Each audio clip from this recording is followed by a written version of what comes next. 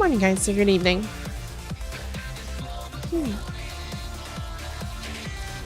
It's a new week, and it's gonna be really awesome this week. And I'm actually excited and like how would Wanshi actually turn out in this story. And I do feel this weird thing that it might be a very dramatic story. It's yeah.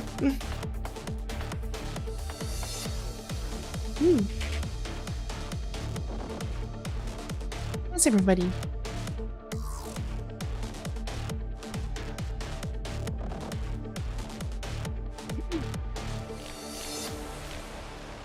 I'm doing good. I'm doing good. Thanks for asking. 指揮官、おはよう。どうしたの？私は休眠カプセルから今起きて。これはなんて格好で。失礼しました。指揮官、さっきのは見なかったことにして、お願い。Just keep that in mind. Not gonna share it anyway. So, yeah. She's really adorable.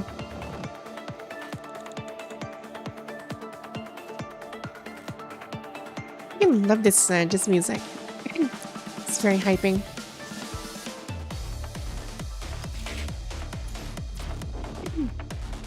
So as usual, I need to do my dailies for this. It's the start of a new week, so there's like a bunch of new things, and hopefully I can roll for the for the CUB for Wanshi, because I'm actually gonna need it.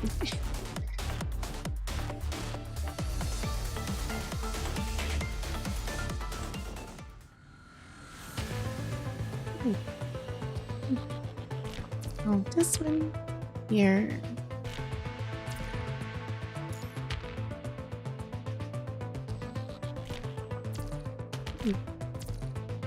Right.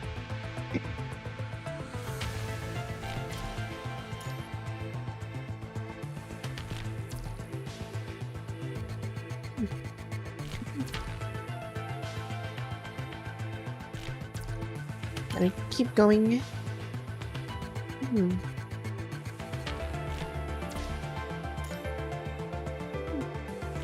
This action.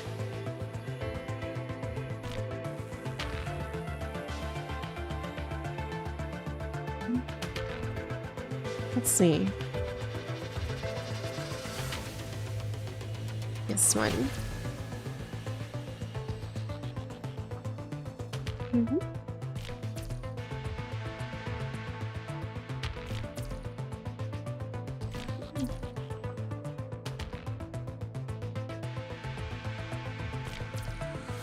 There we go. Right. One more.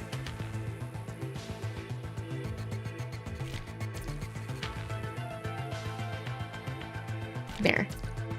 All done. At least for today. Next is this one.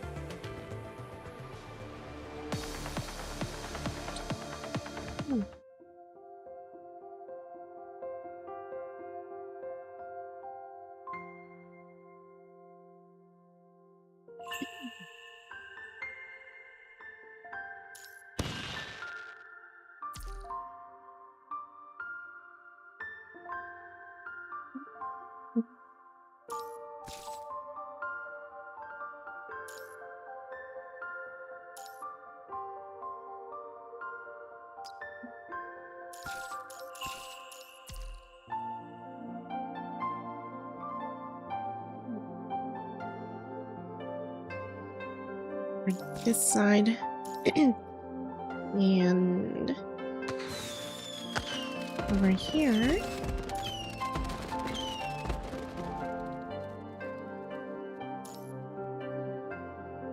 Yeah, that's it. Next.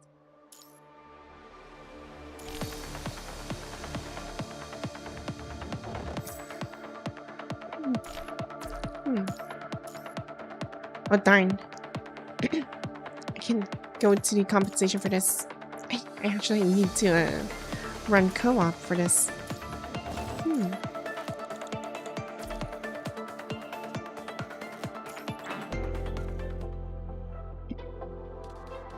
Okay. Small.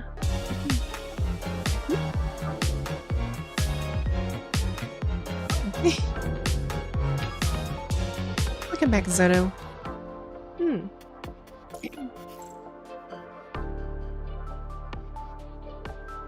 A big? Small. What else do we have? We have 9. Yeah, that's gonna be small. Small. Probably small?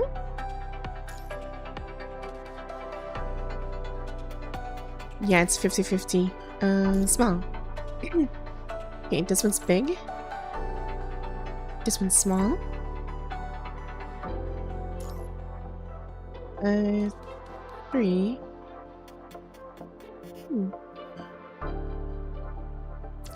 Probably is big.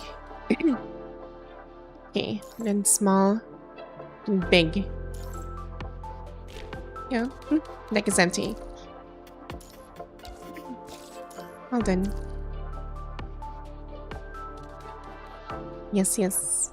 Well, Zoto.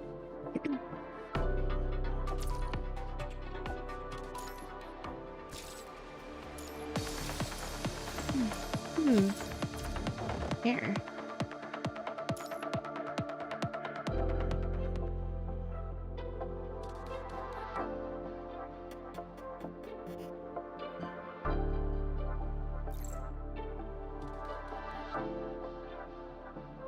I need to grab my friggin' mints.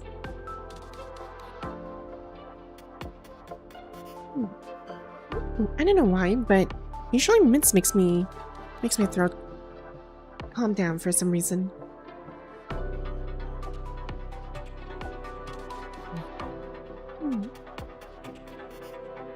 It's minty and also cherry flavored.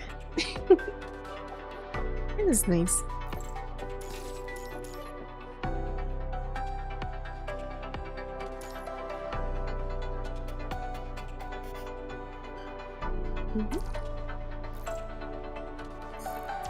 And everything, this batch and this one.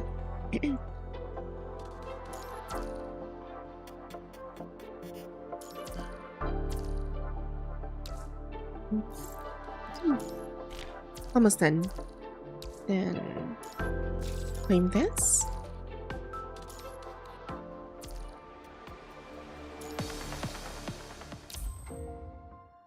And all of these things. Back again. Missions. Claim. There. Next, talk to a construct. 機械体覚醒、それは茨の道。でも指揮官、今はあなたの手を握れる。だからその未来に後悔はないわ。He is very passionate. Or rather, I don't know what was the word I was looking for. Really emotional for a machine. Very human-like. I like that one.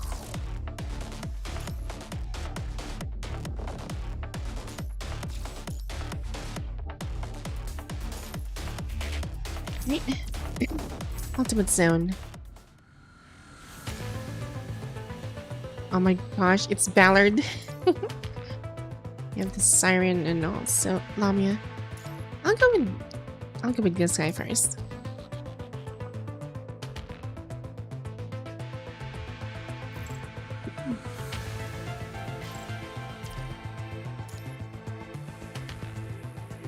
Fire team. 安心して僕に任せれば大丈夫です。あなたたちは僕が Yes, 守りま this す。 is fine.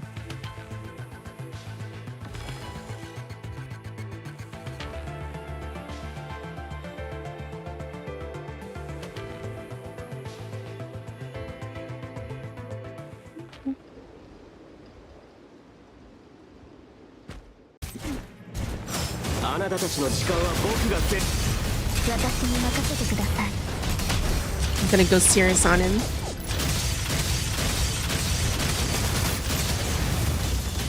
あなたの集中攻撃時の果てで滅びよ。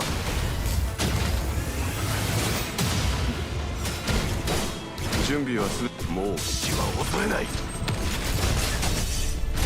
これこそが不屈の意志。命がけで行くぞ。道を切り開く。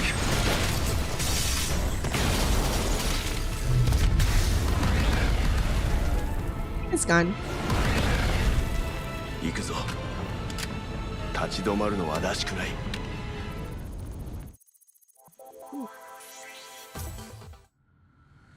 Right. Next round.「あなたたちの時間は僕」私に任せてください。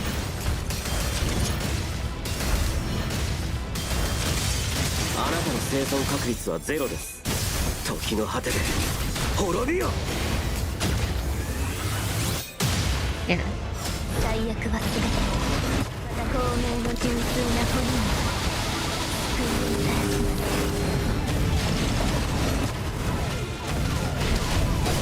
誇りないぜ。もう死は恐れない。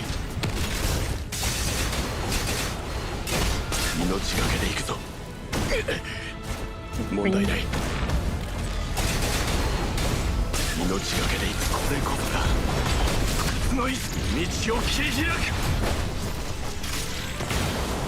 最悪は全て苦難はここで燃やし尽くします。希望が怪人から生まれ変わります。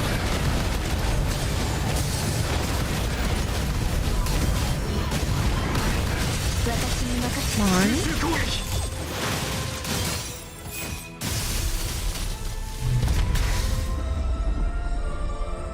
There. 気を抜くのはまだ早すぎます。指揮官。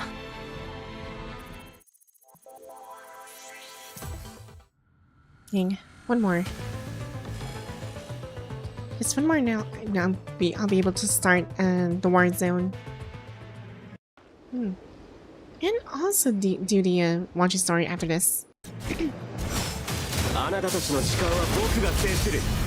私に任せてください。あなたの生存確率はゼロです。時の果てで滅びよ。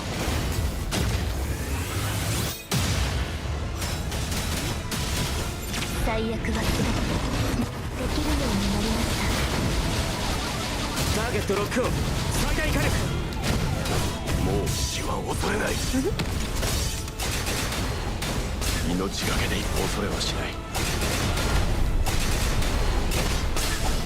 これこそが不屈の意志。道を切り開く。 The war zone is void and it's lightning this week. Oh, okay. 問題ない。 That's pretty cool. もう死は恐れない。命がけで行くぞ。 Rest easy on this week's war zone if that's the case. この戦いを終わらせる。 As I got my 生き抜いてやる。my team on like on both lightning and also 道を切り開く。最悪は私と共に虚空に帰ります。集中攻撃。苦難はここで燃やし尽くします。もうできるようになりました。 I messed up my combo on that one. 希望が怪人から生まれ変わります。 I messed up on that one. 僕の視界からは逃れられませんよ。 It's fine. 私に任せてください。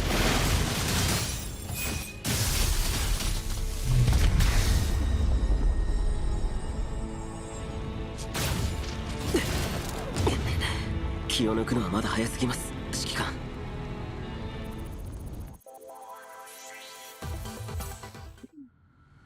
Great. That's done. And there. Core zone. Nihil and laser alloy. I can start with the laser alloy. Since I already have my lightning really ready for this, to be honest. Hmm. 私の動きをしっかり見てきちんと合わせなさい。 Hmm. We should start with her.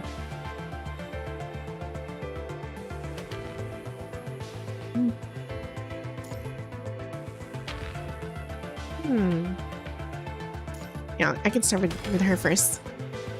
I'll switch. I'll switch to Alpha.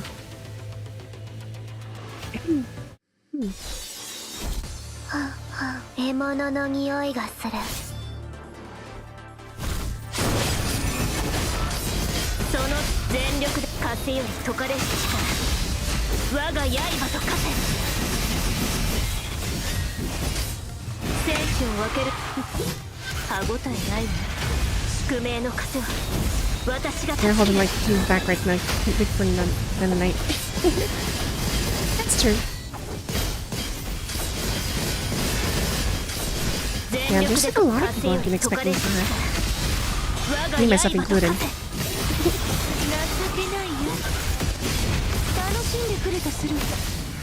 宿命の風は私が断ち切る。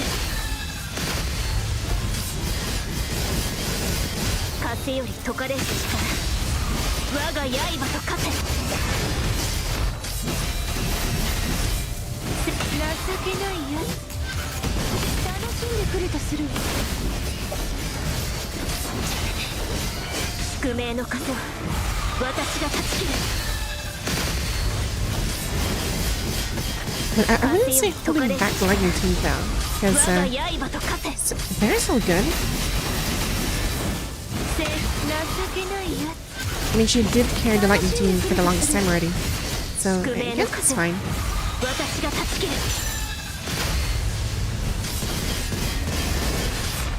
全力風より解かれる力、我が刃と化せ。生死を分ける。歯ご情けない。宿命の風は私が断ち切る。私について全てを私がいる場所が戦場よ。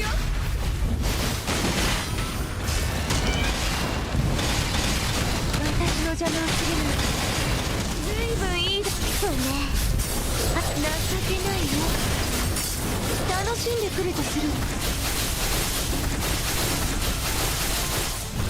Reach them. I'm too far away. Sorry. Beauty? I don't know what that is, but I think it's the thing you just sent on my DMs like earlier.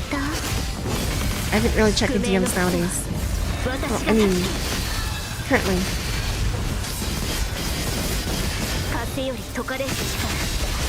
我が刃と化せ。生死を分ける。狩りが始まっ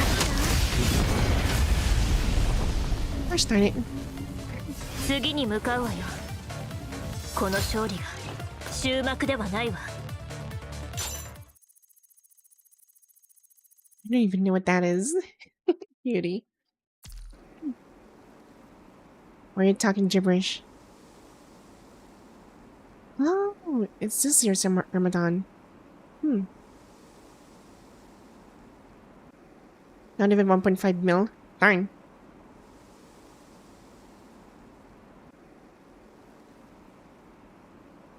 $3.6.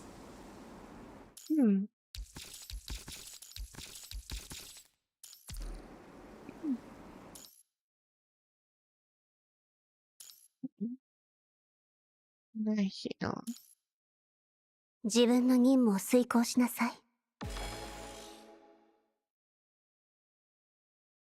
It's Hydra Agent. Oh, この程度の相手なら I think I saw that one. 言わないわ。 Like Bob the Hydra Agent. 解け消えぬ秘密は真実を受け入れなさい。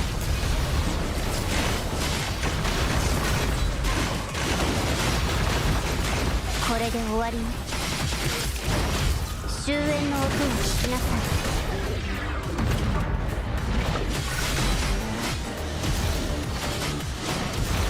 溶けて消えなさい真実を受け入れなさい埋葬してあげるこれで終わりに抵抗なんてお水が出ます完了終焉の音を聞きなさい I think mine's stronger. I 溶けて think, 消えなさい I think holding it is way better.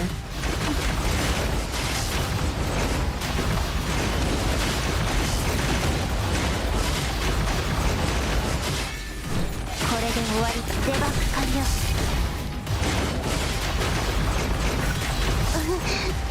終焉の音を聞きなさい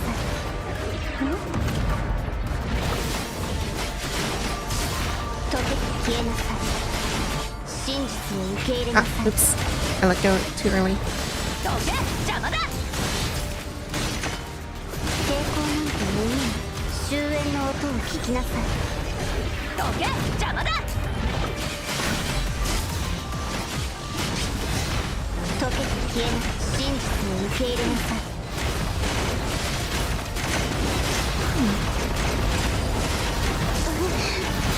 Why? 終焉の It's 音を only 聞 my きなさ Night い Heal team. 溶けて消え真実を受け入れなさいこれで終わり偽りの存在に終焉の音を聞きなさい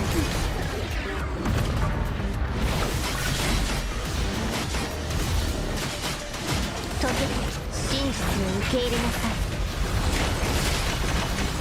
これで終わり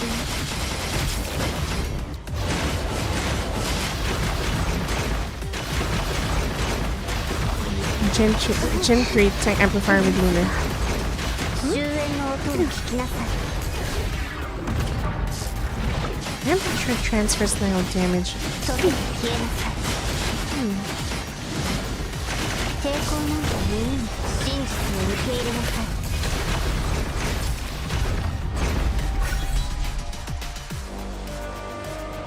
前へと進むはあなたの共にでしょ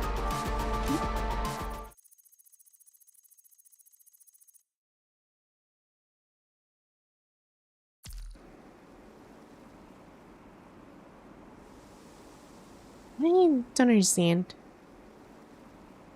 Gen 3 Tank and Amplifier with Luna.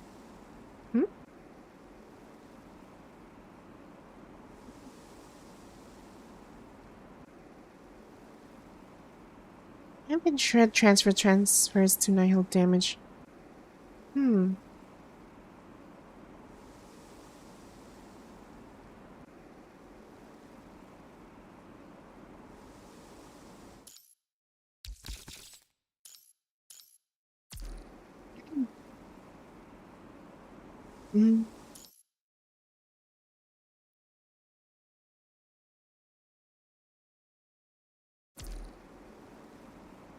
Wrong rotation?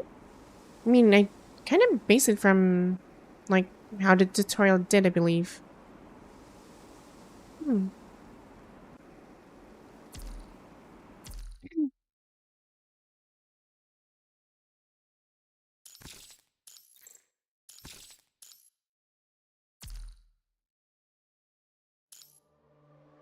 Wait, is Luna's rotation in the tutorial or not really?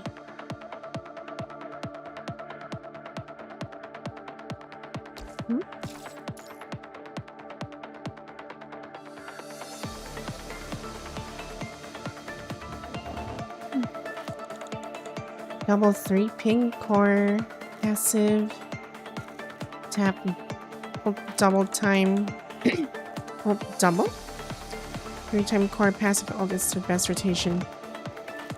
Wait, so it's not in the tutorial.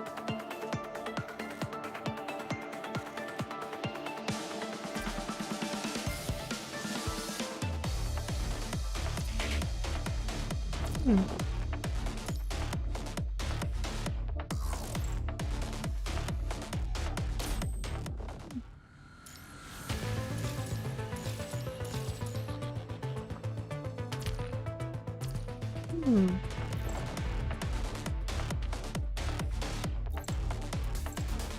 I'm gonna find that one. Hmm.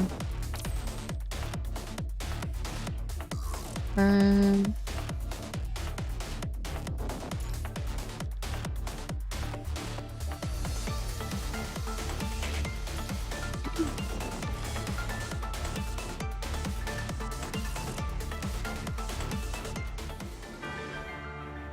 Hmm. I mean, I could try. Wait, not this one. Oops. Or skill. I need to practice this one. この程度の相手なら戦いとは言わないわ。Hmm. 崩壊なさい。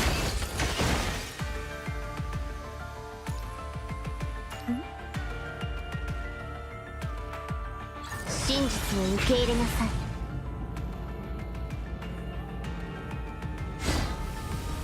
これで終わりね。終焉の音を聞きなさい。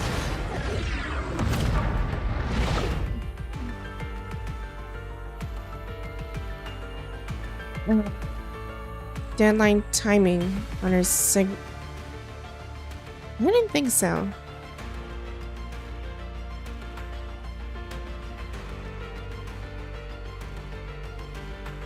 I need to check that one because I'm not really sure.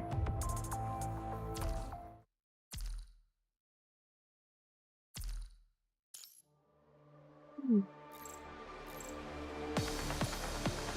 And her sig weapon.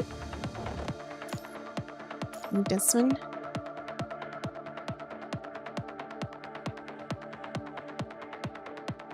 Well, I don't think I have anything on her weapon.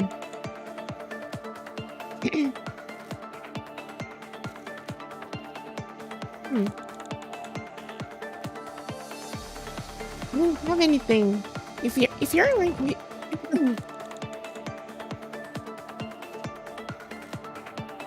Well, if you're like wailing for this one, I don't really spend anything in this game that much. Because I'm not that really lucky to get those things.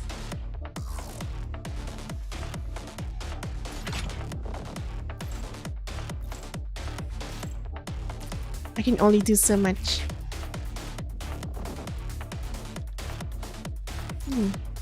Deadline timing.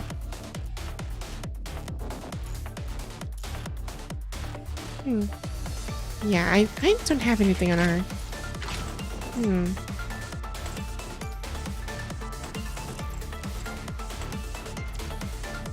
Maybe I can convert something. I'm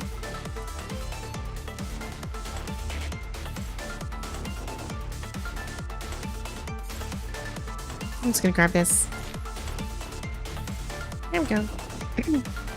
Next.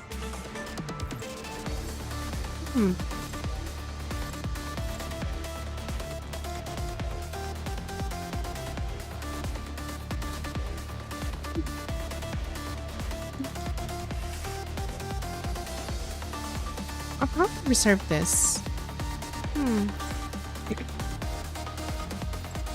Let's see.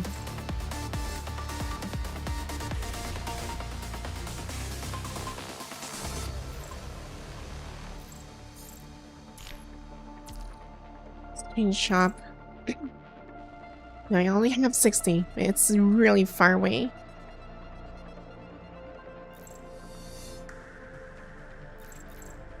I'm just checking my other stuff.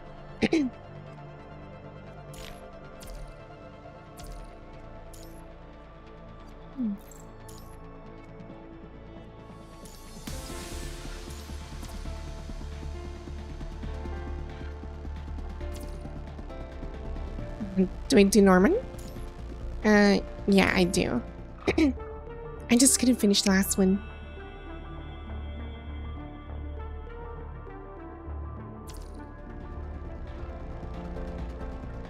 Yeah, I can't do the last one. On Norman? Here? I already did. Like...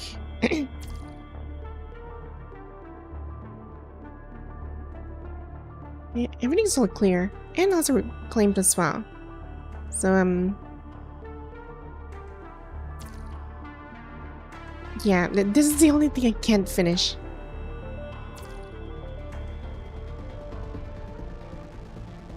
Hmm.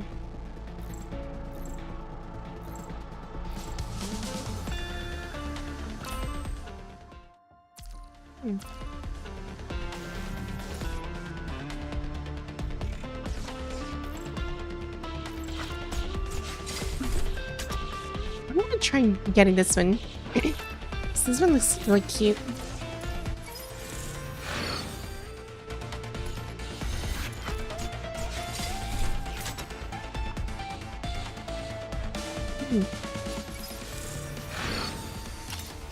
I'll try.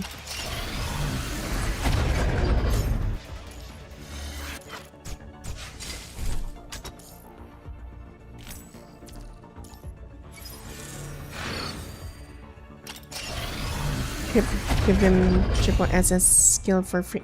Huh? Oh, I actually got it. Well, that was lucky. Fine. Hey, that's done. I can focus on the butterfly.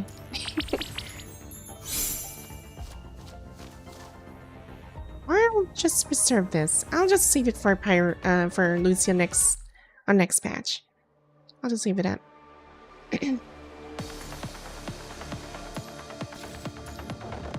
But I'm almost done with her. Like, I just she needs a CUB, and yeah, she kind of needs a CUB, but yeah, she needs my CUB. I'm temporarily using this. And then for Wanshi, yeah, I only have the rank 5, just have 5-star weapon.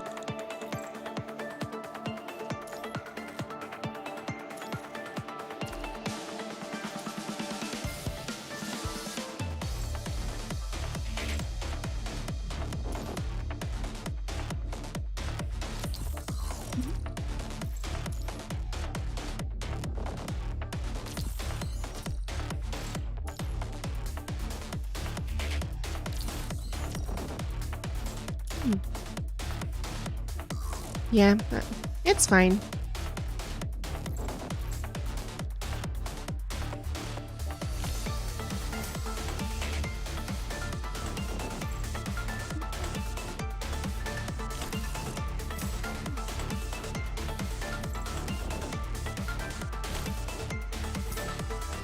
There. Yeah, I just need a few more stuff there. I think I have enough of these things. I can just consume these things.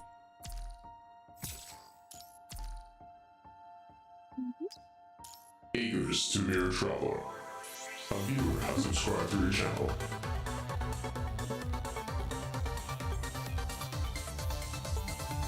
One billion cogs. I mean, you've been playing for so long, I guess. I haven't really played that long.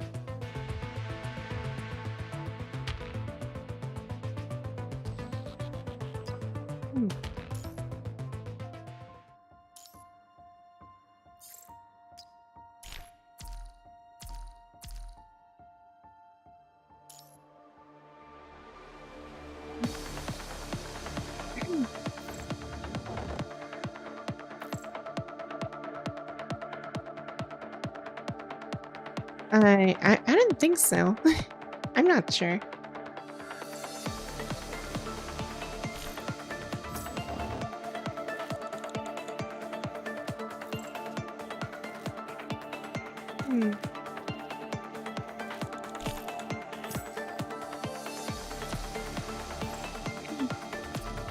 There.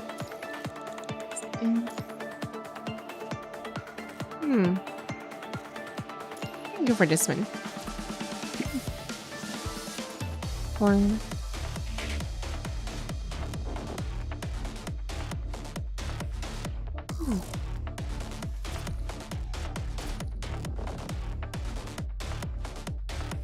Yes. Oh, Outlaw. Welcome to the stream.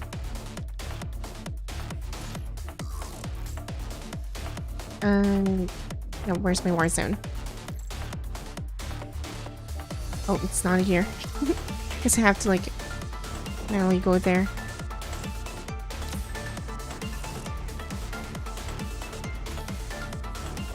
Okay, so replace these with... もうこの信頼には結果で答えよう。Disruption.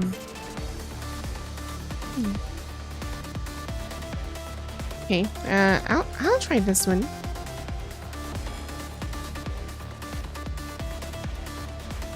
Don't have Luna start and do her base ult rotation.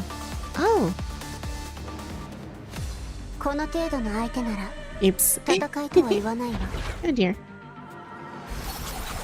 溶けて消えな抵抗なんて無意味。真実を受け入れなさい。静まりなさい。抵抗なんて無意味。お水が集中攻撃。終焉の音を聞きなさい。 Like this.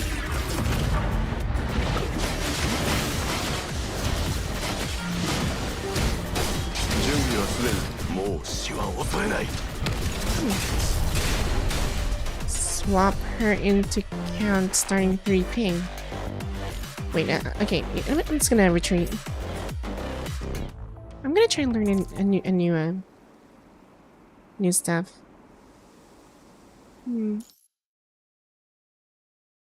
Also, hello, Franklin. Probably start with Liv.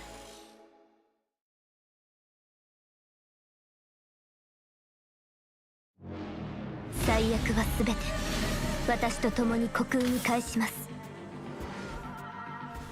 透明の中で集中攻撃。真実を受け入れなさい。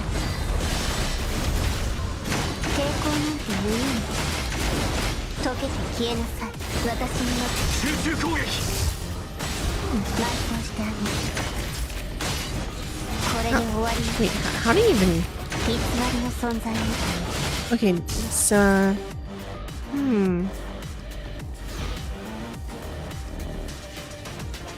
You record passive before tap ult? 最悪はすべて私と共に虚空に返します。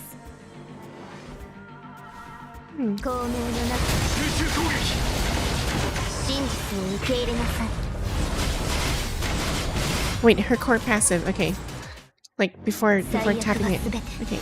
私と共に虚空に返します。 Okay, so... 透明 集中攻撃。 1, 2, 崩壊なさい。 this one. 真実 Tap を受け入れ this. なさい。これで終わり。集中攻撃。終焉の音を聞きなさい。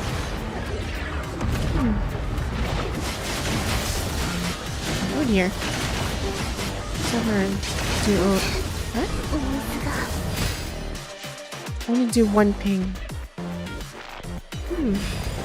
Okay. Wow, I'm trying to learn things.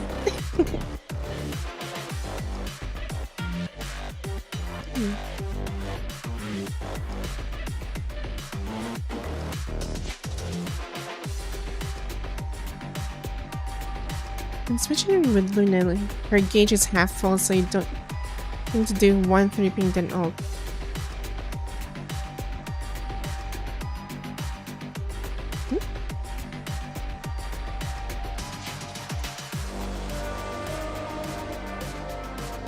I'm switching with Luna. Her gauge is half full. 1 3 ping then ult. Okay, so wait. 最悪はすべて I'm gonna try 私と that one. 共に虚空に返します。 Okay, so let's say I'm gonna cast one here, then switch. One, then core passive. And then looping core passive ult. Wait, this is really confusing. It's really ult for this one. And then 1, 2, and core passive. Wait, right? Or stop looping. Wait, I'm gonna try that again.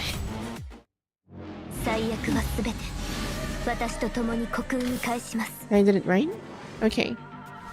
So switch 1. Oh frick! Oops, I messed up. Oh dear.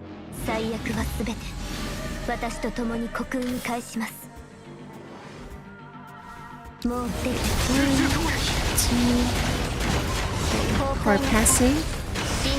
Ult. 1, 2. Core passive again. Then ult again. 1, 2. Core passive. Ult. 1. Okay, I already have full, then I switch. もう死は恐れない。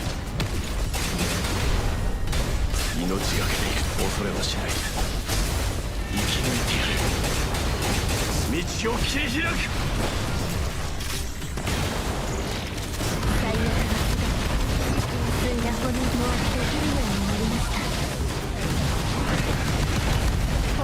1, 1, 2, for passive. Ult again. 1, 2. Passive. Ult. And then 4. For passive. 集中攻撃。終焉の音を聞きなさい。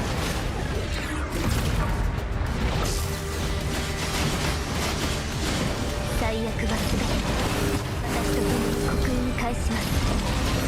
苦難はここで燃やし尽くします。希望が肝心から生まれ変わります。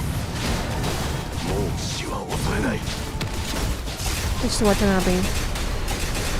Okay. 命がけでいくぞ。恐れはしない。生き抜いてやる。道を切り開く。もう死は恐れない。命がけでいくぞ。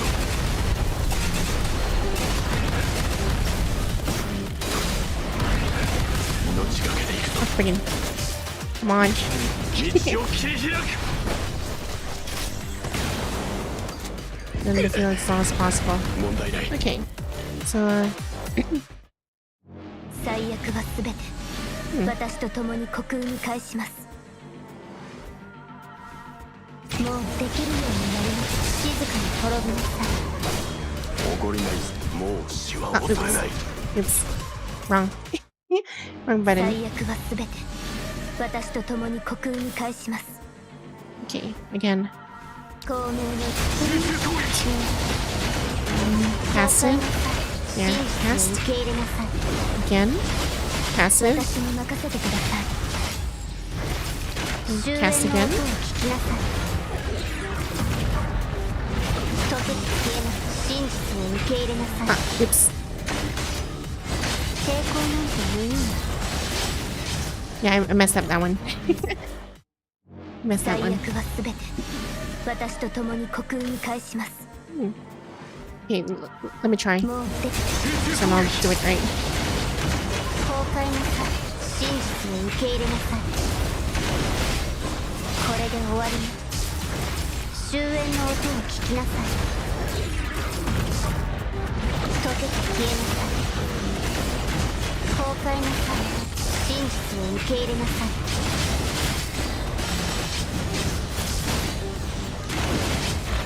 これで終わりね。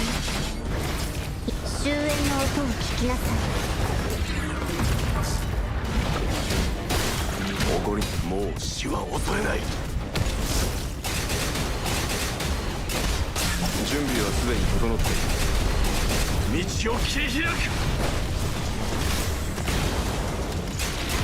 最悪は全て純粋な骨に集中攻撃。この程度の相手は崩壊の真実を受け入れなさい。抵抗なんて無意味。これで終わり。集中攻撃。終焉の音を聞きなさい。溶け消えなさい。崩壊なさい。真実を受け入れなさい。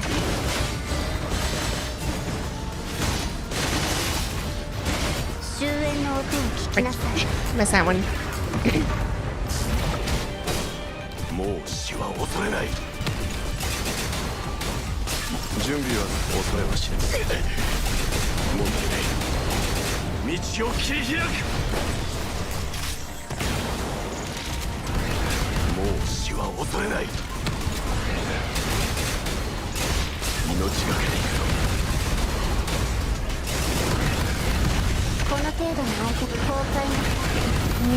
溶け消えなさい。 Freaking camel. 偽りの存在崩壊なさい。真実を受け入れなさい。溶け消えなさい。これで終わり。集中攻撃。終焉の音を聞きなさい。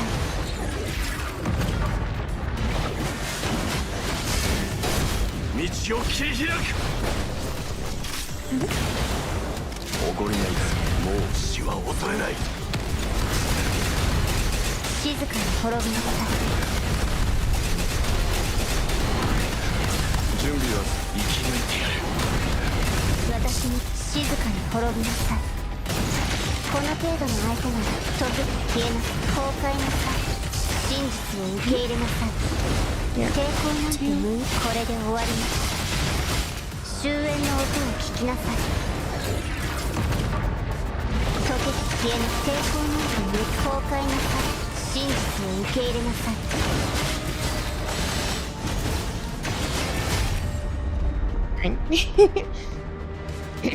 Gotta mess you up that bad you forgot the recitation. あなたも共にでしょ。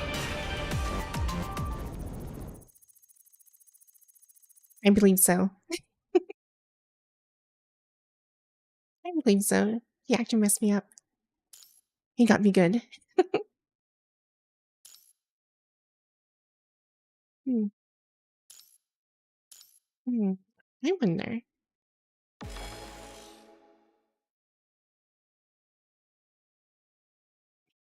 Balled over it. Darn. この戦場にも勝利をもたらそう。 Okay. 準備を。静かに滅びなさい。溶け消えなさい。崩 Okay. 壊な Let さ me い。 try again. 真実 I を can 受 do け it. 入 I れ can なさ do い。 it. I can just do it. I just need more practice for it. 終焉の音を聞きなさい。溶け消えなさい。偽り。真実 Oh, を受け入 freaking れなさい。 messed up. 静まりなさい。これで終わります。集中攻撃。 Yeah, I kind of messed up on that part. この戦場にも勝利をもたらそう。私に静かに滅びなさい。この程度溶けて消えなさい。崩壊なさい。 There. 真実を受け入れなさい。偽りの存在ね。これで集中攻撃。終焉の音を聞きなさい。 Well, I don't have a deadline like you do. 崩壊なさい。真実を受け入れなさい。 I'm just doing what I already have. 溶けて消えなさい。これで私に任せてください。終焉の音を聞きなさい。もう死は恐れない。命がけでいくぞ。道を切り開く。おごりなり。準備は。もう死は恐れない。これこそが不屈の意志。この程度の溶けて消えなさい。真 Ah, 実を受け freaking. 入れなさい。 Oops. Oh dear. Missed that これ one. で終わります。 I missed that one. This is fine. 終焉の音を聞きなさい。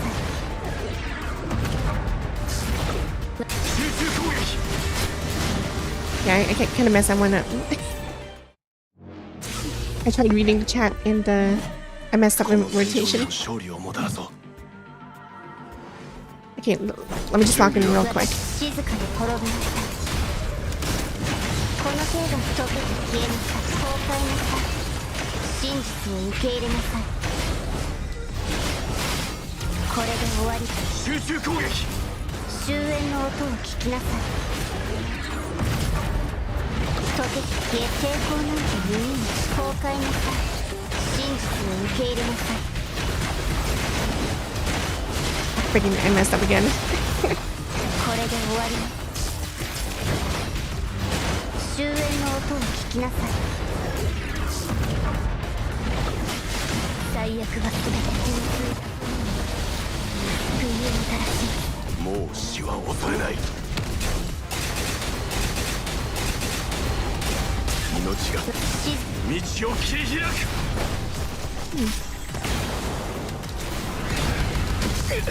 もう死は恐れない。生き抜いてやる。私に任せてください。崩壊なさい。真実を受け入れなさい。抵抗なんて無意味。これで終わります。終焉の音を聞きなさい。最悪は全て私と共に国運に返します。苦難はここで燃やし尽くします。希望が肝心から生まれ変わります。道を切り開く。おごりもう死は恐れない。おごりないぜ。このテストで消えなさい。崩壊なさい。真実を受け入れなさい。 What that? Why do I keep holding that button? I keep holding that button. I should really avoid doing that. この戦場にも勝利 Also, をもたら hello, そう。 welcome to the stream, by the way. I'm trying to practice 静かに滅びなさい。溶けて消えなさい。崩壊なさ Luna's い。真 abilities. 実を受け入れなさい。偽りの存在ね。これで終わり。集中攻撃。終焉の音を聞きなさい。溶けて消えなさい。偽りの存在。崩壊なさい。真実を受け入れなさい。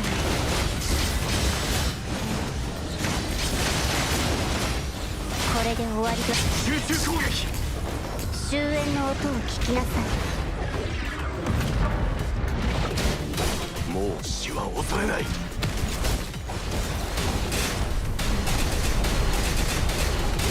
道を切り開く。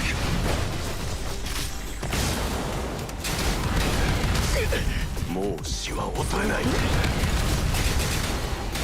命がけで恐れはしない。これこそが不屈の理。この程度に溶けて消えなさい。崩壊なさい。真実を受け入れなさい。偽りの存在。これで終わり。集中攻撃。終焉の音を聞きなさい。溶けて消えなさい。抵抗なんて無意。崩壊なさい。真実を受け入れなさい。抵抗なんて無意味。これで終わり。集中攻撃。終焉の音を聞きなさい。道を切り開く。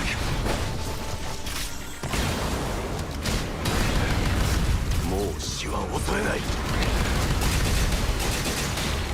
静かに滅びなさい。おごりない正義は生き抜いた。私に静かに滅びなさい。道を切り開く。この程度に溶けて消えなさい。 Hamu. Oh dear. 崩壊なさい。真実を受け入れなさい。偽りの存在。これで集中攻撃。終焉の音を聞きなさい。溶けて消えなさい。偽りの存在崩壊なさい。真実を受け入れなさい。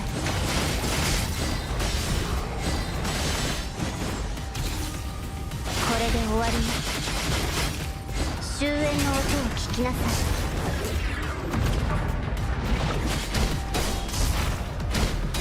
い。もう死は恐れない。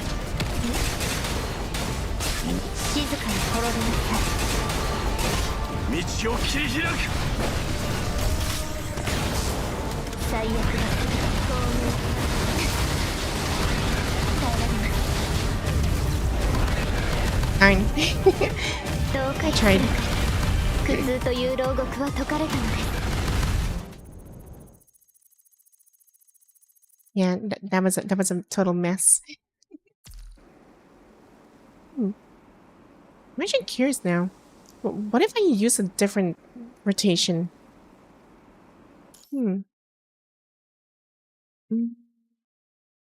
Yeah, I'm gonna try something new, just for the heck of it. See if that works for me.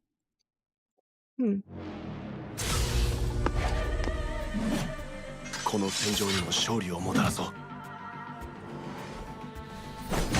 の手とて消えなく水が真実を受け入れなさい。これで終わりね。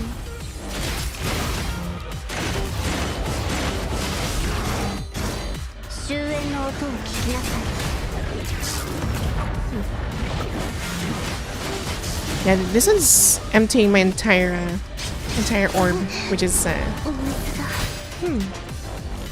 I can see why.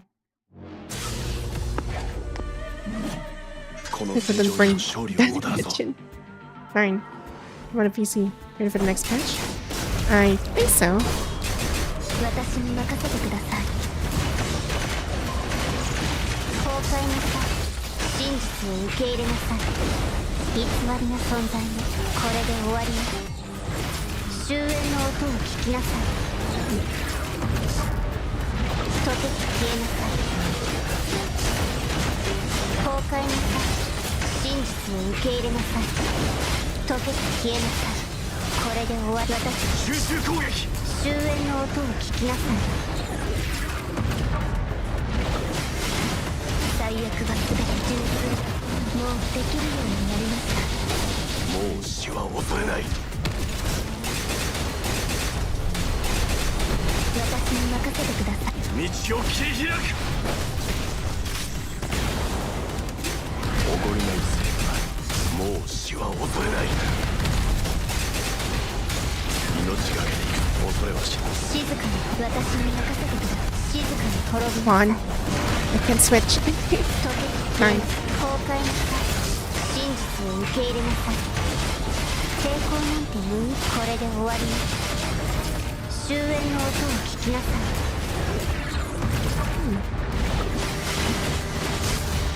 溶けて真実を受け入れな Oh, さい。 frick.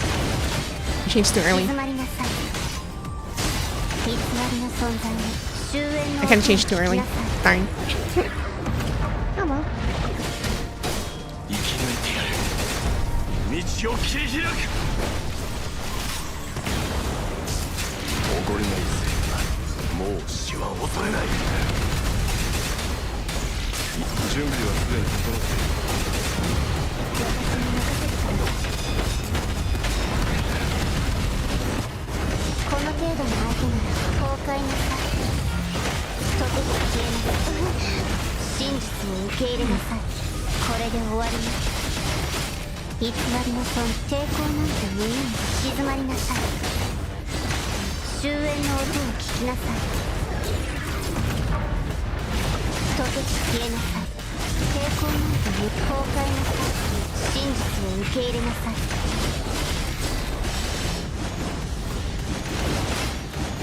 これで私に任せてください。終焉の音を聞きなさい。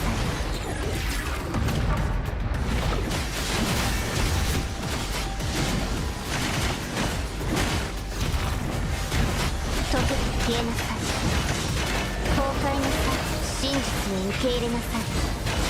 私に任せて。集中攻撃。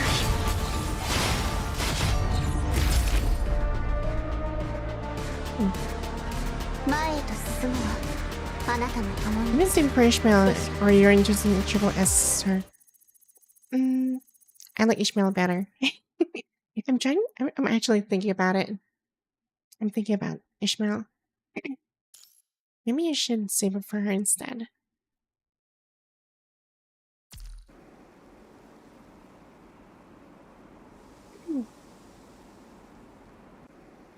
Hmm.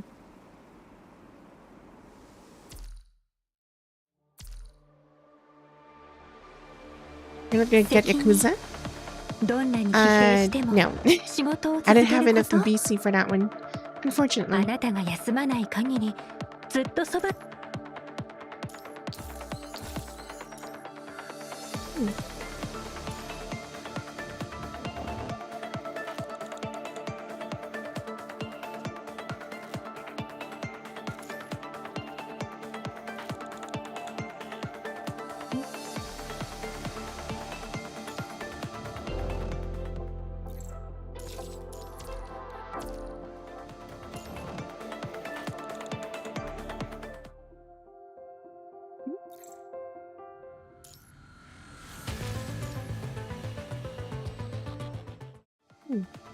Next time we get a free copy of Feral and Crimson Weave for event missions, I'm pretty sure. Oh. Dang, a free copy of Crimson Weave. That'd be cool.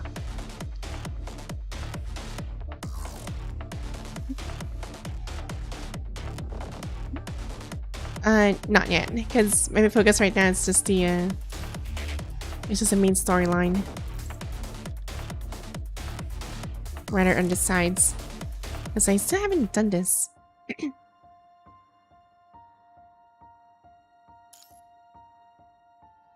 I'll play that later.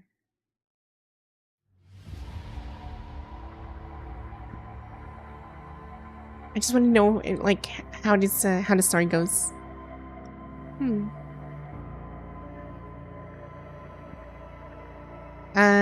Just for the tutorial, I guess.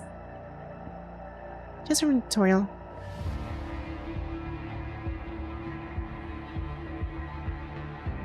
An hour ago. Oh. I'll look at that one later.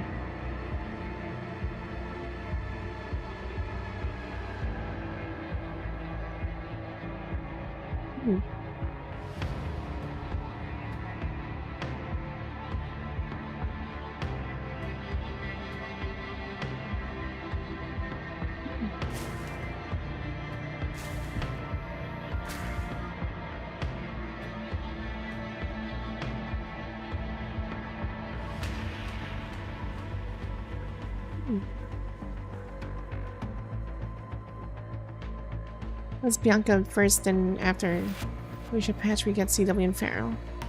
Huh.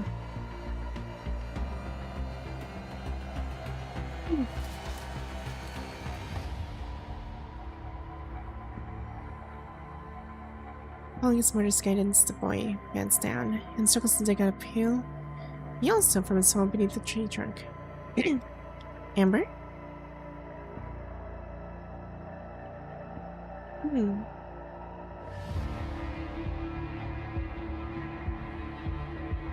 Is this like before he actually joined the, like, was it taken care by the Star of Life people or something?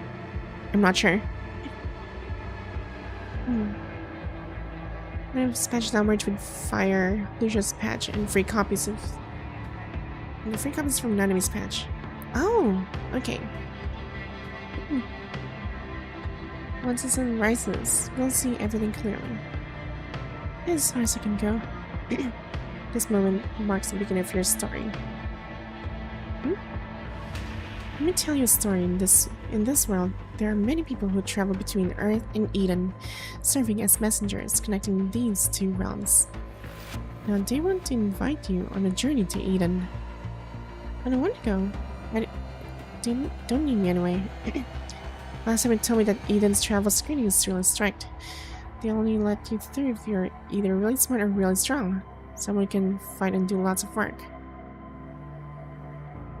They know you're still a child. They'll give you time to grow. The journey won't take long. Just take a little nap. When you open it, you'll be there. Boy rings his hands together. His fingers and sleeves are still covered in black salt from digging earlier. He's still at an age where he can probably take care of himself. Will it be long before you see him again? I think so. But in the future, you'll definitely find me, or I'll find you.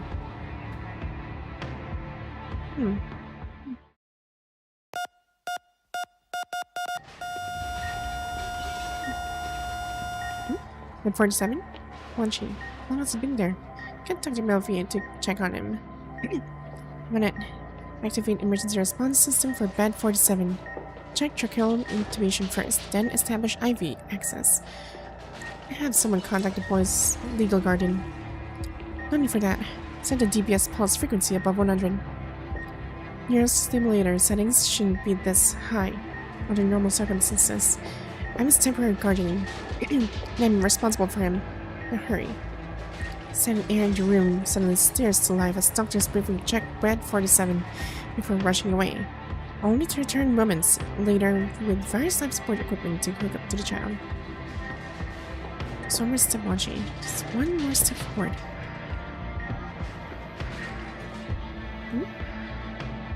Patient in bed 47 is awake. Confined to the hospital bed, the boy's small body trembles as he opens his eyes. He stares at the ceiling with an unfocused gaze. What was that? Let's take it easy. Just do as I say and blink twice. Are you an intern? A child with a mental age under 1 can't even follow basic instructions. How do you expect to access his consciousness? A child in the bed who appears to be 4 or 5 years old slowly blinks twice, which immediately draws the doctor's full attention. Now blink 3 times? Yes. Make a fist.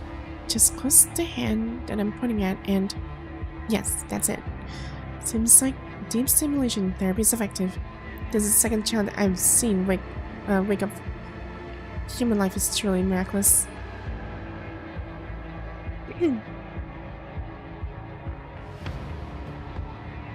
The doctor turns around excitedly to look at Melfi, who stands frozen beside the bed. In all her 3 months as an intern, he has never seen such an expression in Melfi's face. She actually didn't. With a trembling hand, Melfi reaches out to Wanshi and gently touches his forehead. Wanshi strains to press his face against Melfi's palm. Clearly wanted to say something, but the tracheotomy prevents him from speaking. It's okay now. Everything's okay. Years of rehabilitation, the start of life, pediatric ICU. After a moment's contemplation, Melfi decides to write this medical record in Wanshi's empty dossier, making it the first entry in his files. In rehabilitation, Wanshi is like a newborn child, understanding nothing, having to learn everything anew. With a portable respirator constantly on his side, he progresses from standing with support devices to taking a few guided steps with Melfi's help. Months later, he finally manages to take his own unsteady steps independently. There, little Wanshi. Where are you going? Aunt Melfi here. I think I just saw her clock out. I'm not sure if she's scheduled for the night shift though. I'm on duty tonight. What can I do for you? Melfi appears behind Wanshi and bends down to adjust a ventilator strap at the back of his head. Oh. Aunt Melfi, I want to be your little helper again tonight. Not tonight. Sweetie, I have work to do, and your job is to get some sleep. Sounds like you need more water. Yeah, I think I do.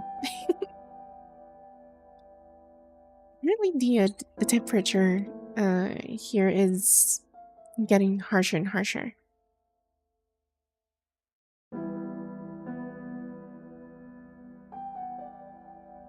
It's really making my voice really weird. It's really weird. But I really want a wish card. The Make-A-Wish cards are part of a small reward system Melfi created for the pediatric ward. Children can earn these cards by being good. Taking their medicine, getting their shots, going to bed on time, or by being Melvy's little helper. Aw. Thanks, Mesa. Only 20 wish cards are given out each week, and the children eagerly compete for them, like Freckle, in the bed next to Wanshi's. He's a freckled child who lost both legs to a illness, which continues to spread even now. What do you want the wish cards for? You never trade them in for toys or candy when I give them to you. Well, you're just trying to stay up late, aren't you? Under Melvy's all-knowing gaze, Wanshi stumbles through an explanation. There are monsters in my dreams. I'm scared. Mom had something to tell me, but I can't remember what it was. So I said you need more water, and if you can take a teaspoon honey after stream, it might do the throat and voice good. Unfortunately, I don't think I have any honey left.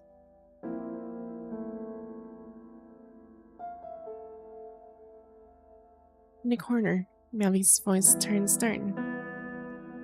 Wanshi, I made it clear. You're not supposed to talk about Mom when you're out of here. Listen carefully to what I'm about to say. She left right after you were brought to the Star of Life. You've never been anywhere else, and I've been the one taking care of you all this time. Mom told me I came from Earth. Impossible. There's grass there and flowers, soil, big trees, birds, and the ocean. None of that is fake. Enough, Wanshi. You're just being delusional. Wanshi clamps his mouth shut, his breathing quickening as he glares at Melvy with visible displeasure.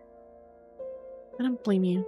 You don't understand, but you must never say these things to anyone else. Absolutely to no one. You have no idea what kind of danger they could put you in. The nightmares. You'll get used to them. You'll forget them eventually, Wanshi. Be a good child. Dinner will be here soon. You should head back now. And don't come to see me tonight. But Melvy... I'm just realizing her harshness, Melvy softens her tone. Never mind. If you really want to stay with me, you can help me with the medical records tonight. Same as always. You can help move the stool. Don't touch any medicine though, and that goes for everything else. If you behave, I'll give you a wish card. How does that sound? Marsh's eyes instantly light up. I'll be good. Be good about what? I'll pulls Wanshi behind her protectively as she faces the middle-aged man with dull golden eyes. The man leans down to greet Wanshi. I could not read so much story on screen unless it was really interesting, but listening to it is good. I see. What's your name, little one? Seeing the man's white coat and name tag, Wanshi decides to trust him. I'm Wanshi. Oh, Wanshi. What brings you here? Why are you out with a doctor? I'm going on duty with Aunt Melvy. Melvy. I've heard that name before. A colleague might have mentioned it. Oh, Kurono straightened up and turns to Melvy. I'm Kogawa Kurono. You must be new to pediatrics. I haven't seen you around before. Who are you? What do you want? In the Melvy's glare, the man gently pats Wanshi's head. White curls shift between fingers as Wanshi looks up at the adult, patting his head, only to find their gaze still fixed upon him. Wanshi, there's something I need to ask you. Pause for a moment before asking the question that matters most to Wanshi. Do you remember your mother? Mother? The word strikes on a nerve. In Melvy, she instantly tightens her grip on Wanshi's hand, ready to flee at any moment. So you're one of those people interested in the experiments. I didn't know what you did after going to Earth. Nobody does. Wanshi has nothing to do with her anymore, so stay out of this. Besides, this is Babylonia, not some place where you can hunt for test subjects as you wish. Wanshi looks bewilderedly between the two people in white coats, trusting Melvin more, he follows her instructions and answers the man's questions in all seriousness. I don't remember. I don't have a mother. Wanshi, don't answer him. Did Melvin tell you to say that? Please leave me or I'll have to call security. That won't be necessary. I just need to confirm something with Wanshi. Oh dear. Man pulls a gun from behind his face and raises it towards Wanshi. Melvin lunges forward, screaming something inaudible. Wanshi remains still. This is the first time I'm seeing a gun. Probably. The dark barrel of the gun looks him in the eye. Then searing pain explodes through his head. That escalated. Fancy. Yeah, that escalated really quickly. I mean, knowing the Kern is actually like a crazy person in the first place. He deserves to actually unalive and get unalived by friggin' during the time when he was battling on Ears to Mirror Traveler. A viewer has subscribed to your channel. Right. And thanks for the follow, by the way. So yeah. He kinda deserved it during the time when we're doing the event for Alyssa Echo. During that time. I think it was a Sky City. Wanshi sits up on the maintenance platform and takes a deep breath, feeling the vital fluid surge rapidly through his entire body. She turns his wrist slowly, clenching and unclenching his fist, just as he did years ago when he first awakened the Star of Life. The Sea Laboratory is silent. With him as its sole occupant, it's an ordinary day. While the rest of the Strikeout carries out their mission on the ground, he undergoes compatibility testing for his new frame in Babylonia. The door at the back of the Sea Laboratory slides open as someone drags in diagnostic equipment. Simon? Yes. Involuntary memory data retrieval. The 7th occurrence this month. The adverse effects only show a minor mind deviation, but the frequency is abnormally high. I temporarily switch you back to your old frame. Looking sleep-deprived, Asimov connects to the diagnostic equipment to an equally exhausted Wanshi. His brow furrows deeper as he studies the displayed waveforms. Frame changes do typically cause mind deviation. Usually resolve after an adjustment period, but you requested this frame quite a while ago, and the compatibility period isn't short either. These minor issues shouldn't be occurring anymore, practically speaking. Then the problem lies within my mind itself. I spoke with the doctor who handled your transformation yesterday. The situation was critical at that time. He had to seal away the memory data causing mind instability, or the transformation would have failed. You were already aware of the situation, weren't you? Such complications during emergency transformations aren't uncommon. Usually, your memories from when you were still a human interfere with the process, and sealing them away helps maintain a degree of mind stability in constructs. I advise against awakening these memory data. We can't predict the consequence of forcing them out, although you've started accessing them already without yourself knowing it. I'll have your leader request an extended adjustment period for you. For now, avoid taking any critical missions. We'll need a commandant's assistant later, whether to release and reorganize the chaotic data deep within your mind or to reinforce its containment. Either way, your mind needs to be stabilized in a controlled environment. Sure. Go ahead and get some rest. Wait. New frame compatibility. Let's give that another try. What do you mean? If it's just a slight deviation, I can learn to ignore it. It's like learning how to get used to dreams.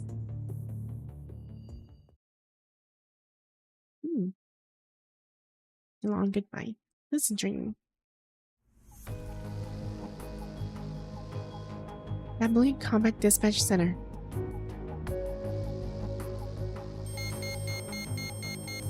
No alarm blares from the monitoring equipment, drawing the attention of nearby staff. Warning, red tide movement detected in Area AQ. Establishing communication with local recon personnel. The operator in charge of the area immediately pulls up the ground communication feed. The video feed is distorted and blurry, only showing rapid movement on the other hand. At least, the audio transmission remains clear. This is gonna take a sad turn, right? I am not sure, but it might be. Just might. Knowing current games and their stories in PGR, it is very dramatic. Especially from the last one too. Even Mami's story as well, it's really saddening. Reporting a red tide movement in Area AQ. It's been over 44 hours since the last red tide movement. 30 minutes ago, a new movement was detected. It is submerged in an environmental monitoring station, confirming red tide activity. Red tide appears to be targeting conservation areas 189 and 190. The red tide is moving southeast from northwest at an average speed of 20 km per hour. Speed is expected to increase to 30 km per hour within the hour. Estimated arrival conservation area 189 in 12 hours, followed by area 190 in 13 hours. The situation is particularly critical as both conservation areas serve as fuel supply units for Babylonia. I don't know them, but I'm gonna look it up. Red tide contamination would pose a severe risk. Based on the reassessment, I recommend immediate evacuation of all residents and engineering personnel. Acknowledged, evacuation preparations for both conservation areas were completed this week. Ready to proceed at any time. Operator's fingers move across the control line as eyes scan through multiple screens. He pauses when a critical note catches his attention and studies it for a few seconds. Do you require dispatch assistance? This is standard protocol, but I know you rarely need it. The rapid movement in the video feed gradually slows down. This time I do. Please, dispatch 1 or 2 scouts to assist me.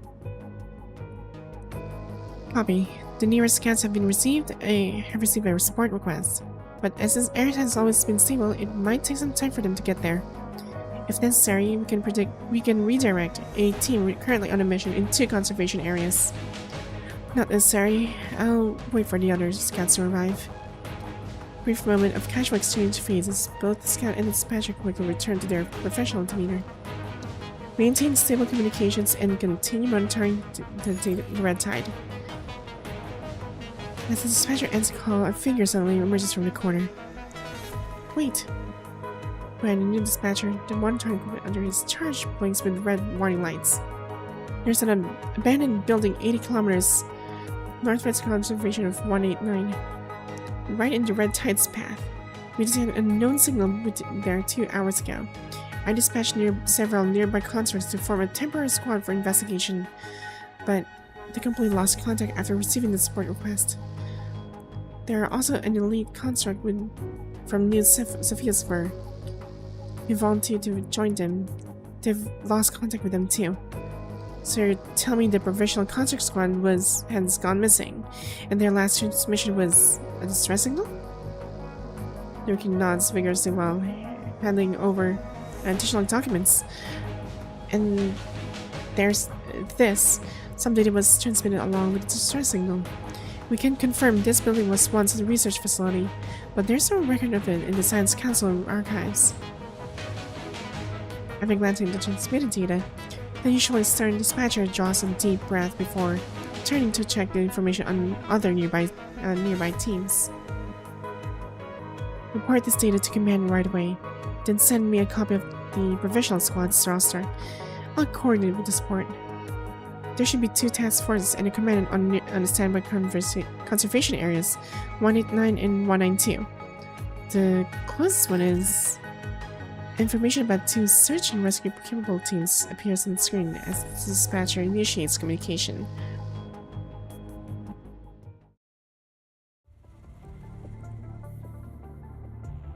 Lore.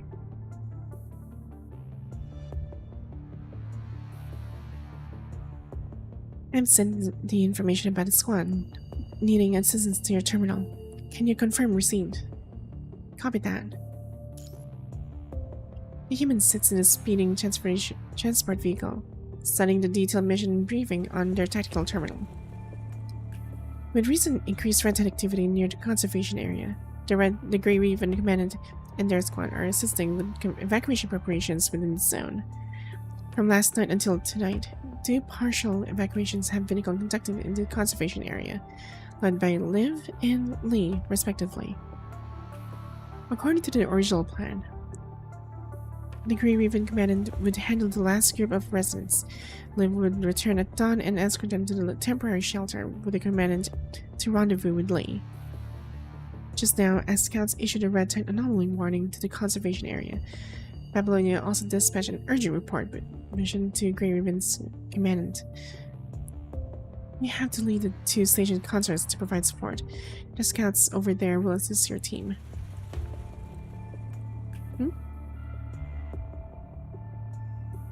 Oh, thanks.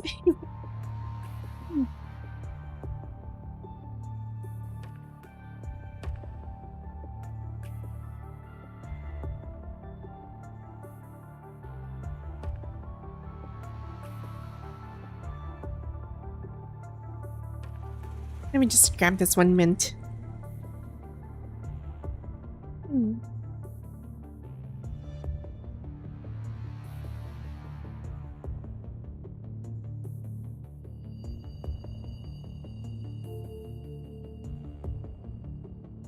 Here we go. The mission takes place in an abandoned research institute. Your objectives are to search for the recon squad members and gather any research data you can find. So, most importantly, the red tide will engulf the mission area in 9 hours. We have to evacuate before then. Roger. As the mission communication ends, the construct driving the transport vehicle turns her head back excitedly. I've been stationed at Conservation Area 189 for over a year, but this is the first time I'm carrying out a support mission like this. Me too. I can't take this. Sandy gives Greg an overly dramatic pat on the back. He gets nervous about everything at first, but he's actually quite reliable when he needs to get the job done. Granted, I hope you can be patient with him. Don't worry too much, it's just a routine mission. I really can't. Sandy, open the window. He just vomited. He's motion sick. Huh? You're gonna actually throw up. I mean, you're a concert for God's sake. Sandy scrambles to lower the window while Greg immediately leans out and starts dry heaving. The cold wind rushes into the vehicle, but is kept at bay by your winter gear. Spring may arrive, but this northern location still demands respect for its low temperatures. We're almost at our destination. Don't mess this up at the final moment. The commandant's watching you around. As your vehicle runs over a rock, causing it to bounce twice, the jolting motion makes Greg's vision blur. Okay, that is very unfortunate. What's that? Fighting from his bout of nausea, Greg managed to recalibrate his visual models and spots several shadow figures lurking in the shadows in the darkness ahead. I'm really curious though. How is he nauseating? Like, I'm not sure if he's actually throwing up, but he has a freaking mask on. Chad, swerve right. As he makes out the shapes clear, he raises his gun while shouting. A terror creature spotted. Sandy yanks the steering wheel hard. The tires screech against the ground, their sharp sound mixing with Greg's gunfire. On the right too. Spotting danger, you raise your weapon and shoot back 2 header creatures just as they're about to lash onto the vehicle's rear. There are over a dozen of them to the left. What's going on? The red tide shouldn't be here yet. Did it speed up? Why didn't I get any warnings from the scouts? No red tide readings on the surface either. I don't know where they came from. I said I wasn't comfort out for this. It's my first mission and everything's going wrong. Get yourself together. A terror creature leaps onto the right window, its massive jaws gaping at you. Despite his agonized screams, Greg springs into action. Lunging past you, he shoves his gun into the target's mouth and unleashes a barrage of bullets.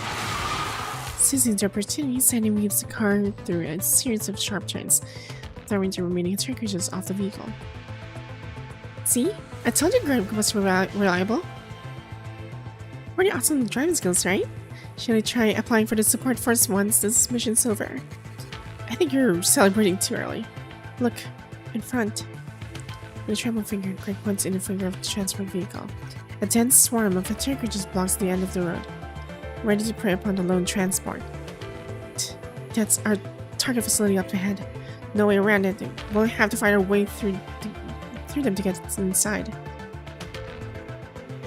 The two constructs turn to look at you simultaneously. They've only spent a few days together, but they've already grown quite familiar with each other. We're forcing our way through.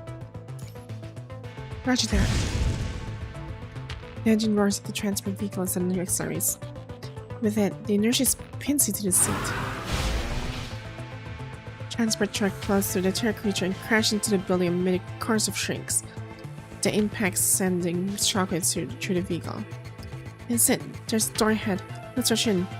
Make sure to seal shut behind us. Although we're supposed to meet some elite contract target location, where are they? The three of them leap from the vehicle with weapons in hand and rushing to the building. While running, you check the information displayed on your terminal once more. The contractor who should be meeting us here is... You look back, just keep running. A voice calls out from above the building, and the three of you instinctively dive forward. A moment later, a hail of bullets rains down from behind. After diving into the corridor behind the door, you finally look back to see a white figure leap down from above, firing freezing rounds through the fierce wind to immobilize shrieking attack creatures in place. Get the door shut. After dispatching the terror creature at the front, the construct strides toward the door, while support drones provide a comforting blanket of carbon fire from behind. Wanshi. Strikehawk Squad. Wanshi. Lauren. Yes.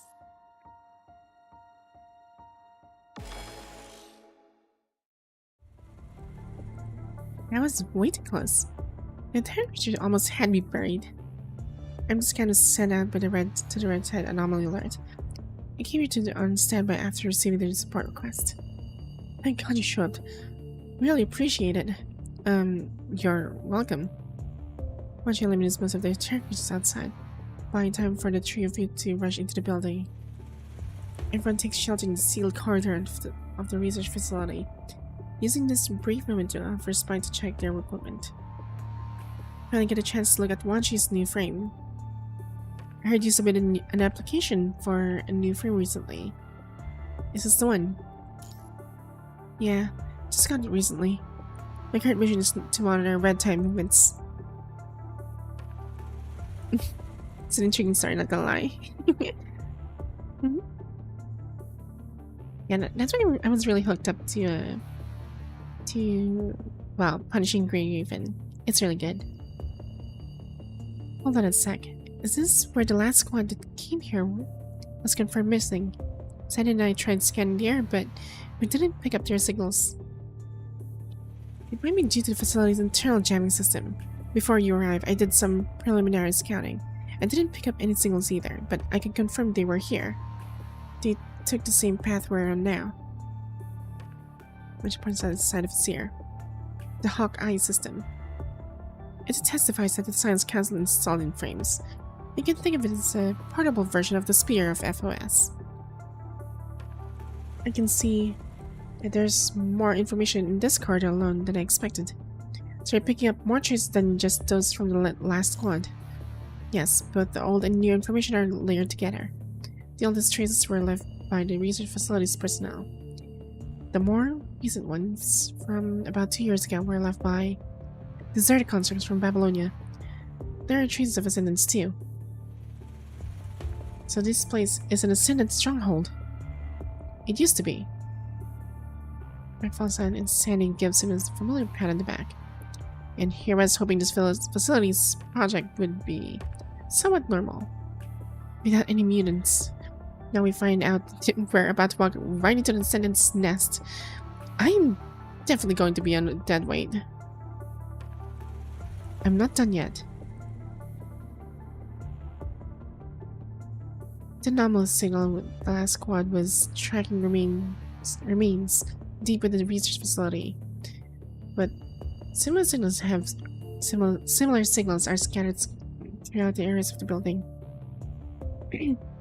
Rare. I love a good story I like to read. I just don't know what frames. What are they talking about? Okay, so frames are basically the versions of those the people who actually convert themselves into machines or augmented machines. So think of it as like a cyborg of sorts. Like you're human, then you turn into a friggin' machine. Well, mostly machine, and then you're considered as a construct instead of calling them a cyborg.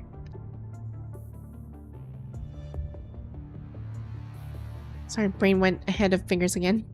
I see.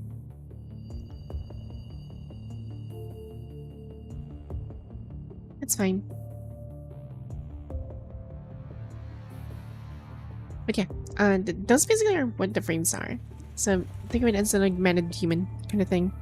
Who turned from humans into, well, augmented machines of sorts. And these augmented machines are called constructs. Perhaps there are hints inside that some other constructs have left behind, like this one. Wanshi walks past Craig and Sandy to reach a cluttered corner, where he picks up a heavily damaged terminal that still blinks rhythmically with light. It's family inside an issue military equipment. Yes, but it's not the latest version. With nimble fingers, Wanshi dismantles the old terminal extracts the still intact transmitter inside. The signal's lights making pattern changes. Its cloud shifting to red. Someone made a makeshift signal device from spare parts, telling us to press forward. Can't make any sense of this. It's not even a signal that Babylonian constructs learned. What makes us sure that this was intentionally left as a hint? Does it become a cyber thinking construct? This makes no sense to me either. Wanshi, I want you to be careful if this facility once was an ascendant stronghold. This could be a trap. Don't worry. I know exactly what this construct was trying to do. It's a special signal that Shorthalt and his team used. Only those who've been keen on missions with him would recognize it. Shorthalt? Shorthalt is the former leader of the Scarab Squad. He's been missing for quite some time now, though. Actually, speaking of Scarab Squad, I haven't heard of Scarab Squad for the longest time already.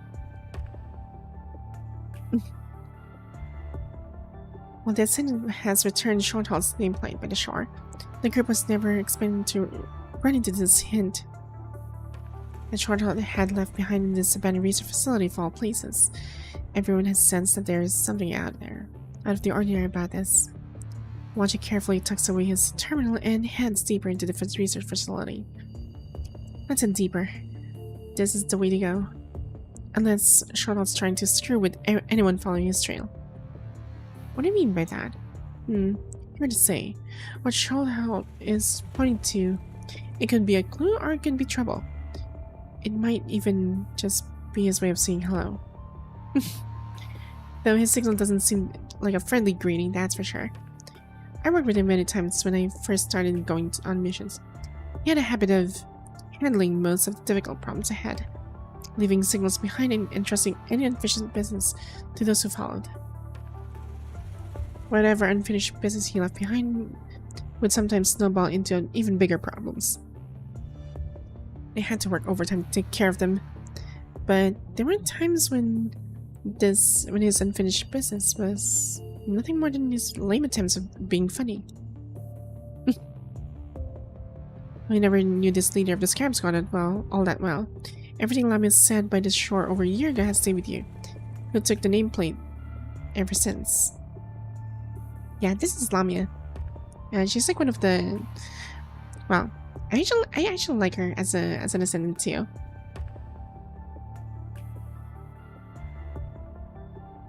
If you feel complicated listening to Wanshi's description of short halt while looking at the message he left behind. Can you detect these signals were left behind? If it hadn't been too long, we might still have a chance. It's been here for a long time. Left behind around when he was declared missing. If there was any chance to escape, he'd crawl his way out if he had to. Wanshi's bangs fall forward in hide expression.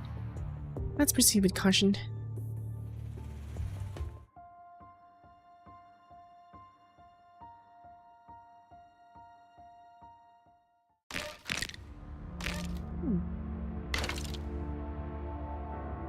Fine. Okay. Shade, episode 2. Let's look around first and be careful.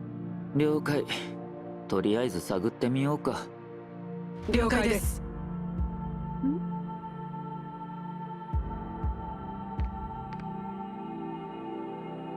As he brush strokes and each of the float smudges reveal the state of the creator. Reading on a fairy tale and childlike sentences can be found. 人形や本が散らかってますね。それに空中庭園の構造体の残骸まで。ここで何が起こったんで。まだパニッシングが残ってるから気をつけなよ。昇格者の拠点だからでしょうか。いや、昇格者だけが原因じゃないかも。What else is in here? Oh, there it is.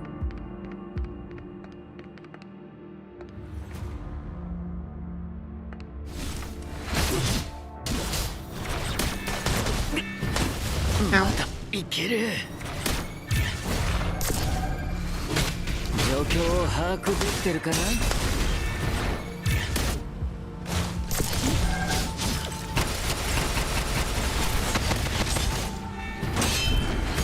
逃げも隠れもさせないよ。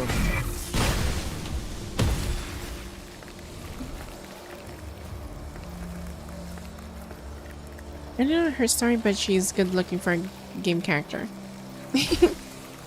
So they play an active role in the game? You do play an actor, it's not just story. Well, yes. 急げ、逃げるんだ。どうして研究所内部にパニッシングが。あの実験室が破壊さ Especially れて flexing that 漏れ easy てたんだ。 drone rotation. これが研究所壊滅の原因？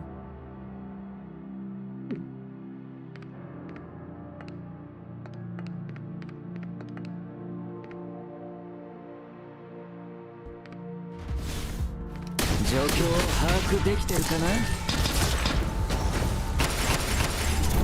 状況を把握できてるかな？ Fine.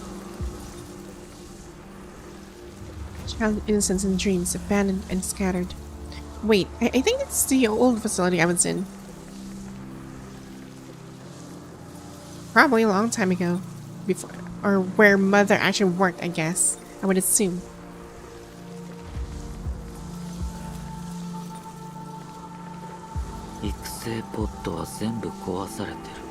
Logical experiments.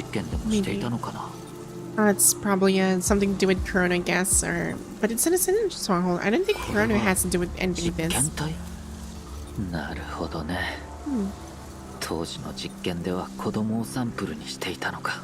But it kind of gives hint, like, about children, and he's actually one of them. 見つけた。状況を把握できてるかな？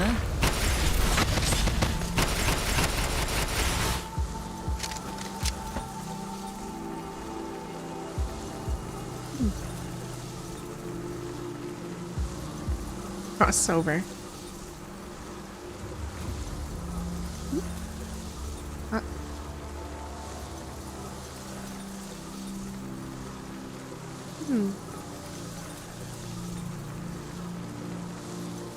Investigate. Broken construct remains. The frail body is imprisoned here. Undecaying, unable to find release even in death. Its remains endured, aging and fracturing, is getting intruders with its broken presence. Such is the fate of the children who couldn't escape.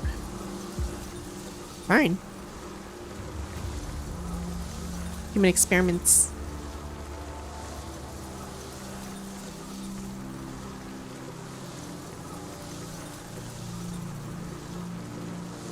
Perhaps when every fear is shed and every drop of blood is drained, the pain will end. Oh darn.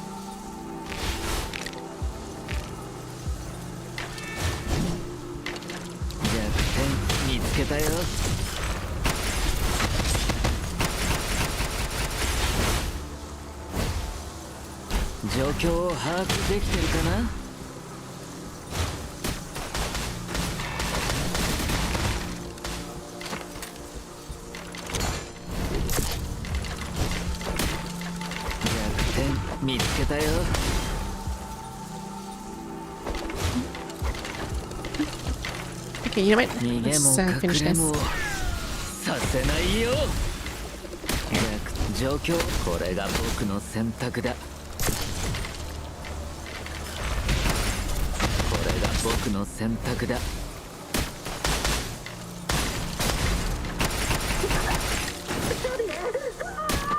どうした？グレイ、シャディ。Uh-oh. I wonder what happened to them.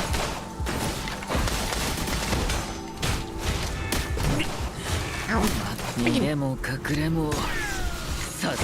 know what? I believe what you say. You seem to know more about this game. I'm really here to support you for the story reading and voice.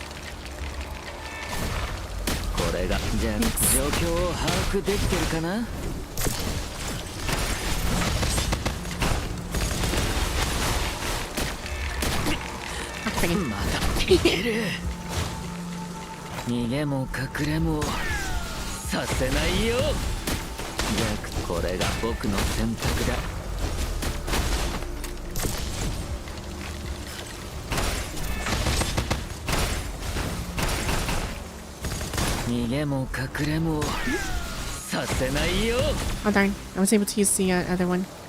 Oh well. Take all suspicious items. Suspicious items. Strongest in the west.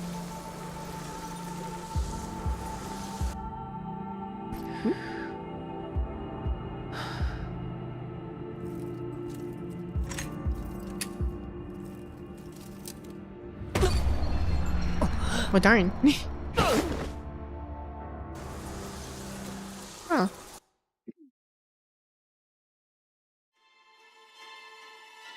So walk up to Wanshi. Wind rushes through the passage behind, carrying what seems to be the metallic scent of blood. You were right, Wanshi. Greg and Sandy are probably in trouble. Acting on instinct, you carefully dodge aside and raise your gun at the darkness behind you. Only static crackles through the comms. Wanshi doesn't respond. Sensing something amiss, you grip your gun and quickly back up 2 steps to Wanshi's last known location, carefully peering into the room. The ceiling falls before your eyes. Something seems off about Wanshi. When a corrupted suddenly springs from a pitch-black void behind him and drags him into the depths. Wanshi! Your reflex takes over. You lunge forward and manage to grab Wanshi by the wrist just before he's dragged down. Give me the man in the wall vibes. Both and Wanshi are yanked down into the void, from which a cacophony of crashing sound comes. Despite your spinning vision, you stagger to your feet and fire several shots at the blurry shadows ahead. The corrupted fails to dodge. As the bullet finds its mark, the corrupted resists its grip on Wanshi and rapidly retreats down the long corridor ahead. When you look in the direction where the corrupted disappeared, you see nothing but the marks carved into the ground by its exposed framework. Wanshi, are you okay? Since slowly regaining your vision, Wanshi comes into view, with his brows furrowed and revolver clutched tighter. He appears distant and dazed. The corrupted. Something's strange about it. Let's forget it about now. I suspect there were mind fluctuations in you when we were up here. Is it because of the new frame? But I should be fully adapted to this by now. Establish a mind connection with me now. Alright.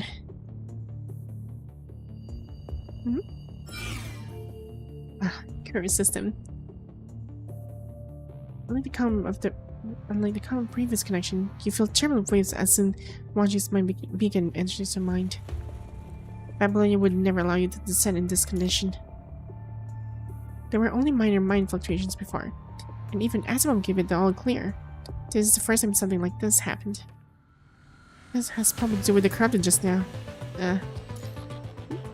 Wanshi's memory data spirals out of control, throwing your mind into complete chaos. No, there seems to be something else in your mind. That's not good.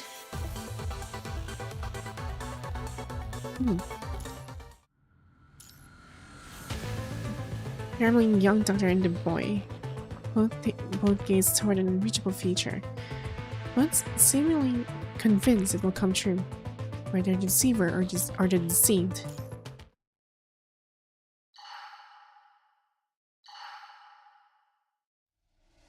In the endless darkness, water drips into next to the ear.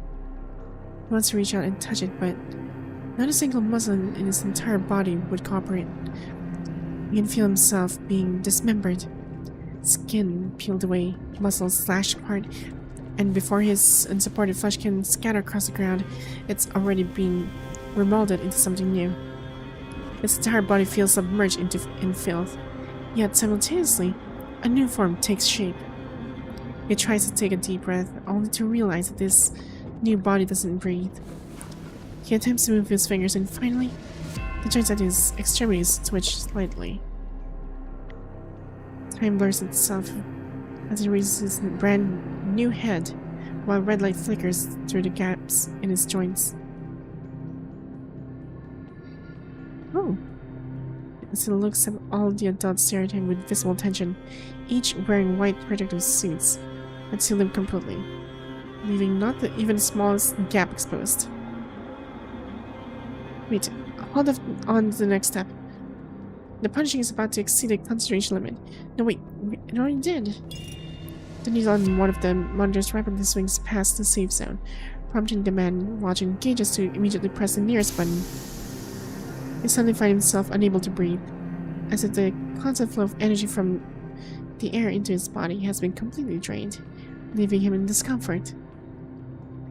There might be two consciousnesses at all times in our minds, according as some white I saw recently.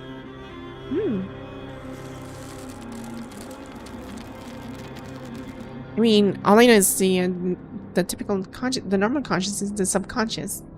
That's all I know.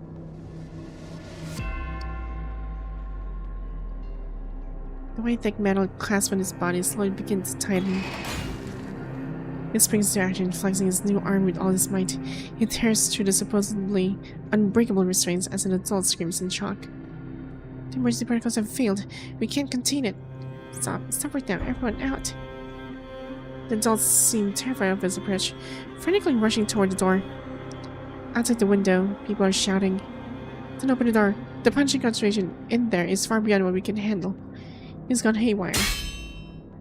Free from his restraint, he advances eagerly toward the adult in the room, as if answering to the voice from outside the window. Abandoned test subject. Everyone evacuate. Do not approach the slab. Don't leave. Even the respirator can't muffle the child's terrified scream. Wanshi jumps upright in bed, making Freckle in the next bed jump with fright. Eva, doing her routine patient checks, turns to look this way. The child curls up on the hospital bed, still trembling from fear. It takes a long moment before he can find his voice. Then stays again. Is that me? No, it wasn't me. Another nightmare? Long accustomed to such scenes, Melvin continues signing the children's bedside cards without even looking up. However, after signing the cards, Melvin paused at the sight of tears, welling up in Wanshi's eyes.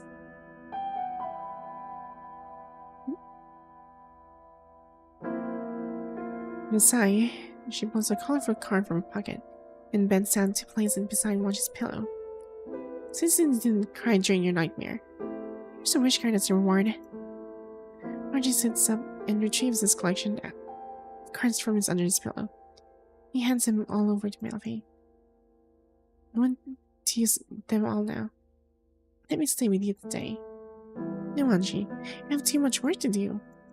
Melvi refuses without hesitation. Besides, you have a mission too. To rest well and focus on your rehabilitation. Seeing Wanshi still silent, Melvi pushes another access card into his hand. Well, how about this? You can go to the VR rehabilitation room today to play some games. Your favorite treasure hunter. Here's the access card. Just go and say hi to the doctor there. I don't want to go in anymore. Why not? You can get rewards, plus it'll help you with your rehabilitation. I want to do rehabilitation. Wanshi covers his head. It's all so crazy. I can't even tell if that was a nightmare or not. Chaotic memories surface in every dream. Tries and might depress him each time he finds himself drowning in their depths. It's as if foreign memories have crept into his mind, leaving him unable to tell whether these dreams belong to him or someone else. He tries to tell Melvi about it, but she can't explain these bizarre dreams. Just as no one can explain how a child who spent years in a coma shows no sign of mental regression. The child's distress makes Melvi pause for a moment. After a brief hesitation, she gently strokes Wanshi's forehead. Wanshi, try to forget them. They're just nightmares. It's all over now. Maybe Mom was just a dream? Melvi's hand freezes mid-motion and her tone turns serious again. Listen carefully, Wanshi. You're just sick. Your brain's creating hallucinations. Making up dreams where you see your mom and all those other things you mentioned. And don't try to remember them. Your brain will mark these as useless information and gradually throw them away. Melvi's terminal chimes. She glanced at it and immediately rises to her feet. Time to go now. Something's come up. I'll check on you tonight, until the doctor comes. Stay here with your friends, okay? Sorry, Melvi, for bringing up things I shouldn't have again. I'll be good. I'll forget them. I'll throw them away. Seeing Wanshi curl up again. Melvi seems to have more to say, but with the terminal ringing, she can only leave behind 2 pieces of candy. As the door closes, Freckles struggles to sit up in the adjacent bed. She's so good to you, isn't she? At least you get to see her every day, and she even gives you snacks. Points at the empty leg of his pants. No one from my family has come to see me even when I'm like this. Here, have some candy. I'll share with you. Freckles accepts Wanshi's kind gesture. He wraps a fruit candy and pops into his mouth. Whatever. It's not like getting better is such a good thing anyway. Once you recover, they'll ship you off somewhere else. Same thing will happen to you. What? Are you planning to live here forever? As soon as you're better, the Star of Life will transfer you to this youth center. It's the youth center. It's where they send all the kids who don't have moms. Freckles crunches down on the fruit candy with visible irritation. And over there, they wake you up before dawn for shots and medicine. They won't let you eat or sleep. And there's even this mean old witch who punishes people. Hey. I don't care if you believe it or not. Just enjoy your time here while you can. The moment you get better, the doctors will definitely send you away. Why not skip your VR rehab today? Nothing wrong with staying hooked up to the respirator and leg supports, right? Will Melvi let me stay? Do you think she will? It's not your mom. And you're not her only patient. She got so many other patients to look after. Remember when her terminal went off earlier? Did she choose you or the other patients? His words grow more green with each passing moment. Wanshi tightens the strap of the portal respirator behind his head and hops down from the bed barefoot. Where are you going? My mom would never lie to me. She said I'd find her, so I definitely will. Wanshi clutches Melvi's access card. This card opens more than just a VR rehabilitation room. If I can't find her in Eden, then I'll look for her on Earth. And I'm not coming back if I can't find her on Earth. I'm not going to go to some youth center. Wow. Inside the room, Melvin hands over a paper document to someone in work clothes. This is Wanshi's file. He must have been born in Kowloon, because Babylonia has no record of his birth, though he has all other documents. Let me see. This child has been in rehabilitation for so many years. It must have been quite challenging taking care of him. It's not too bad. Nobody avoids reacting to the phrase "so many years." She had falsified the timeline to conceal Wanshi's unique circumstances. If he doesn't do this, those who refuse to let go of the project will soon notice something's wrong. By then, the threat to Wanshi's life might be far worse than just a toy gun. Even now, Melvin still feels the same fear from when Kuroda pulled out his gun. This is still far too removed from the blood and fire of reality. Wanshi, come here. There's Wanshi's stumble. Maybe yanks him behind her and the commotion catches attention of the nurse station. This styles Wanshi too. I'm sorry, I shouldn't have said that. I didn't do anything wrong. What exactly are you trying to do? Agnes Melvin's anger and continues questioning Wanshi. Wanshi, do you remember this? I don't remember. He smelled the corners of Wanshi's mouth. Here's the gun again. It's just a toy. It's just a toy. We can hand it over. Melvin snatches the toy gun away in anger. I don't want him to remember. You remember having a gun pointed at him? Just might end up remembering this, you know. But Kuroda's gaze remains fixed on Wanshi's studying him intently as if researching for something different about him. Melvin falls silent as if something interesting, as if sensing something. The nurses and doctors who rushed over ask with concerned expressions, Melvin, what's going on? I heard a loud noise earlier, and you are... Everything's fine. Please, take Wanshi back first. I'll watch over him during my shift tonight. Kuroda remains still, silently watching as the nurses take Wanshi away.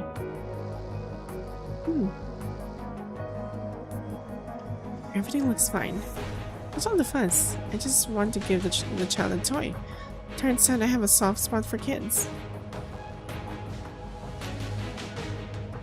We decided to keep him away from everything that has to do with the project recall, including Wanshi. No, especially Wanshi. I didn't know what you're playing at, but you need to stop checking him from now on since everything's okay. He deserves a life of his own. Free from burdens imposed by people. He'll be an ordinary resident of Babylonia and do what he wants to do. If I see you again, I'll sound the alarm immediately. The inspection team is complete. This record's check out. You can be transferred to the youth center today. Has all the other paperwork been processed? Everything's being taken care of. Right, sign temporary guardian field. It took us a month worth of running back and forth to get this done. Babylon's welfare system is quite a hassle. But you know, that's just how it is, right? When it comes to children's rights, we have to be rigorous. Of course. Come to think of it, you weren't particularly close to his mother, so why didn't she grant you temporary custody of her child? You used to be colleagues. You don't see this in his record due to project sensitivity. Now besides document.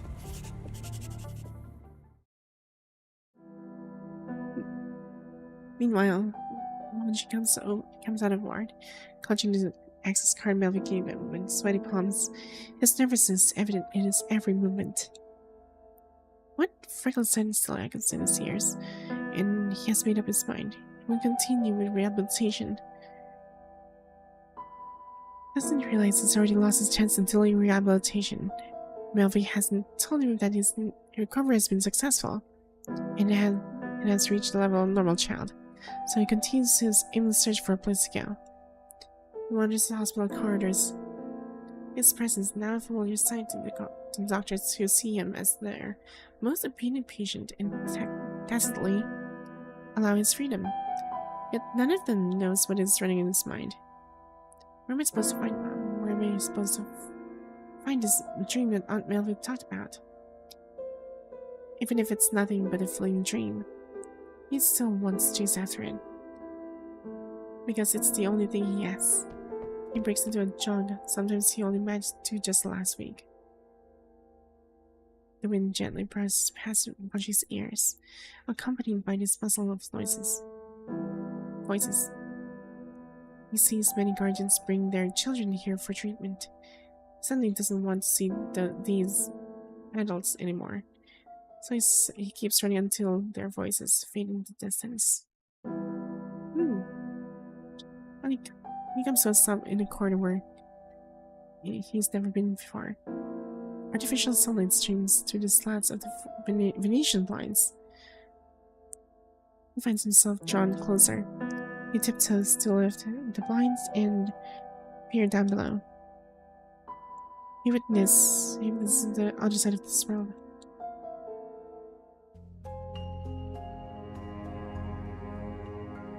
Seated on the platform near the spaceport, several people in white coats sprinting with a stretcher, carrying a motionless person on it. Where's Sully? Hurry, hurry, hurry. You're in the front. I think we got back late on purpose.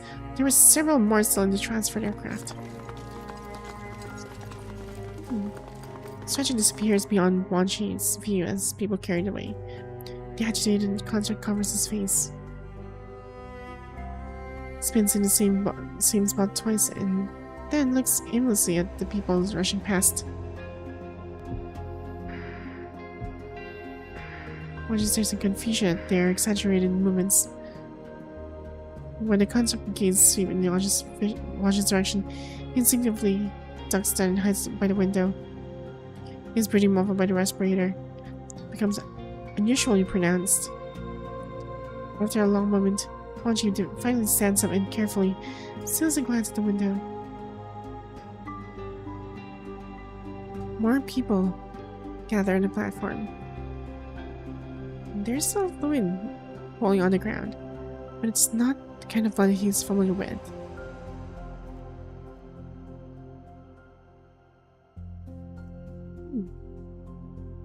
Wanshi turns to look at the stairway behind him, knowing that the steps lead to the other side of this world. A minute later, the sound of a child's footsteps echoes faintly through the stairwell.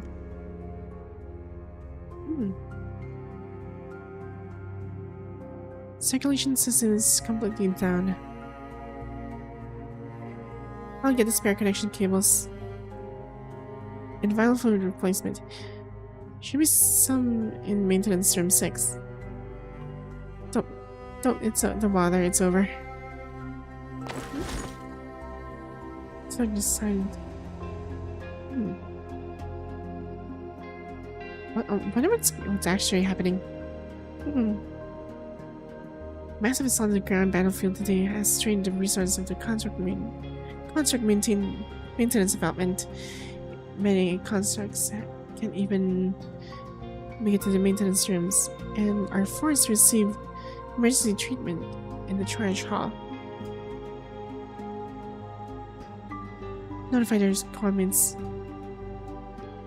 Hurry up. Maintenance room 12 is free now. Prepare for surgery. Don't forget to wash your hands. She has a family in Babylonia. His convicts have been notified. Sounds they're notified, that's good. Don't space out, back to work. The surgeon finishes changing into a fresh medical gown. They turn around and feel someone bump into their leg. The child wearing a respirator stares at the doctor, whose hands are covered in mud. Vital blood. Where did this come from, child? Walk in. Get him out of here. A tall construct steps forward. Oh, wait. I remember this guy. Tall construct steps forward and covers his Wanshi's eyes. Yeah, it's short halt. Unfortunately, just to give you guys a heads up, like, from the previous chapter. This is the past, and like Shorthot already got himself killed. Unfortunately.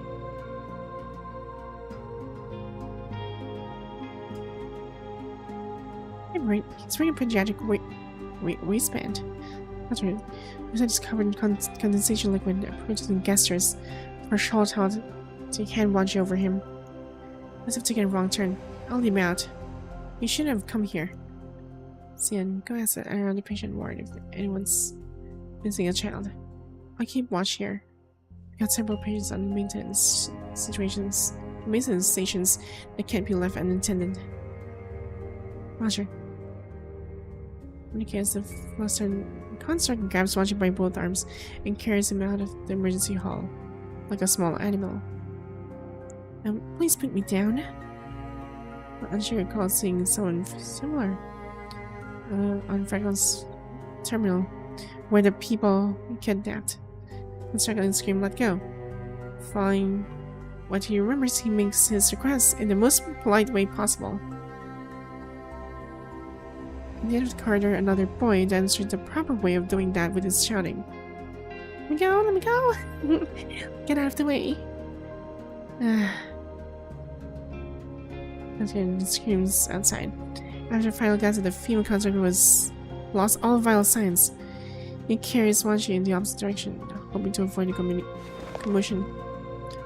The boy with blue-purple hair lunges forward and grabs Sian's leg. Sasha is also desperate that it draws the attention of even busy doctors. What did you do to my mother? Whose mother?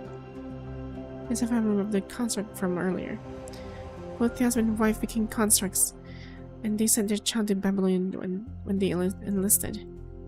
Don't bother. With injuries that severe, there would be nothing we could do even if we used every medical supply in the maintenance room. I'm sorry. People would have died in a camp watch. Just a little longer back then. My dad disappeared after coming here last time.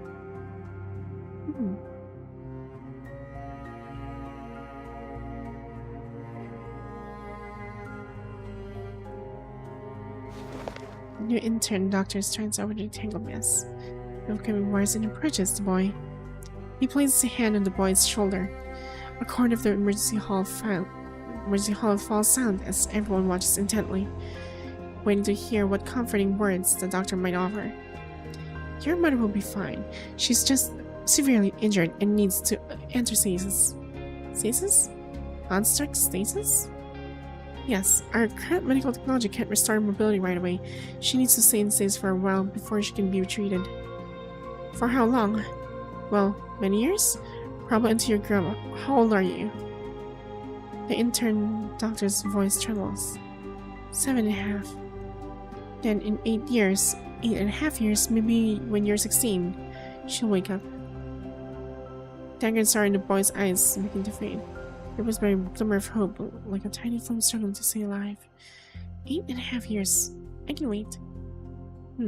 That's right. You can also do something helpful, like going to medical school to become a construct doctor and come back here to find a way to wake her up.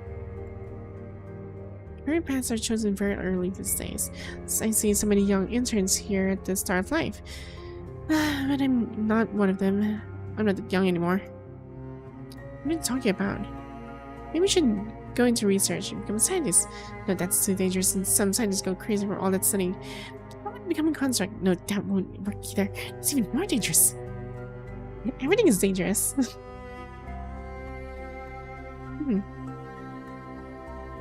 Medical recovery is turning to DIY. Yes. That's enough. Take half a day off and go get some proper rest. Grabbing young daughter and the boy both gaze toward a reachable future. Both seemingly convinced it will come true, whether they're the deceiver or the deceived. The other doctors turned away because they can't bear to watch her anymore, focusing on saving the consciously under their care. The unsettling serenity permeates the entire construct maintenance department. And the child's voice shatters the moment. No, She's dead. She's dead. Everyone's been lying to you. The spark of hope in the boy's eyes flickers out, leaving behind nothing but a cold stillness. Dang. Wanshi has no memory of how he made it back to the pediatrics ward. His memories are a blur. He vaguely recalls breaking free amidst crying children and panicking adults, all until he runs straight into Melvi, who had been searching for him. Melvi glimpses him out of the crowd and pulls him away just in time to avoid the incoming medical cart rushing past. What happened after? Melvi, trembling with fury, drags him back to the pediatrics ward. I think she's angry because, or something. I didn't stick out like that. I trusted completely and you used my key card. Melvi stops mid-sentence, pressing her hand against her forehead in frustration. No, this is my fault. I never should have given you my key card.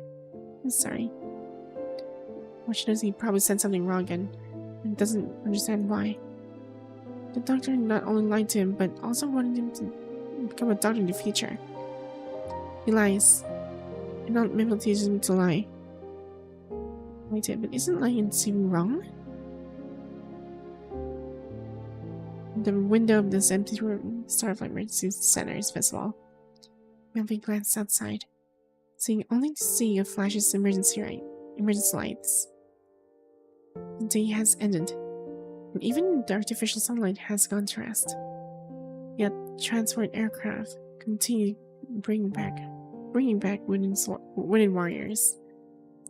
I'm not supposed to explain this to you at a time like this. Melvi turns away from the window and crouches down to Wanshi's level. She places her hands on his shoulders, but is still too frail to bear any weight. Nothing may be wrong, but not everything is black and white. Sometimes even lies can save lives.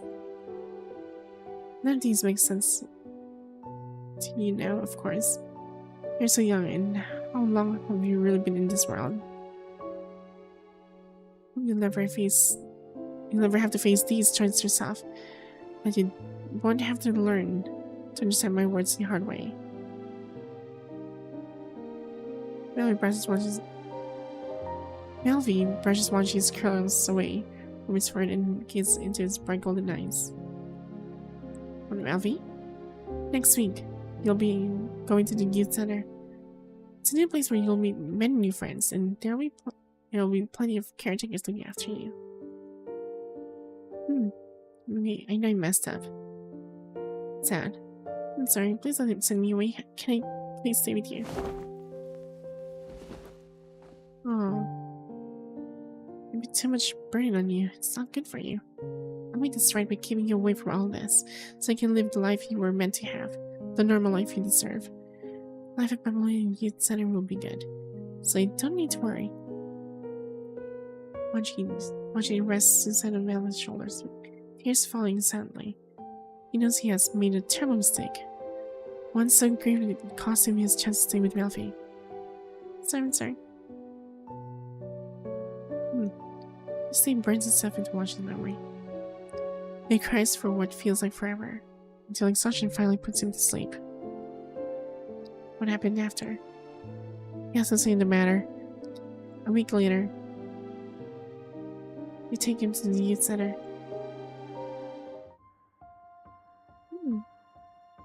Wow, I've been selling what? 4 noons. And we're already like an hour and almost and a half. 2 hours and a half onto the stream. This is gonna take a while.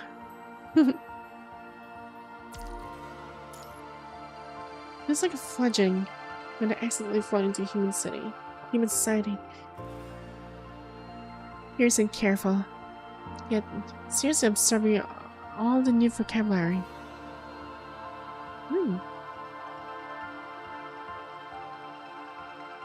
Maybe you should warm up a little bit. This is really gonna be really long. And I wonder how 26 nodes. Darn. A lot longer than Hanying's. Likely because there's way more dialogue. That is true. Mm-hmm. Yeah. Maybe I should put that kind of routine. I need to do some stretching too. So yeah. And also hydrate. Mm-hmm. Mm-hmm. Yeah, and I might as well take a really short break because within I just want to tell you guys that there is like something new came up onto me, which would require me to do more maintenance upon my health condition. So yeah, it's gonna be a bit more tedious starting today. So for now, I'm just gonna take a break for a bit, and I'll be right back to continue the entire story. I'll see you guys later.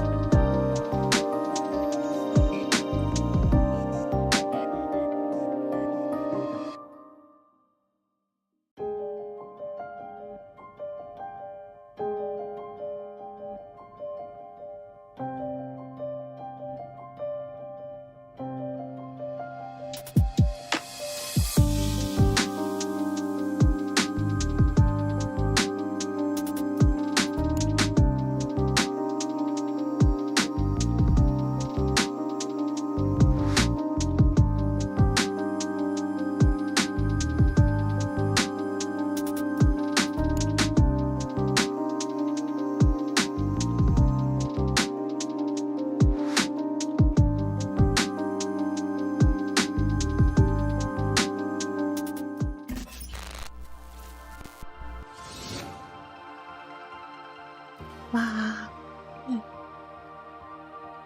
I'm back. Yeah, so I just had to do a little bit of maintenance. And for some reason, I feel like cooking popcorn earlier, and also for some fries. Because with all these story going on, it feels like I want to cook popcorn next time.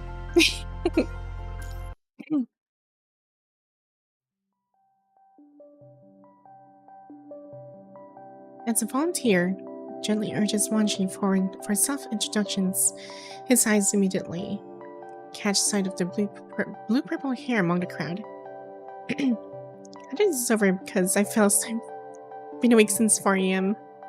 Dang. You need to rest.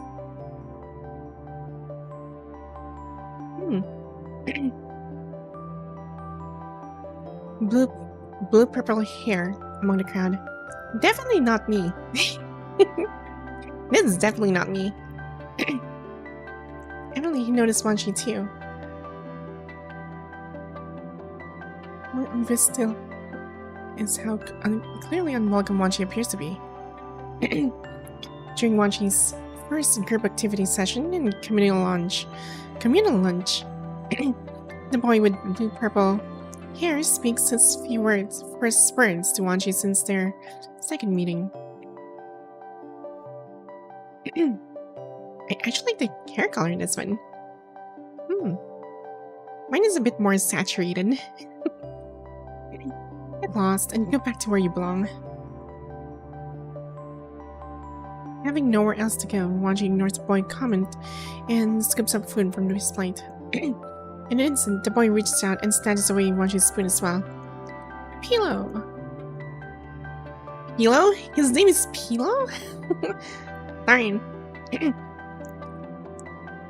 Volunteer nearby notices the commotion at the table and approaches, calling out the boy's name. They retrieve the spoon and place it back in Wanshi's palm.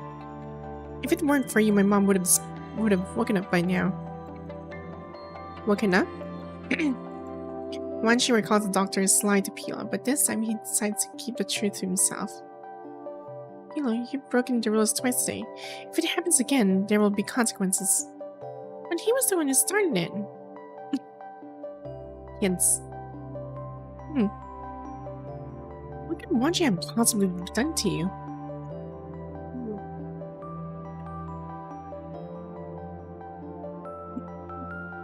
He's only been here for the day. Not here, but at the hospital. The doctor said Mom just needed to rest, but he kept insisting. He just had to say that.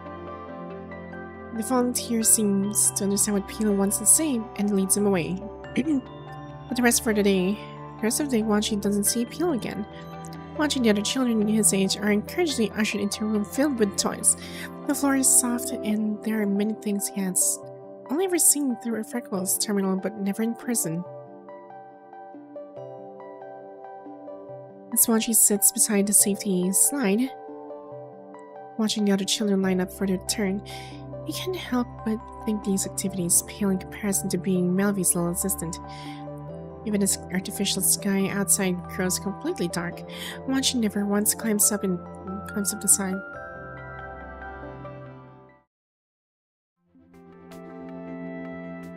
In this quiet night, Wanshi silently slips under the covers.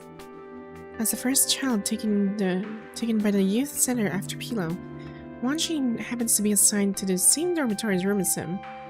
The room assignment doesn't bother him as he becomes completely absorbed in examining everything in the dormitory. Everything except the night light on the desk captures his curiosity. Pilo finally returns, completely ignoring Wanshi on the upper bunk as he goes straight to sleep. The faint creak of the door wakes Pilo. Against the glow of the nightlight, a silhouette stands by the doorway. Pilo snaps awake and shouts at Wanshi in a whisper. What are you doing? I don't want to sleep. I want to go outside. Are you crazy? I told you that you can't leave after the lights are out. No? Fine, do whatever you want. Just don't drag me into it. When you get caught, be pissed. What did the volunteer lady talk to you about? Did she give you a piece of her mind? No, she just told me I could refuse to share a room with you. The center has an empty dormitory, so we could each have our own room. And didn't say yes to that. She also said that I'm older than you, that you still have nightmares and never slept alone back at the hospital, and that you're really timid. I'm not timid. Yawn. Why aren't you saying you're yawning? Because I have nightmares when I sleep. Also, what they said is true. I have nothing to say to you. Just go back to sleep. Today's a rest day. You've probably been playing with them all day, right? Things are gonna be easy starting tomorrow. What's happening tomorrow? A lot of things. Getting shots and medicine before dawn, not being allowed. Not being allowed to eat or sleep. There's even a mean old witch who punishes people. What are you talking about? It's just classes and activities at the basic education center. They simply group children of similar ages from the youth center together for lessons. You're the youngest in our group, and I'm the oldest. Once you reach 13 or 14, you can start thinking about your career path. I'm a bit older, but I'm still grouped with all of you. I'll probably have to leave this place when I turn 16. What are you going to do after you leave? None of your business. What's a basic education center? It's just a place for classes? What's basic education? Oh, you're sure full of questions, huh? Like a fledgling that has accidentally flown into human society, Wanshi remains curious yet cautious, carefully absorbing every new word encountered. Well, are you always this slow? Do you find it annoying? Pilo's voice keeps rising. During their brief exchange, Wanshi gets pelted with various labels, none of which he feels are particularly flattering. Doctor never said that about me. I'm not stupid, I'm not a pest, I'm not slow, and I won't get lost. It's wrong of you to talk about me like that. Go away, I'm trying to sleep, this is your last warning. Why do you always talk to me like this? Doctors, that's all you ever talk about. But weren't you also dumped here by doctors? Didn't any of them ever top you, even when you love them all this much? It sounds like we always have to fight the urge to ask questions. It's fine. I mean, it's understandable for some people who doesn't really know, at least for me. I like people when they ask questions. Just, you know, reasonable questions. Not the weird ones. Or are you any different from me? Everyone abandoned you. They sent you away. Tossed you aside like a garbage. He's finally interrupted. Wanshi slams into him, grabbing straight into his chin and sending him reeling backward, nearly causing him to crack his head. Ooh. That's gonna hurt. He freezes for 3 seconds. Just 3 seconds before leaping from his bed as if mortally offended, retaliating without a moment's hesitation. The two end up in a scuffle. Fortunately, the rapid footsteps of the staff duty soon echo through the hall, bringing this little drama to an end within minutes. Dang. On only his second day at the youth center, Wanshi receives punishment. Today was supposed to be their batch's enrollment ceremony. According to the other children, the boarding students like them would attend the same class as the commuting students from outside, learning the same subjects. Reminds me so, but like someone once said, she felt like she's on an interview, but my mind just never shuts up.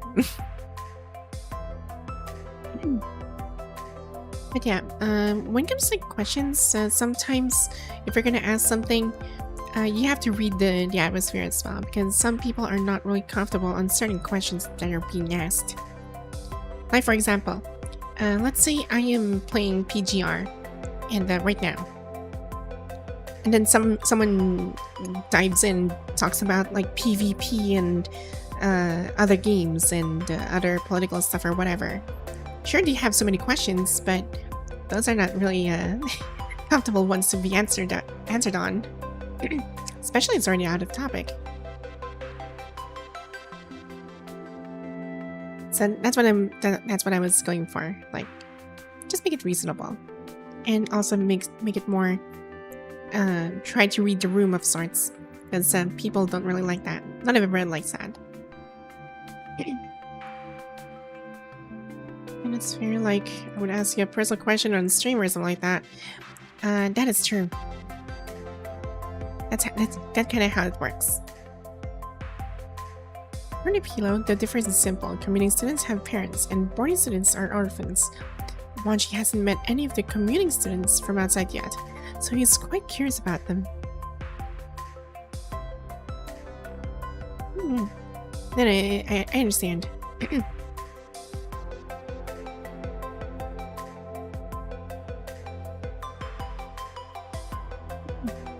If you hadn't bumped into me, we could have attended the enrollment ceremony. It's already noon. Why aren't they back yet? Noisy chatter echoes from the other end of the corridor as the new students finally return from their entrance ceremony. Following their teacher's guidance, the students file into classrooms on both sides of the corridor. The group of new students gradually thins out until only the boarding students from the same batch remains on the corridor's end. As the children pass by Pilo and Wanshi, they stare curiously to hang their heads in shame. Some who understand what the pair did wrong begin to snicker. Looks like the new kid has gone bad with Pilo. What do you mean by gone bad with Pilo? Not bad? Yeah, right. Why else would the dorm supervisor punish you? Ellen makes a face. Alright, quiet down, everyone. Simply infuriated, the volunteer gives him a warning as well. Darn. Pilo, stop causing trouble. Ouch. Darn, Pilo. I wasn't the one started it. Okay, I give it this one that he didn't start it. Weren't you the one who started insulting others? Well, I mean, it did start with friggin' Wanshi at first, but not Natalie. That's enough. So it is for now. It's almost lunchtime anyway. Thank goodness neither of you got hurt. Don't let this happen again, Pilo. Go on inside. Inside, a volunteer exchanges a few words with the supervising teacher before waving to Pilo. Wanshi tries to follow Pilo to the classroom, but a volunteer gently holds him back. Wanshi, come with me. Wanshi sits in the chair, wringing his hands. As Melvy's distinctive footsteps approach from behind, Wanshi turns around to greet her, barely containing his excitement. Though they've only been apart for a short while, he already misses her deeply. But the moment he sees Melvy's face, Wanshi freezes. I heard you got into a fight and you started it. Melvy questions Wanshi with a stern expression. She has clearly rushed here from the start of life, still in her work uniform. Wanshi apologizes instinctively. I'm sorry, please don't be mad at me. Was there a fight? Are you hurt? He's fine, We checked and they're both okay. Neither of them went all out. Before Wanshi can say a word, Melvy pulls him up from his chair, lifts his arms and legs for inspection, begins examining him thoroughly. Do you have your portable respirator with you? If you're having trouble breathing, put it on right away. Your hair is getting a bit long. I should have given you a trim back at the department. Instead of scolding, Melvy frantically checks on Wanshi and takes out his sky blue lunchbox. When she's done checking him and sees that he's unharmed, she sets the lunchbox on the table with a hint of anger. Fresh out of the start of life and already picking fights? Quite a troublemaker, aren't you? Well, never mind. Let's get some food in you first. For the last one, you feel a pitch black mass of chaos that emanates a terrifying smell. Oh no. It might not look like much, but it should taste good. I cook like this at home sometimes too, so don't worry about it. I feel worried about this. Wanshi sits at the table and takes a few bites before hanging his head low. I'm full. Already? You've only been here a day and you're eating even less than during your rehabilitation. Wanshi tears crash onto like a dining table. Is the food that bad? I guess? No, Pilo started it. He said none of you wanted me anymore, that you all wanted to throw me away. Mom insisted on sending me to eat and I did everything she said and I ate my meals properly. I slept quietly, but you all threw me away anyway. That's not true. No one wanted to throw you away. You just couldn't stay at the hospital anymore. We need more people looking after you. Volunteers, care individuals, teachers. This is the best place for you. Besides, only with proper education can you qualify to be an ordinary citizen of Babylonia. You're the smartest child I've ever met. Even if you're a bit younger than the others, you'll excel in your studies. Babylonia is where you'll have a future. There's still a way you could adopt me. If you adopt me, I can be a commuting student. I'll study hard, I promise. I'm not qualified to adopt. I shouldn't even be visiting you. I know it doesn't make any sense to you, but this is the only thing I can do. Mom is a busy person. Her visit today seems to be merely to check if Wanshi is hurt. And she's quickly called back to Starflight by an incoming call. Having failed to secure adoption, Wanshi trudges back with his lunchbox. Shoulders slumped, no sooner does he sit at the boarding student's table than he notices Pilo glaring at him once again. Having been caught staring, Pilo quickly looks away and lets out a contemptuous snort. What is it this time? Pilo takes a spoonful of soup, acting as if Wanshi hadn't spoken at all. Wanshi opens the lunchbox and takes a moment to brace himself. Despite being a brilliant doctor, she's a terrible cook. But he decides to eat it anyway. I knew it. Whatever Melvy gives him, he treasures it deeply. Just as he steels himself to dig up an unidentified object, Pilo finally breaks their silence. Well, didn't you think you'd have someone watching your back? What? You don't get it. Look, she wants to adopt you, right? What? And Wanshi's eye dims. No, she's my doctor. She's the one who brought me here. but she still comes to see you. That's what having someone watching your back means. Besides, she's a doctor. That's the best profession there is. When I grow up, I want to be a doctor too, so I can save my mom. Wanshi knows which topics to avoid around Pilo now, quietly wolfing down the meal we prepared, barely even chewing. But the envy in Pilo's eyes is impossible to miss. Siamese.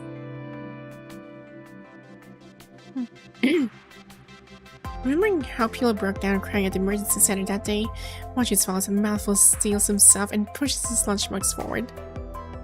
What? Want some? I don't want any.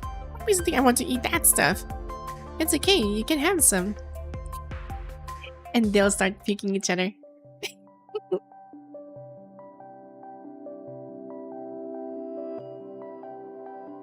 Everyone this way. Our next stop is the Earth. Earth Hall. Remember what your teacher told you about before we left. Stay quiet now and reach out with care to touch our home. That cake better not be dry.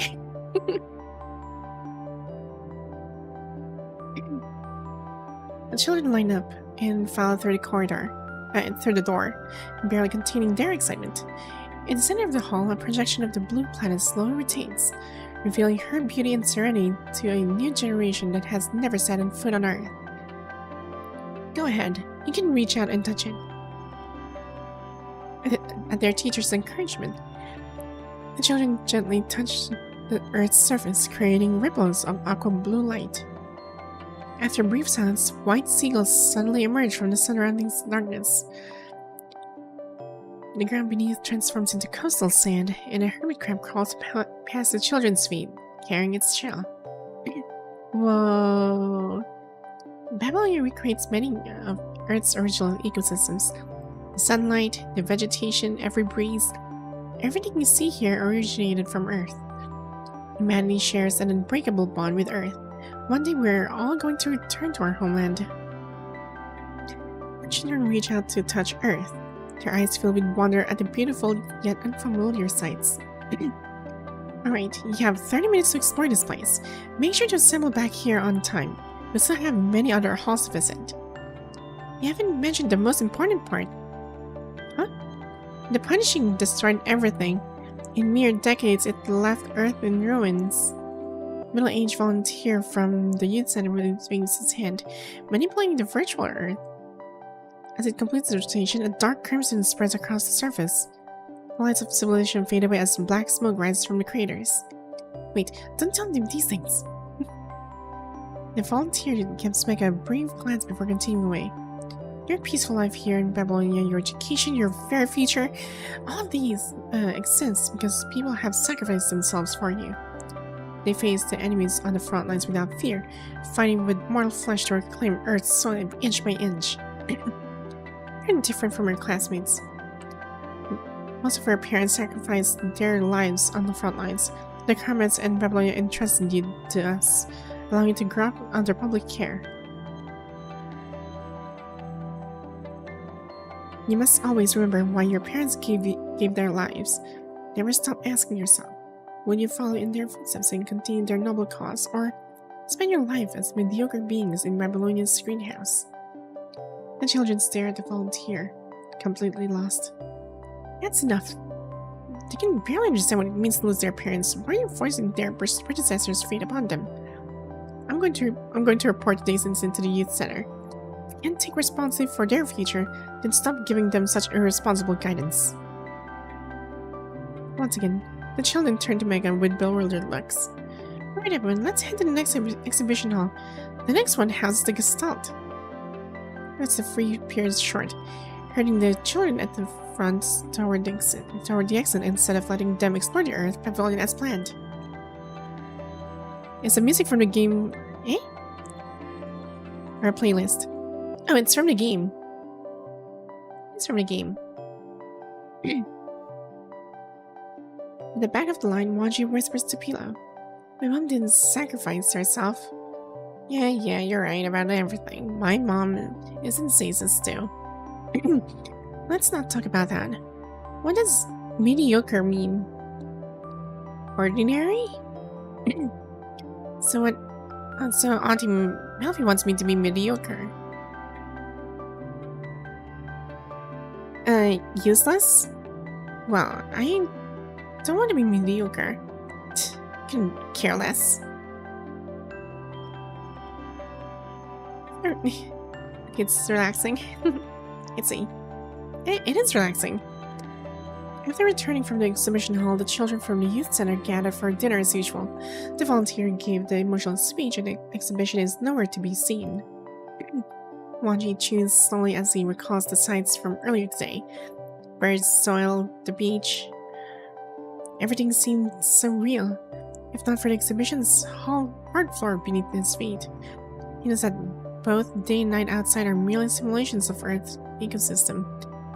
With weather limited to either sunny or cloudy, he has experienced so much more on Earth.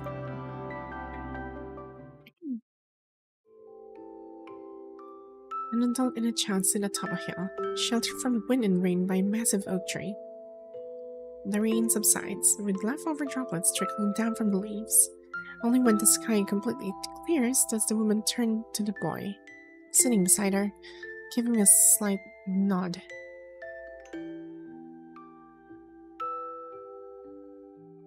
The rain stopped. You can go and play now, Wanshi. I want to play in the wheat field. No, you can't. The wheat awns are gonna break your hands.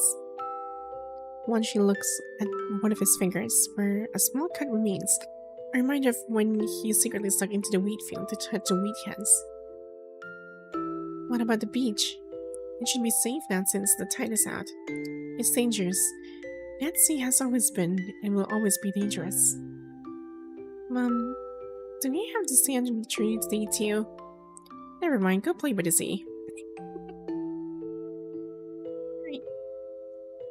Having gotten permission, the excited child dashes out from beneath the sheltering tree. He runs across the damp, soft earth, carefully avoiding blooming wildflowers as he makes his way down the slope toward the beach. He lived beneath the tree with a silent woman he called Mother. When the rain cleared, Mother would speak to him, teaching him how to read and telling him about the various creatures of Earth. Mother doesn't like the sunlight on clear days, but he does.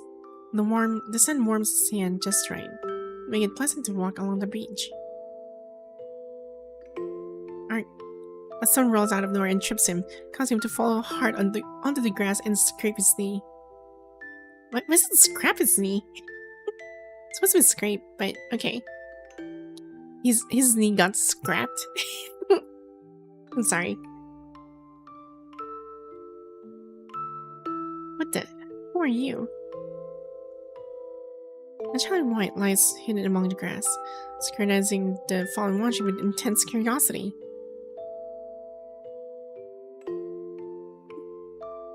Why is he sorry?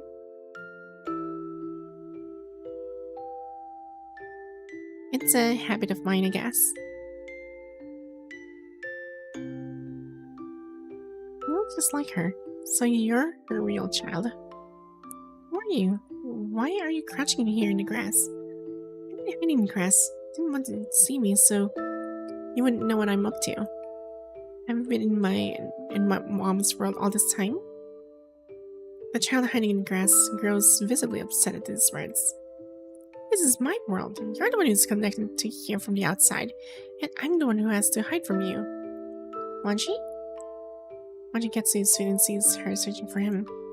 Don't tell her you saw me. Chaz shoves Wanshi and sending him away, tumbling down the slope. Oh, darn.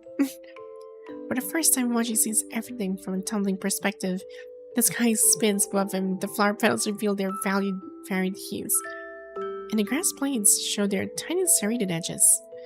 Rather than feeling angry about being pushed, he focused on committing everything before him to memory.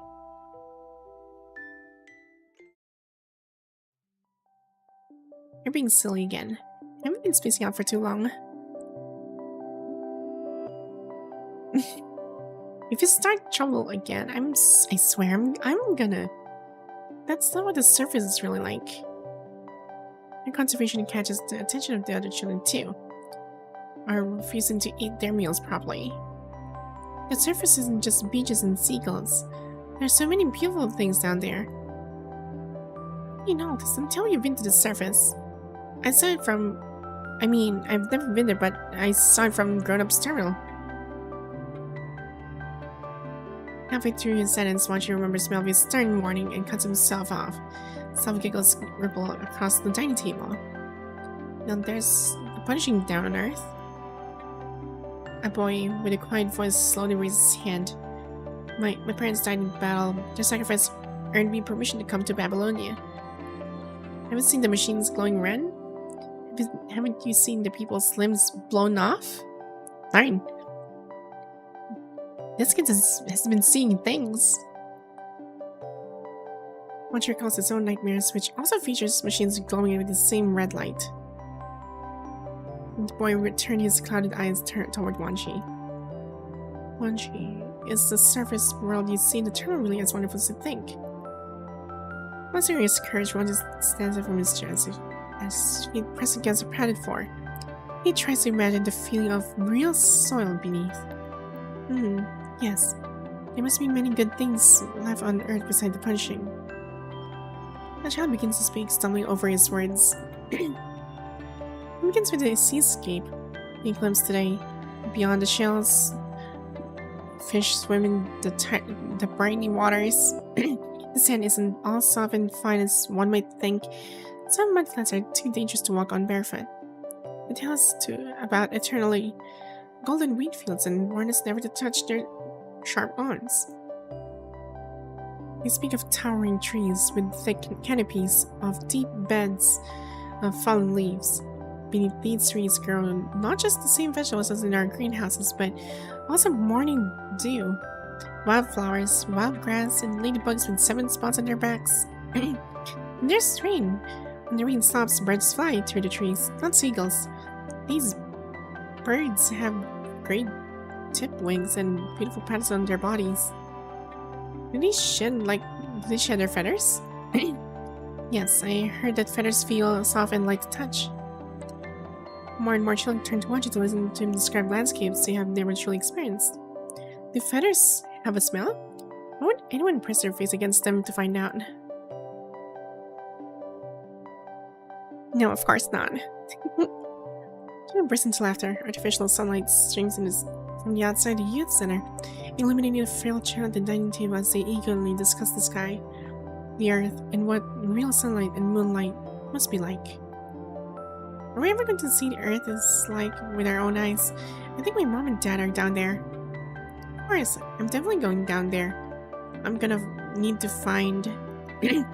Remembering Melva's words of caution, Wanshi holds his tongue. He gazes at the artificial sky beyond the youth center, wondering once again if his mother, whom Melvy sees as a terrible threat, is still waiting for him somewhere on Earth.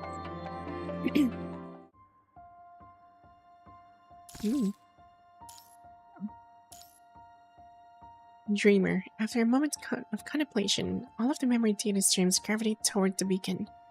Wait, Rosetta's here! Why is Rosetta here? Several months pass as Wanshi settles into routine life. On this day, after class and activities end, Wanshi heads back to the dormitory alone instead of walking with the others. Earlier in the dormitory, halfway, he spotted several constructs standing awkwardly behind a volunteer, interacting with children under volunteers' guidance. The center has recently started accepting commissions, occasionally bringing constructs here to carry out assigned tasks. Wanshi recalls constructs at the emergency center and the fluids, and he has learned that it's vital fluid. It's just like human blood, and losing too much of it means death for a construct.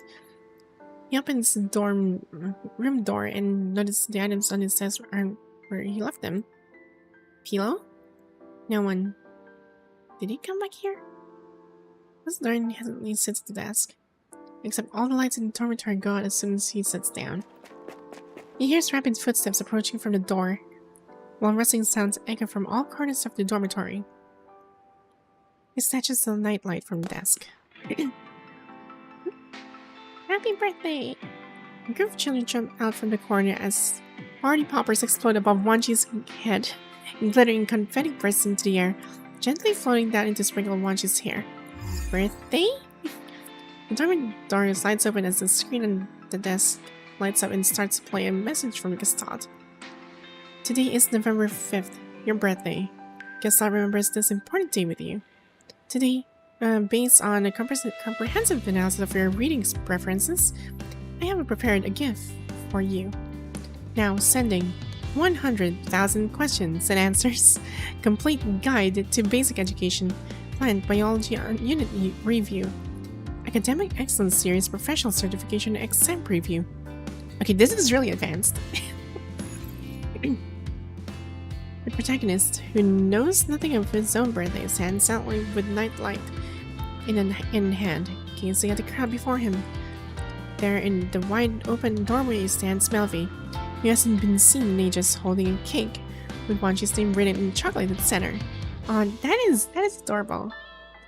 Happy birthday, Wanshi. I probably never mentioned your birthday before. Sorry. From now on, we'll all remember it together. Don't worry, I have a great memory. The mischievous girl from that day steps forward, setting off another party popper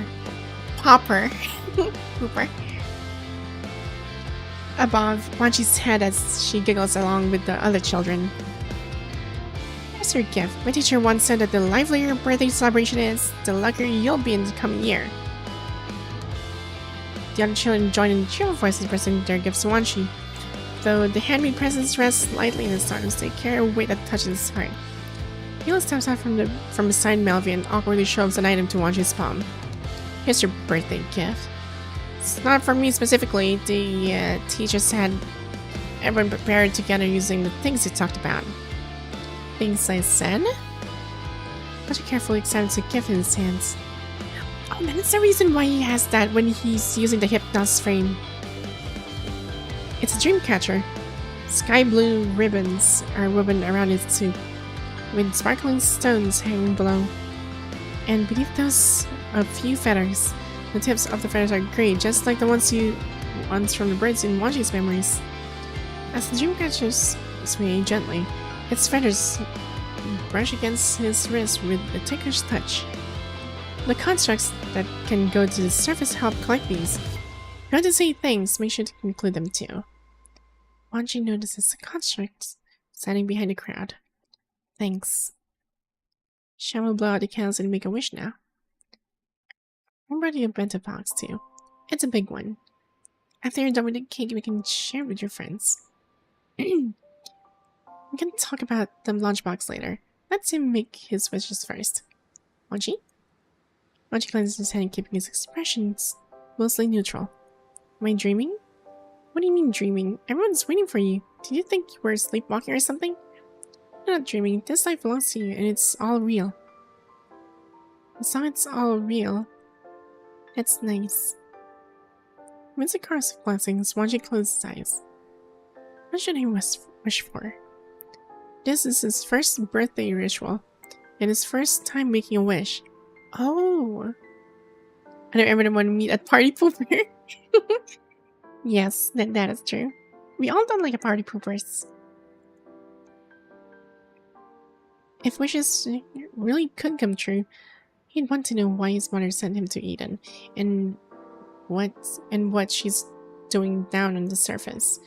He wishes to never have nightmares again, to print away those tangled, chaotic memories from his mind, just as Melvin suggested. He wishes that people would stay by his side forever. He may be young, but his dreams are endless. The world falls into darkness, with only the faint glow of birthday candles flickering dimly ahead. The candlelight illuminates fragments of memory data. He recalls his mother's promise when she brought him to Eden, the moment he first opened his eyes at the Star of Life, and in the depths of darkness where he never dared to dream, a beacon shines. A sudden pain shoots through his head as a message transmits itself with the power of the wish.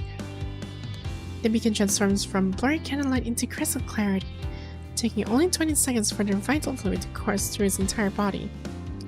After a moment of contemplation, all of the memory data streams gravitate toward the beacon. Wanshi? We're back to reality, I guess. The construct's eyes remain closed as you detect sealed memory data within his mind. Something's wrong. A deep mind connection would be best, but that's not possible right now. The mind beacon strives to calm the rippling waves of consciousness, attempting to probe deeper into its depths. No warning, the chaotic memory data reveals its massive volume and launches a counterattack against a human mind beacon. Damn it. Watch out. Someone pulls you from behind, and just in time, that moment of clarity, they sever the mental connection. Wanshi's eyes snap open as well, and together you turn to face the figure that has appeared, a construct. Rosetta? Didn't expect our next meeting to come so soon. Dang, I miss Rosetta. She helped me carry a couple of like missions back then. What's going on? Your name is on the temporary squad's roster. I wasn't part of the temporary squad. That's right, I joined them of my own accord. Conservation areas 189190 provide energy for New Sophia's work. I've been staying in the vicinity lately.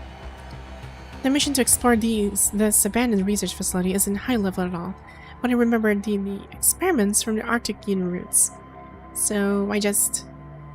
You must have come because you received my message. So you should know what's happening. Everyone on the team except me has lost contact. I need to find it before we can leave. I understand. But you guys don't look so good either. What's happening out there? Almost similar to what you've encountered. Wanshi stands up and adds a clarification. It's not safe outside. The red tide is spreading rapidly and will engulf this research facility and the two nearby conservation areas. We're running out of time for rescue and research operations. We've lost contact with our other two squad members. As you can see, the commandant and I were dragged down here too. Dragged down? Did you notice that corrupted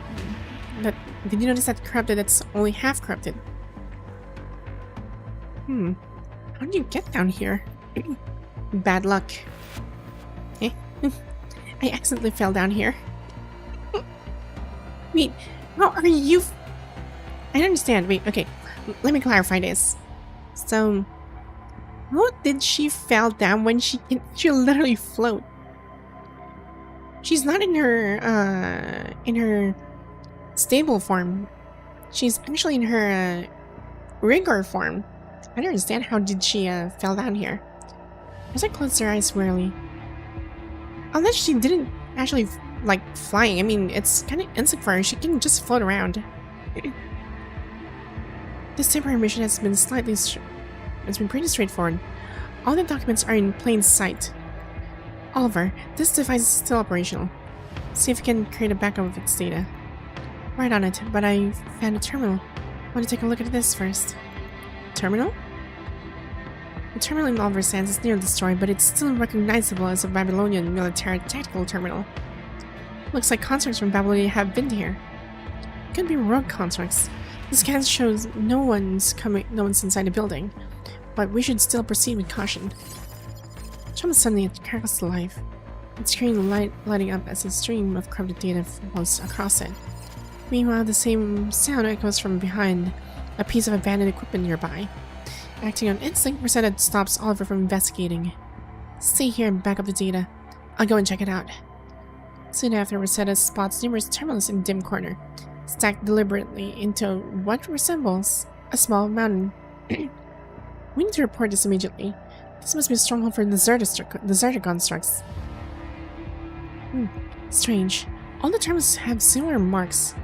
Like, they have been slashed by a scythe? Rosetta frowns as she picks up two terminals for inspection.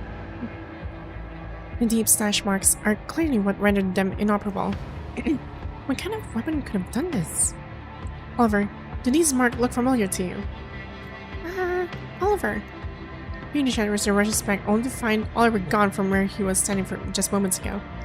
She tries to contact team members scattered across different areas, but each attempt is met with nothing but an endless silence. Without lingering, she swiftly reports the incident to Babylonia. Emergency. We have lost contact with all team members.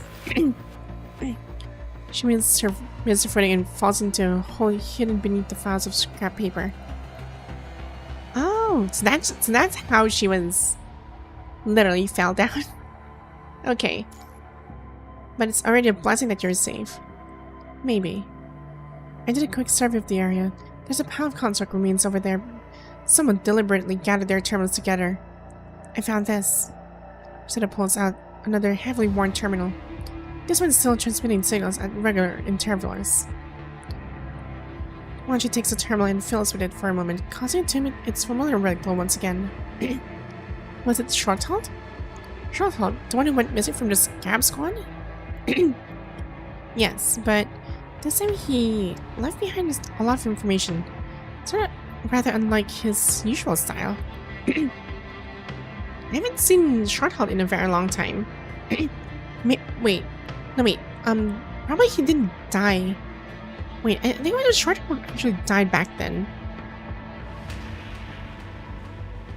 Or maybe he's just a clone. I don't know. I forgot. It was during the time when I was trapped with Lamia. And what's the other construct? Yeah, it's just Lamia. Lamia and I forgot the other one. Was it Karenina? No, I don't think so. She doesn't really do frontline missions. There's an egg here.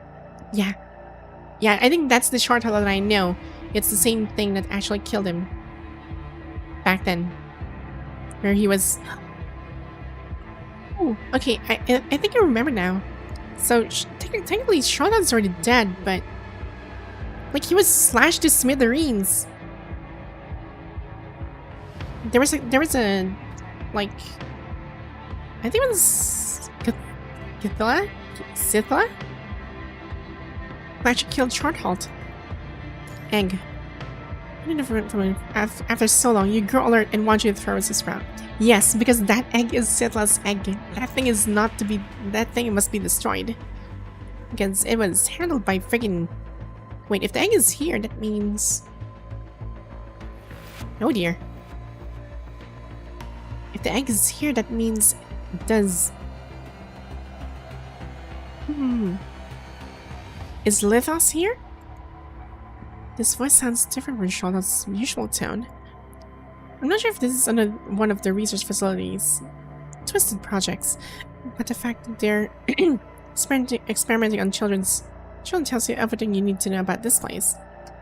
Okay, I think I recall something about Shorthalt. So, a long time ago, I used to be like in one of the missions where I got trapped in a large facility, and I was trapped with Lamia. Then, well, Lamia was actually disguising as a little girl during that time, and later on, before the fight against Sithla on the I forgot the name of the event or the storyline. So I was with Shorthalt, and according to the records of Babylonian records, Shorthalt has been missing ever since. And I found Shorthalt, and he was alive, and he was struggling for a couple of years. I believe it was like years. He was actually struggling down that facility, and no one was able to find him. So during the time we were trying to escape and whatnot, Sithla found us and decimated Shorthalt into smithereens. Like it was an instant. He got slashed, like atomic slashed kind of thing from One Punch Man. Like it was pretty bad. Like imagine getting one entire construct body slashed to like in a food processor. Child experiments, just like expected. Egg has hatched into a creature that now roams these halls. If anyone finds this place, exercise extreme caution. I need to avoid that creature and get the test subjects. Get those children out of the cultivation area. Hard to say if we'll make it. I haven't run into anything face to face yet, but there are dead researchers and security personnel everywhere. All its handiwork. That's all for now. Yeah, he didn't even felt the pain. That's the thing.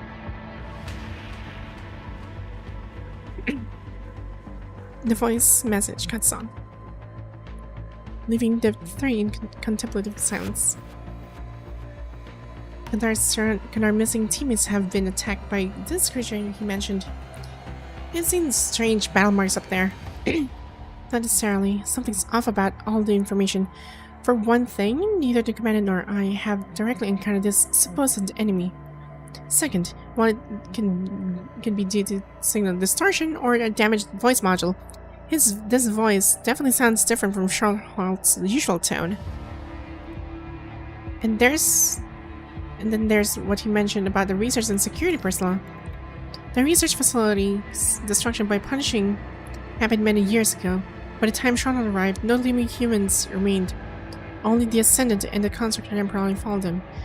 No one would such a lame trap. I understand why Charlotte would say that. Perhaps there are areas we haven't investigated yet.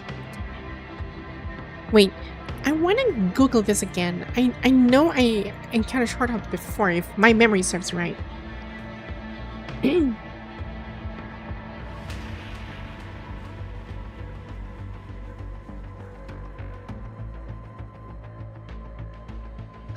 Let's see. So... I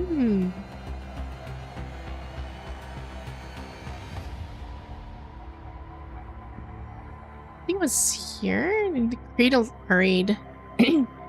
Let's see.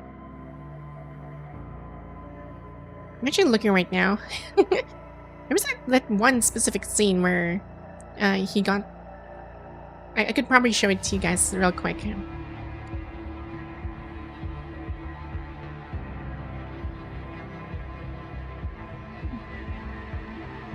Was it Cradle Parade? No, it wasn't Cradle Parade. It was... was it Cradle Parade? Yeah, I think it was Cradle Parade. Because that was like Scythia's.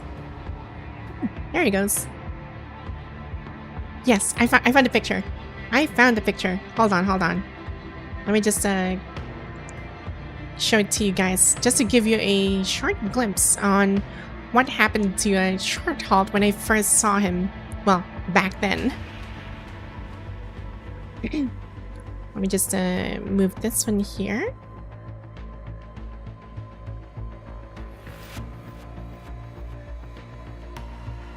Here. There we go. So this is Shorthalt when he was, well, just to give you an idea on what happened to Shorthalt. A long time ago, back then when, during the Cradle Parade event. Or storyline. So this is Sithla when he was surprise attacked. So yes, it wasn't really pleasant during that time. It definitely is painful. But he just instantly dies after this scene. So yeah, he was supposed to be dead. So I don't think this is Shorthalt. Must be one of his remains. But then again, he might be just a copy of what. Well, I wouldn't say copy, but no wait, he might be a copy because it didn't specify anything. So he might be a copy during that time, because Lithos was actually experimenting a lot of things. So yeah, that's an ouchie.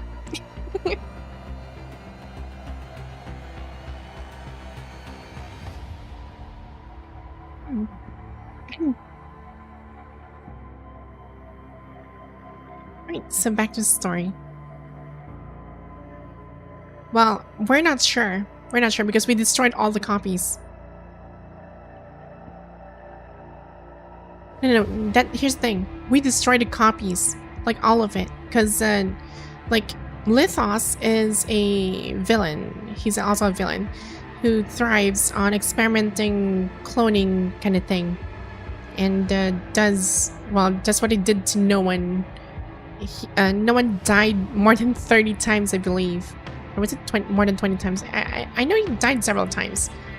And he keeps surviving them and removing his memories, but he just kept the He just kept some of the memories intact, like his combat prowess. That's it. Yeah, Lithus is crazy. He's a mad scientist, if I'd say so. He's more into like Kurono, I guess. But Kurono has a different agenda. If there are really undiscovered children out there, then in addition to finding our missing team members, we must add this to our mission objectives as well. I'm familiar with the routes in this area now. The next phase of our operation should go more smoothly. If we encounter the monster, eliminate it. Hey! You point at dim corridor ahead. Let's press on and find this cultivation area Shorthold mentioned. We don't have much time though. But not everything is beyond saving just yet. There's still hope.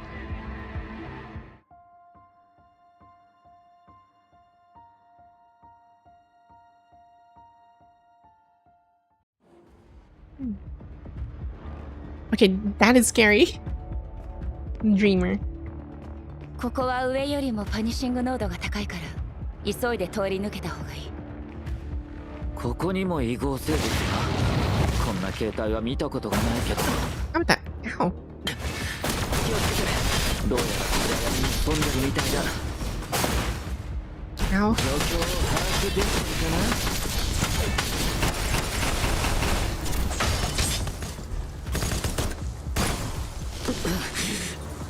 意識がまだ完全に安定していないみたいだ。Darn. Hey, Wanshi, let me give you something. You okay?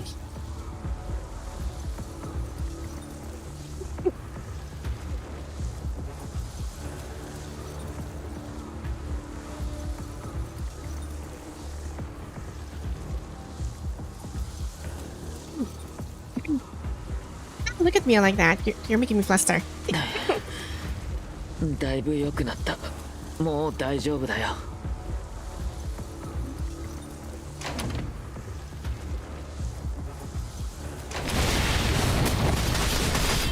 状況を把握できるかな？見つけたよ。Ow, freaking ow. この程度なら大した脅威にはならない。探し続けよう。でも勝手に動くのはやめよう。特にあの扉には扉の向こうにはかなり広い空間があると思う。時間がない。行こう。Right. Yeah, this is what I'm wondering. How did Rosetta fall into that when she can just literally float like this all the time? It makes me really puzzled. How did you fell towards that area? Anyway, it is so puzzling. I should not really think about it. 手がかりを見つけなくていいの？権限カードを探す。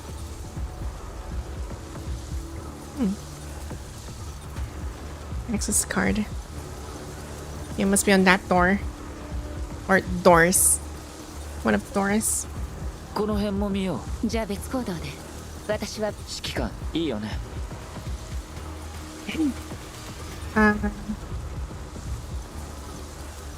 Let's pin up, move fast, or it's safer to stick together. Yeah, this is gonna be really hard. I think we should stick together. It's better that way.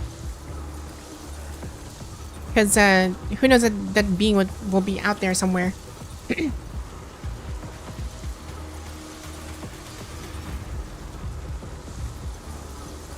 子供のぬいぐるみ。Hey. 逃げも隠れもさせないよ。状況を把握できてるかな？これが僕の選択だ。Ah. Then investigate. Any card.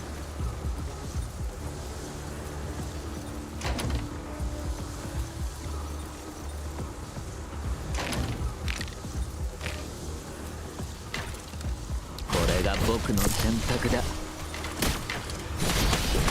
状況を把握できてるかな。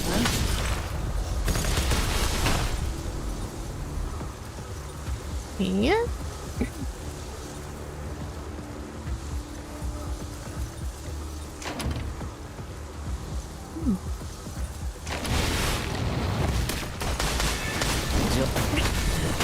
Ow.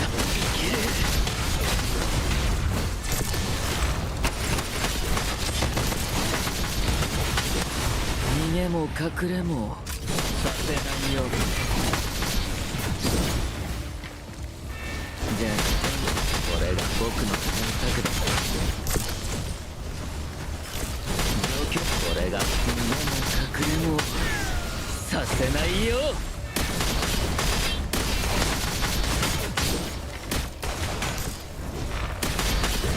これが僕弱点見つけたよ。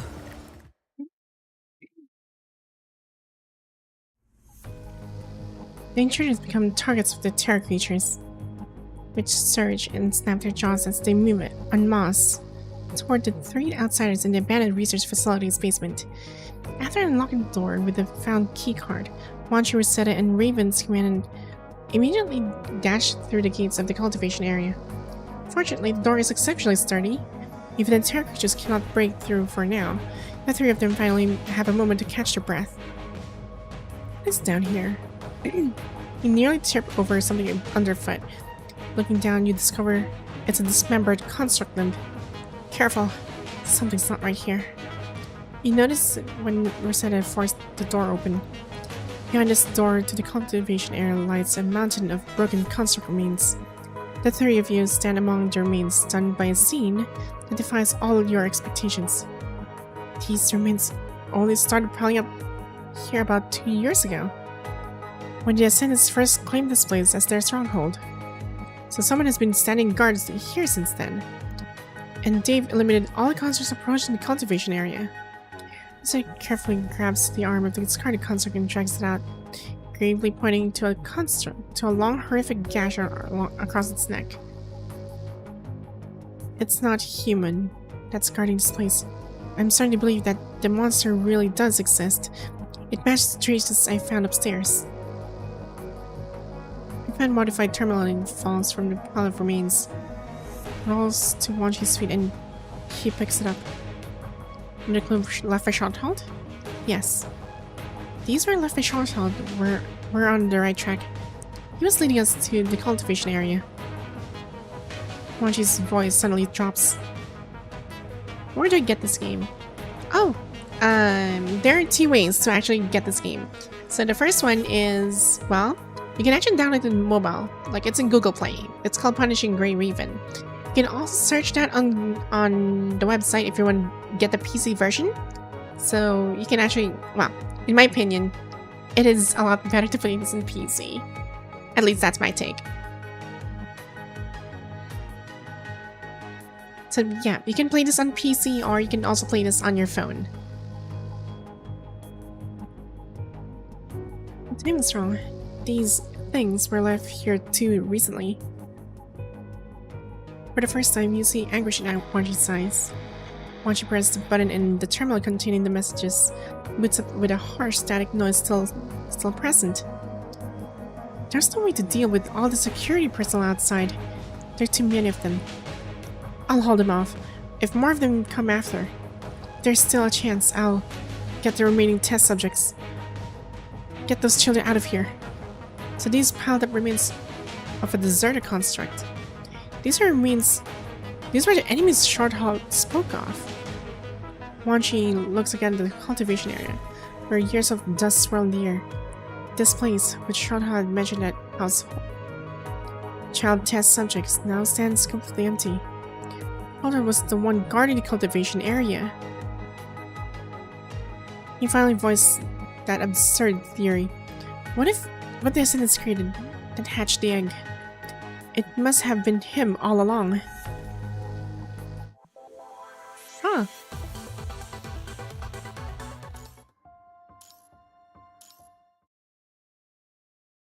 PC will do. Then as I'm a PC guy.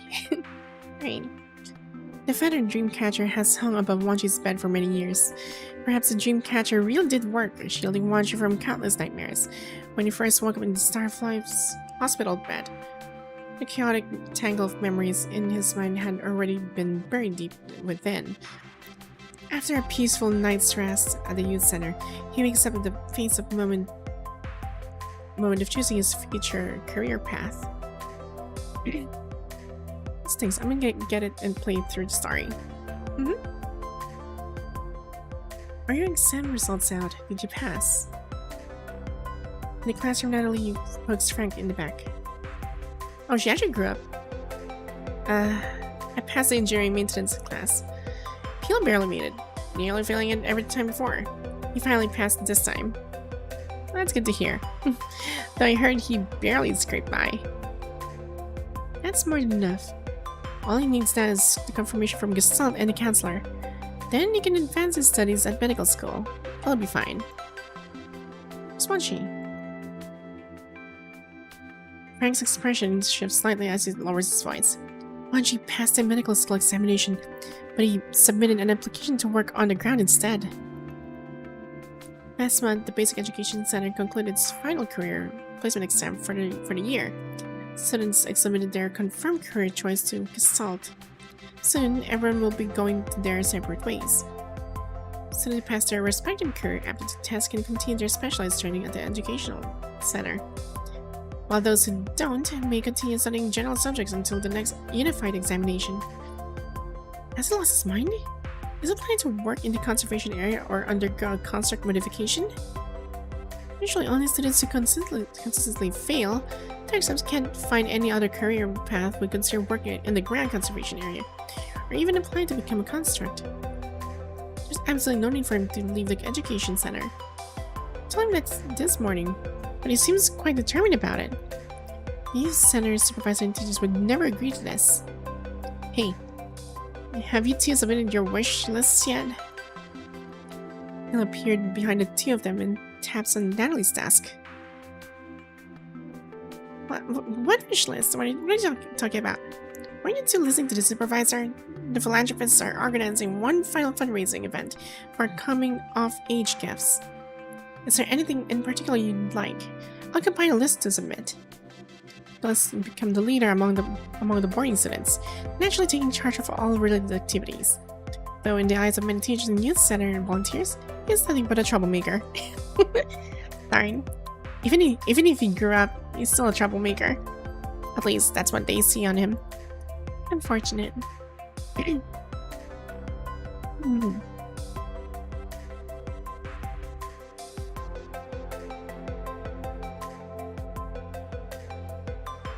Let's see.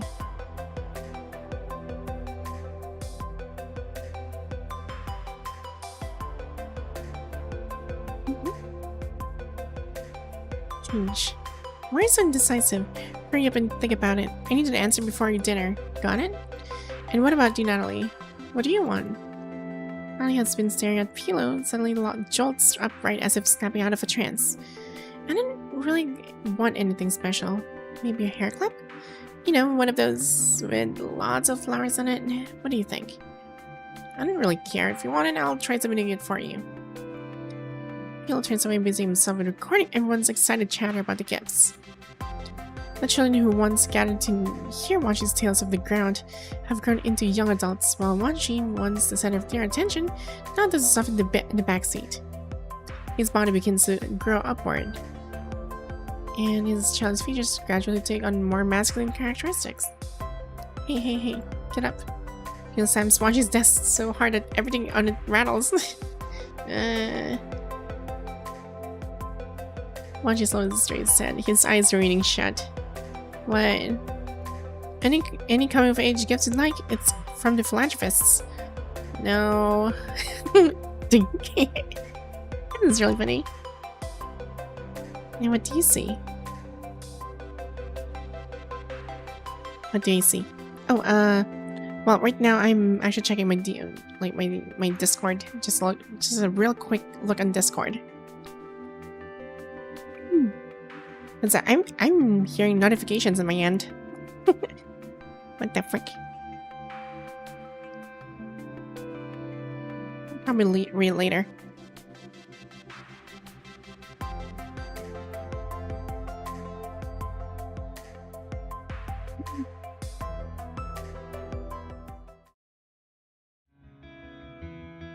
Today is when they confirmed their final placements with the Chancellor.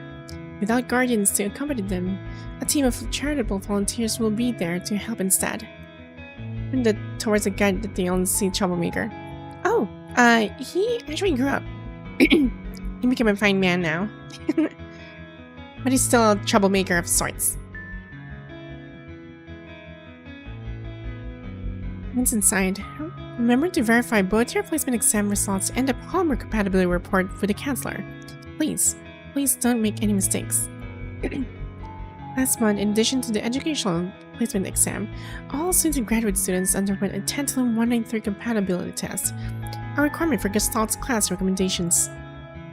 Most of them show high compatibility. It's only natural their results deviate from societal averages, given that many of their parents are consorts who went to war. All metrics in Wanshi's report indicate high compatibility. A line forms in front of the white doors. Wanshi stands at the end, clutching an old personal terminal from Dr. Melfi. He types a few lines, deletes them, and then repeats the process over and over. He ponders how to compose his letter. Dear Melfi. No, that's too stiff. Delete. Dear Auntie Melfi. No. He's never been disclosed to Melfi. If he sends this, she might worry something is wrong with him. Despite countless lessons on letter writing class, he still spends ages editing and re-editing his messages. Dear Aunt Melfi, I hope I'm not catching you at work. Please, excuse me if this message causes any disruption. Today, I'm meeting with the career counselor to confirm my future path.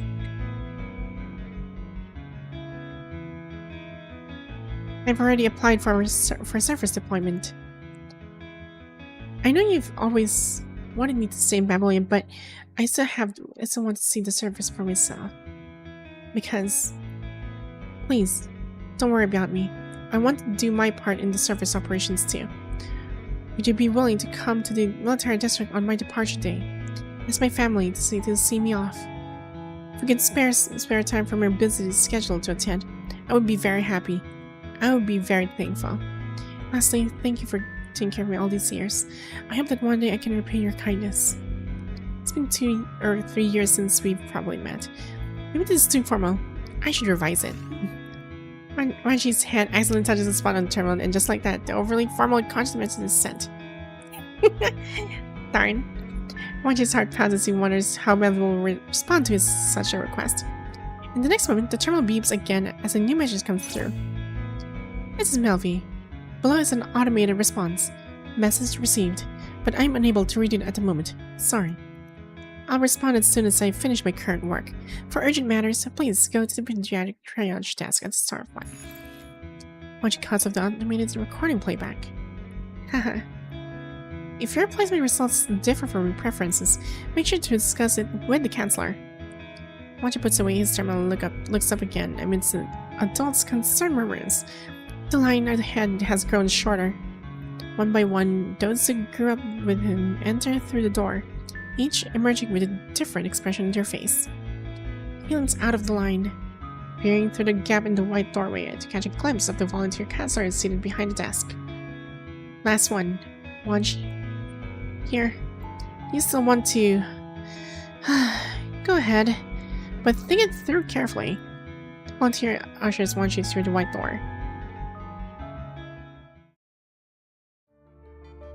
Wanshi serves a cramped room once more. 1 desk, 2 chairs. No, 3. In a corner invisible from the outside sits a man in a white coat, a sight all too familiar to Wanshi from his 7-star life. Wait, a man in a white coat, sight all too similar to Wanshi from 7-star life? It must be Kurono. I will bet this is Kurono. The doctor's name tag whose child is Chiron. Chiron? Chiron. Okay, this is new. I didn't even know this person. I've seen you before. Hello, I'm the head of the Construct Maintenance Department. Wanshi gives a puzzled look at the doctor he recognized from the emergency center, but Chiron motions for him to sit down first. You'll need to verify something. Oh, this is a doctor from Starlight. You might need to take your test with him. But first, we need to confirm your personal information and career path preferences. The counselor puts up a privacy screen. Let me see here. You show compatibility with Tantalum 193 Plumber. Your first recorded activity in Babylonia was at the Star of Life. Were you in Porifile as a child? Born with deficiencies. Been in pediatrics ever since. Wanshi can now smoothly recite the words Melvy taught him. Who took care of you? Dr. Melvy. She's still working in the pediatrics. Very well. Let's confirm your career preference. Do you want to become a construct warrior? Become a construct and fight for your family and friends. The counselor's mouse. That's from a propaganda. Is that really what you want? Family and friends? I just want to go to the surface.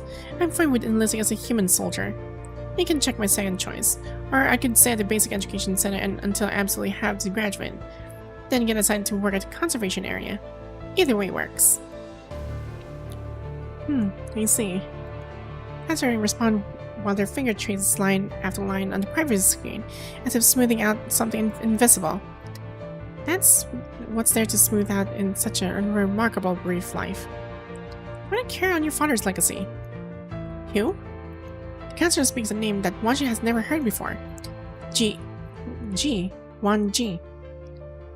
People from Kowloon sure have interesting names. Okay, that makes him graduate. It's all over. Oh no. But yeah, just to let you know, well, I was quite surprised here as well, but it's not really kind of like surprise of sorts, because I kind of figured out his name is actually from Kowloon, but I was not really sure. He's from Kowloon. And he has traces of Enegas from his father's side, so I don't know about his mother though. Your father was an excellent doctor who saved many lives in Kowloon. His service earned him the right to live in Babylonia. Yet, here you are. The counselor searches for the right words. Yes, mediocrity. That's what you've become. Your parents would never want you to turn out like this. Wanshi remains silent, still observing the counselor's description of his father. Is this your first time hearing about all this? Don't make it too hard. These situations are quite common, and the counselor scrolls down the screen, spots another document, and abruptly falls silent. There's nothing else to verify here, so about your application, would you like to reconsider it? What? You didn't finish. Was that my mother's file? What's wrong with their file? The counselor quickly closes all the documents, stands up from their feet, and gestures for Chiron, who has been listening nearby for a while, to take his place at the desk. Wanshi stands up from his chair as well. Why do you all make that face whenever she comes up? All of you? Raven knows, the person in charge of my dossier knows, and you know, she's still on the surface, right? Why hasn't she come to see me even once in all these years? Take a seat. There's still a test that you need to do carefully. Chiron slides a medical school aptitude test in front of Wanshi. Gestalt analyzes various factors: family background, physical condition.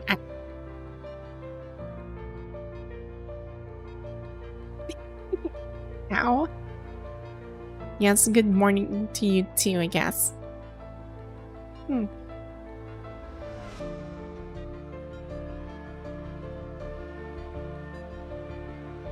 Okay, to calculate suitable career recommendations for each student, our volunteer counselor then makes the final assessment through communication. All this is done to ensure you have the fairest chance possible at making it your choice. While personal preference is the decisive factor in the process, people can sometimes make impulsive choices. That's why we established the Guardian application channel, offering a chance for reconsideration. Wanshi, while children like you don't have guardians, we carefully consider all applications submitted on your behalf by the center. That's how you got this opportunity today. You're still young. Everyone thinks your choice would be such a waste. We don't want you to spend the rest of your life regretting a decision made in a moment of defiance. Wanshi takes a brief look and then pushes the question back. Many years ago, his mother simply told him the story about Eden, and then asked if he would like to visit Eden.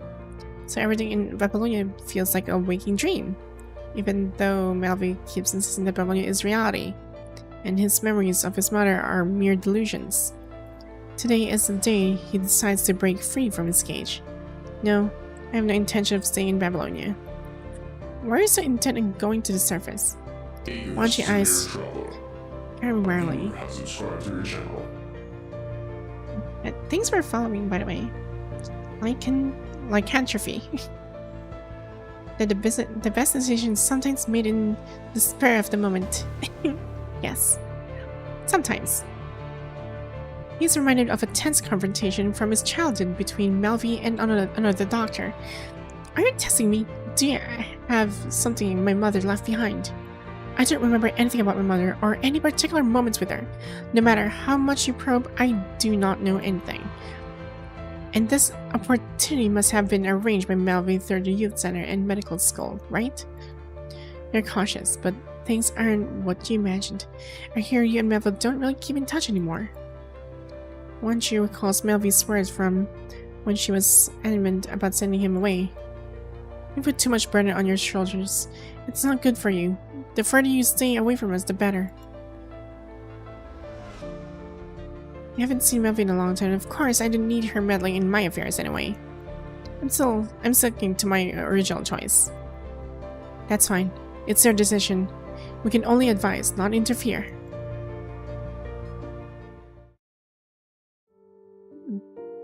Wanshi, with such excellent grades, do you really have to go to the surface? The Cure Counselor and some strange person wanted me to stay in Babylonia, but I refused. Why would you refuse such an opportunity? If you're thinking of going to the surface just to see the beautiful things, you'll regret it. You've never seen what the punishment can do, and but things should get better, right? What about you guys? Are Natalie and Pilo going to medical school together? I can talk you out of this. Forget it. I passed the medical exam, and both the counselor and Gestapo support my direction. Everything's set. After a few years of hard work in medical school, I can intern in related institutions, and of course, my ultimate goal is still the Star of Life. Your real target isn't Star of Life. It's Pilo. I can hear you. I can hear nobody asking you. Okay, as Natalie starts a one-sided quarrel with Frank, Wanshi is satisfied with successfully changing the subject. Casual takes a few more bites of the food. Stop hitting me. I just confirmed my application for engineering maintenance. I didn't know which institute I'll be assigned to yet, but the results come out today. Well, I guess we all got what we wanted, but I heard that some people who barely passed their specialization exams had their applications rejected, and were sent to work on the ground instead. No wonder I saw someone coming out crying. This is the first time I've heard of something like this.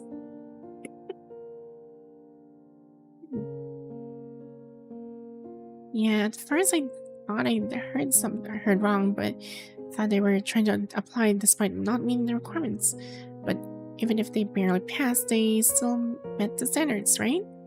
What reason can be there for rejection? Did this happen to the commuting students too, or is it just our applications that are having issues? Just our applications. People are already speculating about other factors behind the rejections. Something about their parents' occupations. How absurd. As if that's the reason.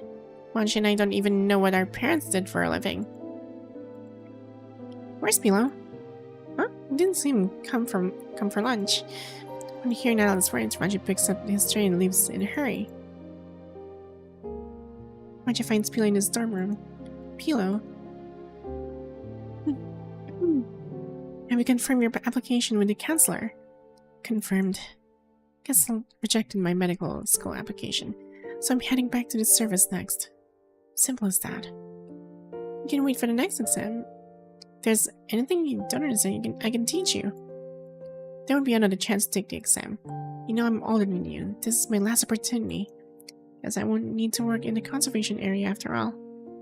Might as well just get converted into a construct. Who knows? Maybe consciousness transfer would help you learn faster. But didn't your scores exceed the medical school requirements? Why would I reject you? I've never heard of... How would I know? Peel's voice raised sharply. That jerk started going on about my parents the moment I walked in. They had the nerve to say that I inherited their physical traits, making me perfect for conversion. Peel, calm down first. I can't calm down. You're not my shoes. I'm not like you. Not as smart as you, so I studied my heart out. Took the test after test and barely managed to pass the minimum requirements for medical school. That same medical school you wouldn't even look twice at, and they still reject me. Something's definitely not right here. But this is how it turned out. Only now I do realize while I was desperately trying to escape my parents' fate, everyone else had already decided I shouldn't follow in their footsteps and sacrifice everything for humanity's cause. Remember that volunteer at the exhibition hall who started preaching us out of nowhere? How she called our families to abandon us heroes who died for humanity's greater good, and then tried to push us down the same path? That was just one person. And Teacher Mega already dealt with her. It's not just a few. My fate is all the proof you need. Someone told me today that even Gaston thinks this way. It's all just data and algorithms making decisions. The truth is, we orphans grew up reading these feel-good stories that society loves so much, only to become the protagonists of the next one. Those people out there, they love reporting about kids who volunteer for modifications, sure, but I wonder if they're telling the whole story. Why didn't they film me then? Show everyone how I resent them. I resent being abandoned by my family. I'm terrified of ending up just like them. What gives them the right to make us accept these algorithms? I don't want to go to the ground. I don't want to see any constructs. Everyone feels the same way about them anyway. The Youth Center posts so many commission emissions, but how many constructs actually show up to do them throughout the year?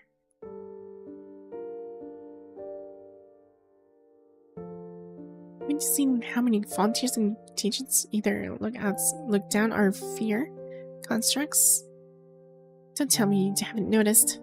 Even my parents were victims. All constructs shared the same fate, ending up in stasis in the construct maintenance department.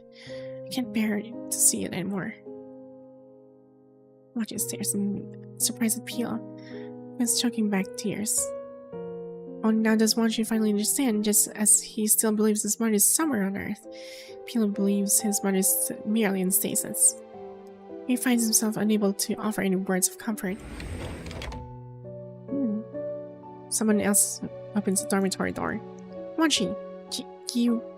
Wanshi just call her while waiting for Frank to catch his breath after rushing over. Did something go wrong with your application too? Natalie and I just saw your file's confirmation. It shows you're going to medical school. What? Okay. That's just great.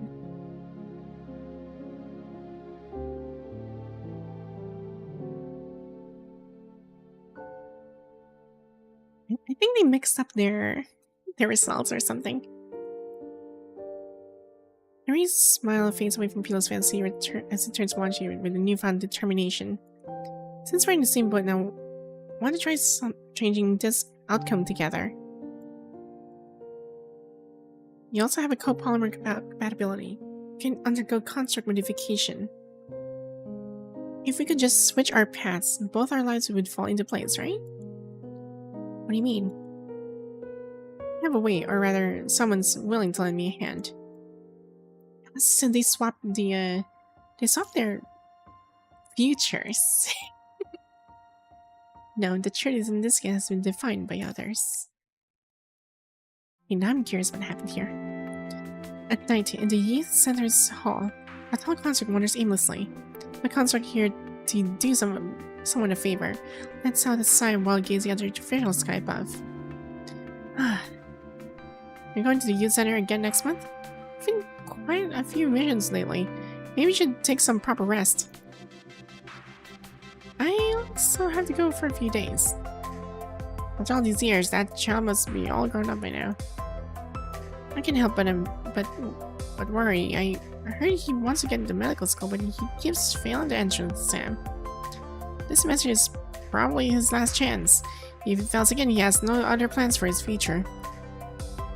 If I had kept watch just a little longer back then, his family wouldn't have been sacrificed. I failed to warn them in time.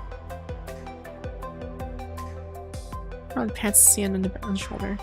Ever since the youth center started accepting construct commissions, this warm-hearted friend has become their rare construct regular. Shorthold is used to it by now. He had gotten accustomed to these requests ever since years ago, when Cian suddenly asked him to collect some bird feathers during a mission. During this time, Cian had taken over another commission from the youth center, but ended up seriously injured during a ground mission. Shorthold visits the construct maintenance department, and the result is inevitable. Now he's the one who has to worry about Cian. He gazes at the artificial skyline beyond the youth center. It's already dark outside. Does no one ever take their request from here? There's so many odd jobs piled up. After a busy day, Arnold finally finds a moment to breathe and attend some business.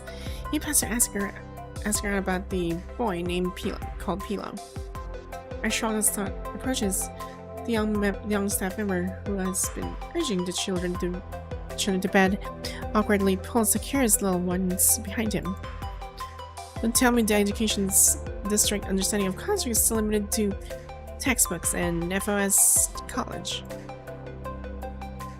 Deciding against questioning the visibly anxious woman, it turns down a corridor where two staff members, walking back together, point him toward the youth center's office area.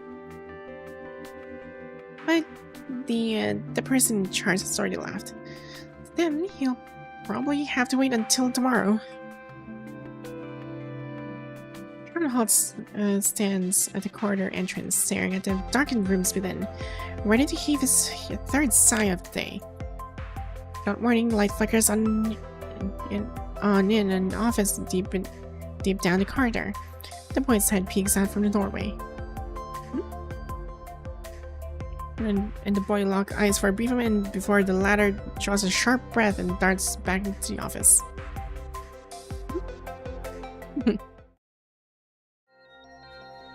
In the supervisor's office, a scrawny youth keeps watch at the door, while two troublemakers fumble with the supervisor's server. Pilo hands Wanshi a black access terminal dotted with glowing lights. Once you plug this in, we'll have access to the system. Are you sure it's okay changing assignments? That sounds impossible. Why would anyone be kind enough to help us like that? Obviously, it's people who can't stand this garbage system. You're overthinking it. Some commuting students told me before that they never had to worry about getting their desired schools. Their families would take care of everything. Tweaking regular grades, forging a press recommendation letter, polishing personal information, none of it's hard if you want to do it. Since no one's helping us, we'll have to help do it ourselves. Besides, the medical school quota is fixed. Swapping between us two won't affect anyone else. If you're scared, just give me back the infiltration terminal. Can't you hurry up? I almost got spotted by those teachers just now. Wanshi connects the terminal to the server. The server suddenly lights up with a blinding glow, briefly illuminating the corridor outside the window. The two criminals frantically scramble to adjust the brightness. She keeps the price this high? You should try to go blind or something? Shh, keep it down, Frank. That flashes now. Do you think anyone else had noticed? Frank carefully picks his head out to check. The next instant, Frank jerks back as if shocked by electricity. Outside. What? There's a construct there. It saw me. Watch it quick, hide. I haven't gotten into Simpson yet. Watch looks up, meeting a pair of piercing eyes through the crack in the door. Uh-oh. What are you all doing? Oh no, the kids are busted. Dim glow of the service showing up, spots Pilo. Huh? Here. Crap, run! See the moment your shoulder's attention wavers, Pilo grabs Wanshi and Frank. Presses through the door and makes a run for it. You've some nerve. But how could a few teenagers possibly outrun a military construct? They barely make it a few meters before Charlotte grabs them by the collars and drags them back. Charlotte holds one kid in each hand, while Frank stands rooted to the spot before him, no longer daring to run. He studies the blue-purple-haired youth for several seconds. So you're Pilo, huh? Who are you? Alright, forget about the family stuff for now. What were you all doing in here? You're all acting mighty suspicious. Orange's palm grows sweaty as he tightly clutches the terminal he managed to snatch during the chaos.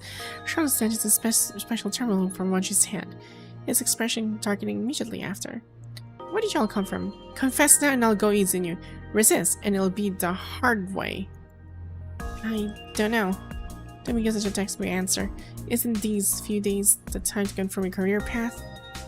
Fixes the stern gaze upon the youths, clearly aware of what they're up to. Do you realize this could get your admission revoked? I met the requirements. I definitely passed the threshold. Guess I'll make the decision on its own. I wouldn't become a contract on the surface. Answer me first. Who gave you the terminal? Someone who didn't want us to suffer this injustice. Shaw confiscates the intrusion terminal and tucks it in his pouch. Then methodically shuts down the office equipment and locks the door before leading the three to a quiet location. Wanshi quietly observes the construct who is now covering up their crimes. He remembers this construct. Many years ago when he accidentally wandered into the emergency center, it was the same construct who had covered his eyes.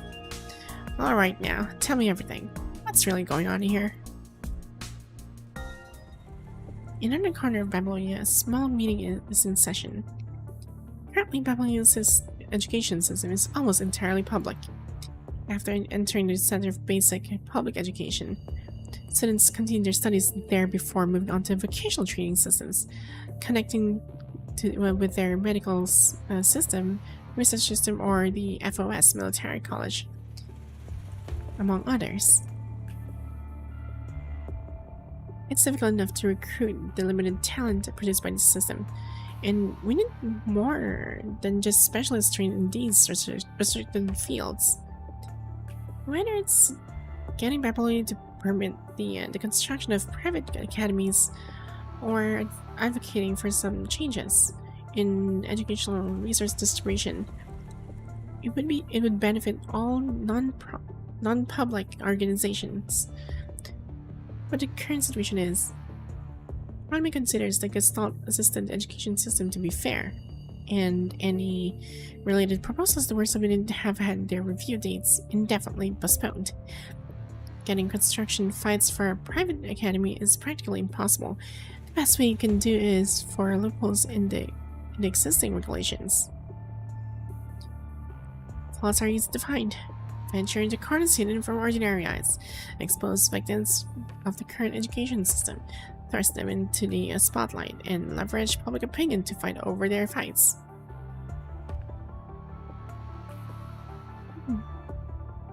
Where are the vulnerabilities we can find or create? There's a simple solution. Word is that someone has been tampering with several students' class assignments results. We should hear about it soon. Feed them any fabricated truth.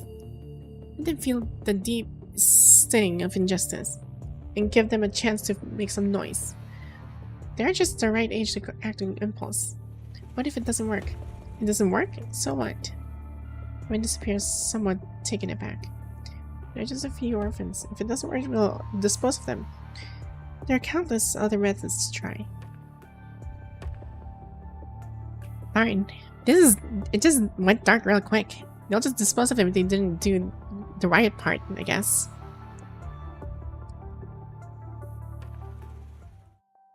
After the failure of the Phoenix Exchange plan, Wanshi and others faced stern questioning from the construct. Upon learning the general course of events, Charlotte contemplates for a moment before dismissing Frank, who isn't involved in this matter. His anger seems to have subsided as he studies the remaining two, Wanshi and Pilo. An uncomfortable silence fills the air. Finally, he takes the initiative and pulls out 2 pieces of candy from his bag. Want some candy? They're liquor-filled mints. Can you even eat this? Want to eat it? Can't. I'll pass, but thank you, sir. What a pain in the neck. Shorthaul tosses both hands in his mouth and crunches them both between his teeth. He noticed the holes in the children's story and realized this is likely all a ruse. He pulls out the black terminal he had confiscated from Wanshi earlier. Is this the person who gave you this thing? The same one who told you about the truth? No, and the ones helping me are all commuting students from school. Alright then, I'll look into this terminal, and you two should double check your grades with the teachers handling these matters at the youth center. Why are you helping us? You said you were my mother's comrade in arms. Sort of. I knew of your parents, but we weren't in the same squad. Actually, someone else was been keeping an eye on you all this time. I'm just here on their behalf to check on you today. Who knew you'd end up causing such a mess? You can see. His eyes widen. Some things I think it's better off to let him explain them to you himself. Wanshi has been sad all this time suddenly speaks up. Xian?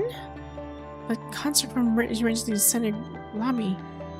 The one who tried to take me away. Oh, I remember now. You're the kid with a sharp tongue from back then. Jeez, how old were you? 4? 5? How can I remember so clearly? That's all I have to say. Please leave. Thanks.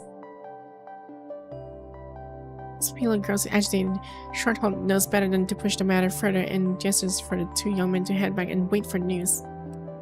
Wait. If you're really willing to help us this much, then could you help me find one more document? Wanshi stares into Lynne Shorthaul's face, tense from making this additional request. To Wanshi's surprise, this extra request isn't difficult for Shorthaul at all. Or rather, it isn't difficult for anyone except Wanshi himself. The next morning, Shorthaul hands documents to Wanshi. Take a look yourself. It's not even hard to get these. Even your teachers have access to them. Why were you the only one who couldn't reach them? Documents labeled Wanshi contain his basic family information and a detailed record of his life over the years. One parent's a doctor and the other is a researcher. I wonder you're so smart. Birth year, date, all correct. The punching outburst happened and my mother brought me to Babylonia. The severe illness and complications stayed in Starflight Pediatric Ward, rehabilitation. Father used to work at Kowloon Second People's Hospital. Wanshi scrutinized every word in the documents, searching for any inconsistencies with reality. Finally, following Shorthaul's finger, his eyes fall upon the name. Shu. Wanshu. A researcher. A former member of the Science Council. After going to the surface, she was declared missing, and there are no records after that. Wanshu. Wait, so that's his name? I mean, her name? So, the father's Wanji, and his mother's is Wanshu. And they have a son named Wanshi. Ji, Shu, Shi. I think one is their, surname. Where have I heard this before? A physical headache suddenly strikes him. Something's wrong? No, really, don't tell me you're just here to look up your mother's name and take a trip down memory lane. After a long deliberation, Wanshi makes his choice. He gives his doubt to himself. Yeah, I just wanted to confirm these things. Do you need to hide from me? Your face says there's more to this. Maybe I do. Fine, I want to ask about it. Let's get to business. Used to the routine. Use hesitation by now. Shorthaul takes out the black terminal once again. If a commuting student gave this thing to Pilo, you should be wary of your classmates for now.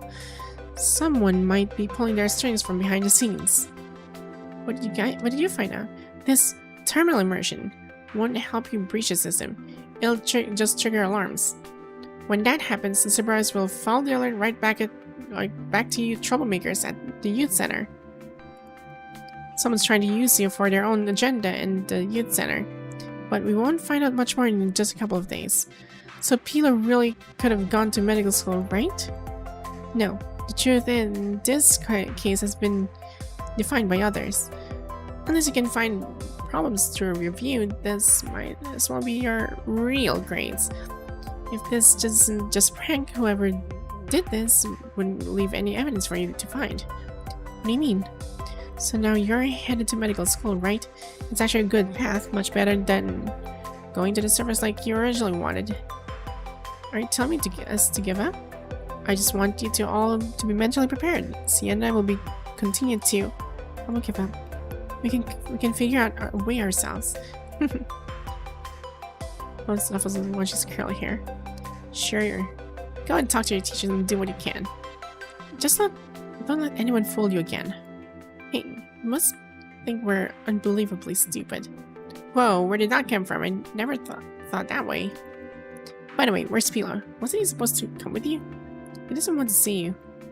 Easy. Still holding a grudge against Sienna and his mother's other teammates?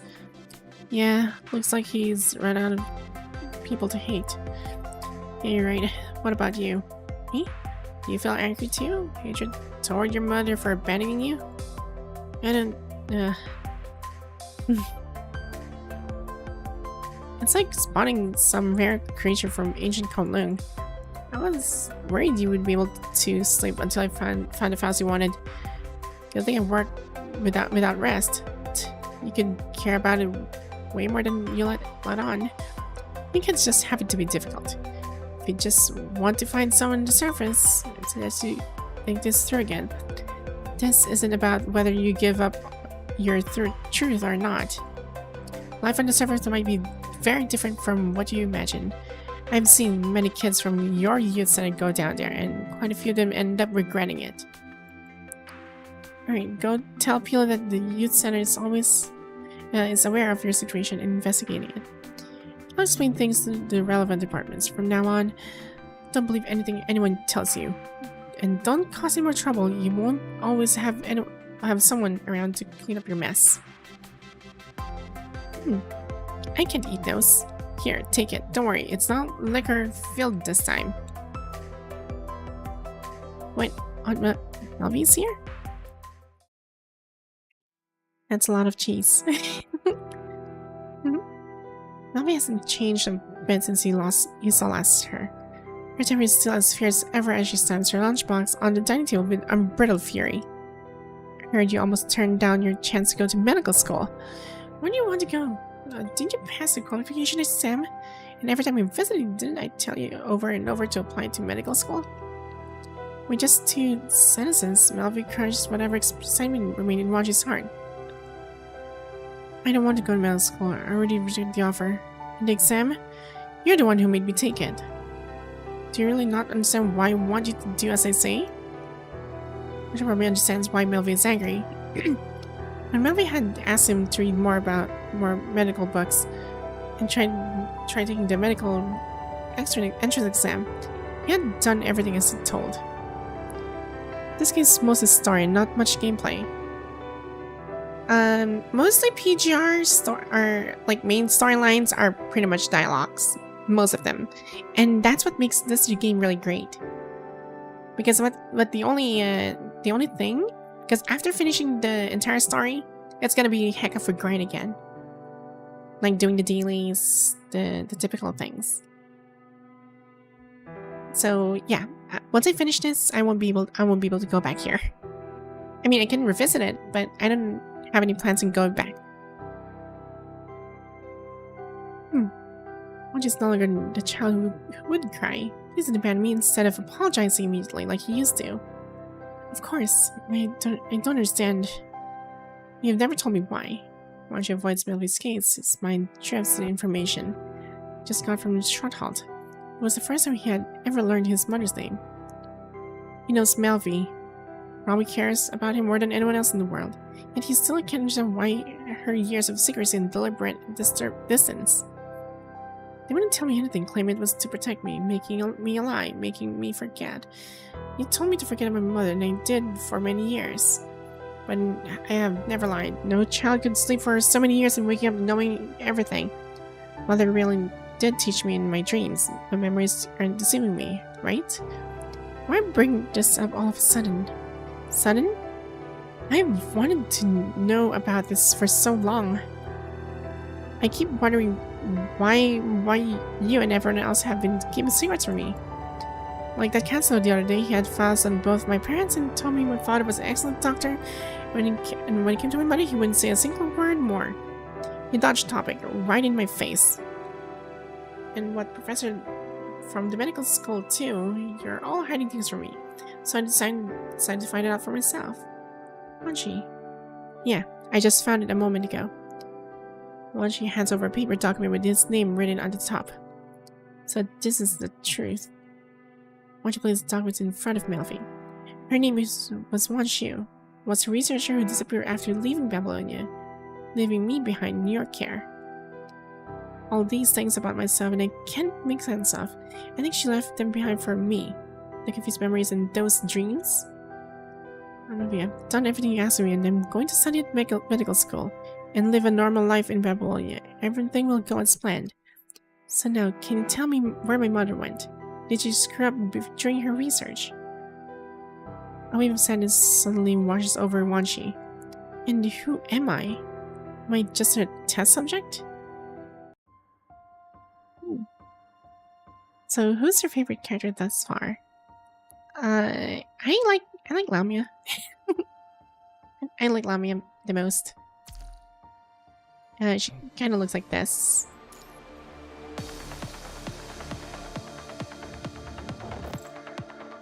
This one. This is Lamia.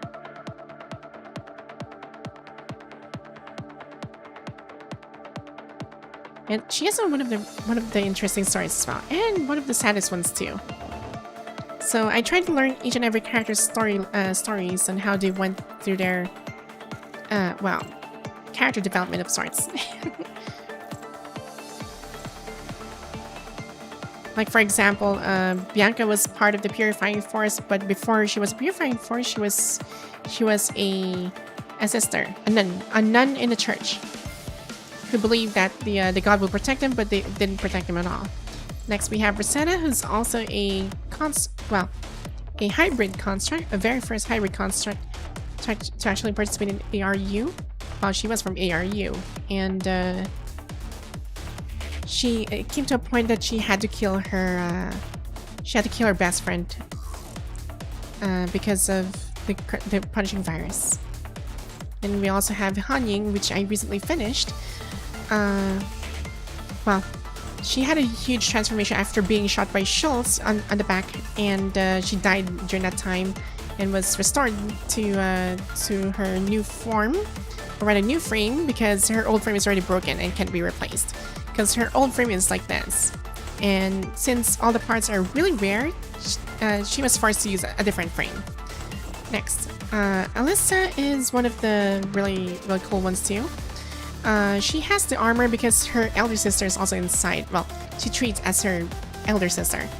And other consciousnesses were also part of the experiment, and they all died just to be part of this weird experiment created by Chrono himself. And later on, Chrono died because of this, and she's already, well, she's the one who actually ended it off. So, yeah. And now she's the only construct that actually has the ability to, well, interact with her armor. And the armor has its own consciousness as well. She can talk, like, telepathically, I guess. What else? Pulau is, well, her original name is actually Yo-Yo, and she was, well, founded and raised by Lady Chu. And she became, like, one of the best, well, if not, she's the leader of the Pulau crew in Kowloon. Then we have Watanabe, who also is the leader of the Forsaken. So there's that. He's a really actually, he has a very interesting story too. The fact that he was, well, he saw the lies through Babylonia, and he was actually left out.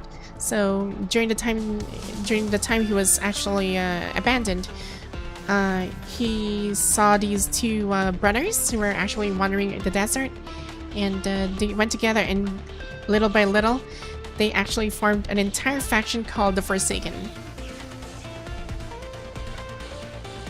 Yeah, so his later version, he became like this. this is his later version. Because the fact that he actually, well, he technically died. And he was restored. He was, well, repaired of sorts. And the heart that he's using right now is from a friend that's part of the Forsaken crew who sacrificed himself to revive Watanabe. Yeah, I'm trying to learn each and everyone's story. It's really interesting. And I also have Bridget, for example, who's also part of the support force, and she also has a very she wants to know the truth on what happened to her, the truth behind the Norman Mining Corp, because they're keeping secrets from her. So that's when she became a construct. So she gets leverage towards inquiring or getting more information about the Norman Mining Corp.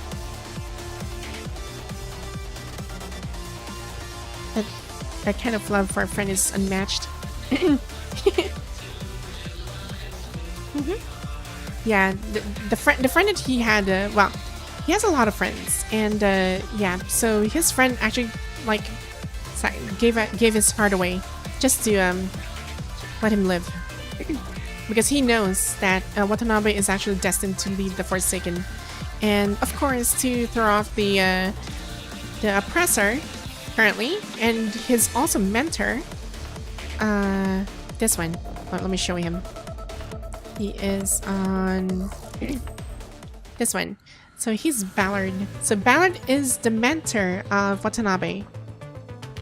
He's a mentor before, until they differed on, well, on how they want to run, how they actually want to reveal or to know the truth, kind of thing, about Babylonia's lies. So Ballard decided to, like, you know what, I'm gonna blow up the entire Babylonia because that thing is a ship of lies. And I'll show them the truth of what it means to be the Forsaken something something. But he used to lead a group before, but not as good as Watanabe. And when Watanabe died, he tried to usurp the leadership. And he ultimately failed because all the people there are still dependent on Watanabe, even though he quote-unquote passed away. So, or he was missing during that time. So right now, yeah, we defeated Ballard in the story, and he died in a very dramatic manner because he could have killed Watanabe, but he didn't. He decided to save Watanabe in the end because he still owes his Watanabe's father that he's still a good child. So being an uncle he's a really good one, despite his perception of things. How long have you been playing this game? That sounds like a lot of gameplay. Yes, I've been playing this game since January of 2023? Is it 2023 or 2022? I don't remember. I think it was 2023. Yeah, it was 2023 when I started playing this game. It was interesting. Is it 2023 or 2022? I'm thinking. Yeah, I think it was 2023.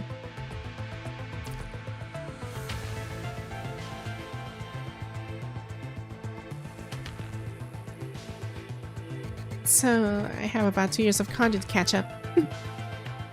I mean, not just the content itself. I mean, you can still like catch up entirely because I only play PGR like for the story. I play it once a week, so it took me some time. But if I'm gonna play this like every day, I would be able to like catch up in less than 6 months. Less than, or probably less than 3 months even. It's gonna be really fast.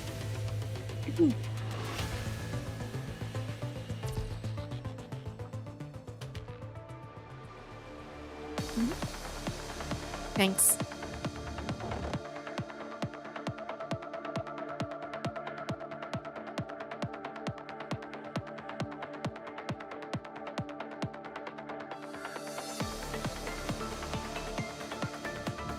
There you go. Yeah, so that's pretty much their stories. And I still have to do the freaking stronghold. Stronghold is really challenging. Maybe I should do some strongholds. Yeah, I think I should do some strongholds. Let's see. Maybe this will do. I'll stick with this.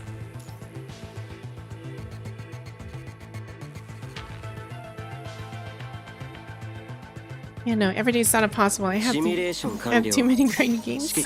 Understandable.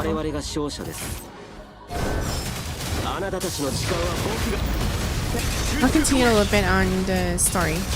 Just need a little bit of offset. 時の果てで滅びよ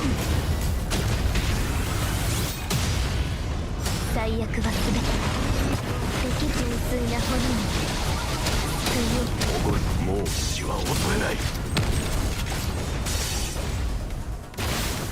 命がけで恐れはしないこれこそが不屈の意志道を切り開く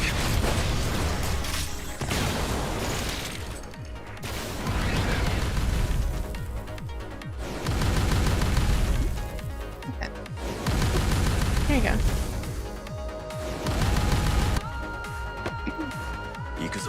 I'm enjoying the story. Starting to take over the story. It's all good. I just need some offset a little bit. Just a little bit of offset.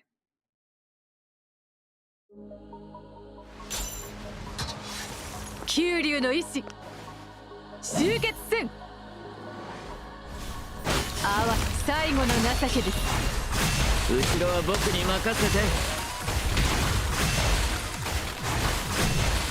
さあトアへと天才的なタッチこれがまたいける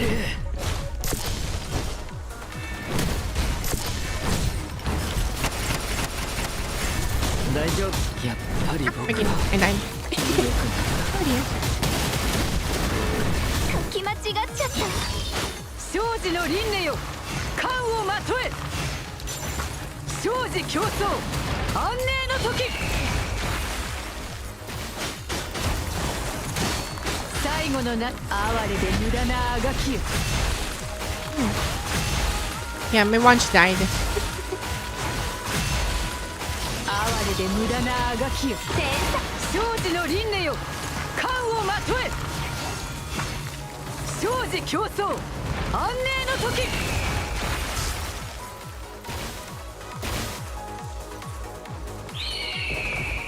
九龍の未来を共に見届けましょう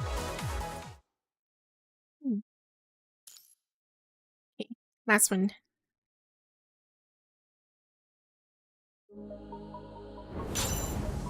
この戦い私を楽しませてほしいものね全力で風より解かれし力我が刃と化せ戦士狩りが始まった宿命の風は私が断ち切る私についてあがいてみせて私がいる場所が戦場よそうねあいつらを切り裂くあなたはここへ逃げるね隙だらけ獣逃げなさい逃げなさい It doesn't work, but you just have your hands full. Yeah, it is. My hands are really full. あなたの色あなたは隙だらけそうねあいつらを切り裂く獣逃げなさい逃げなさい風より解かれる力我が刃と化せ戦士の歯応えないわ夏しないね楽しんでくれたするわ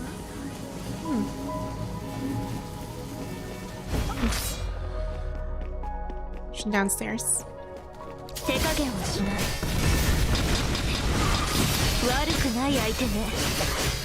無駄な抵抗はやめなさい。戦士情けないよ。宿命の風は私が断ち切る。私がいる場所が戦場よ。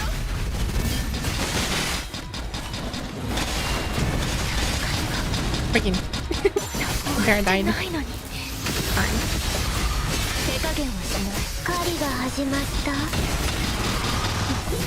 歯応えないの。宿命の風は私が断ち切る。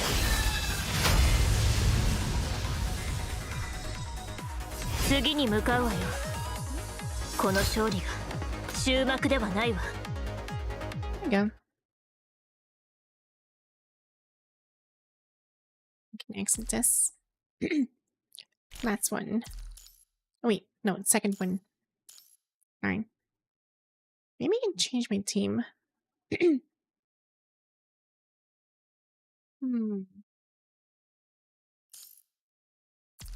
Yeah, maybe I can change my second team. Let's change this.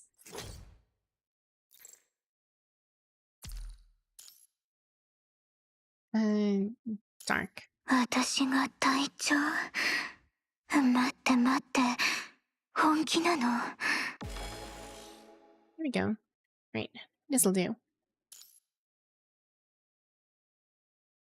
Gotta do my weeklies before the laziness heavy. But the laziness heavy. Yeah. I feel that one too.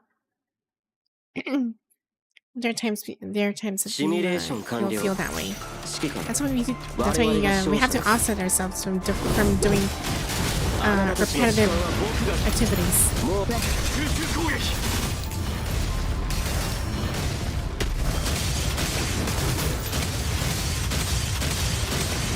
大したことじゃありません。集中しましょう。時の果てで滅びよ。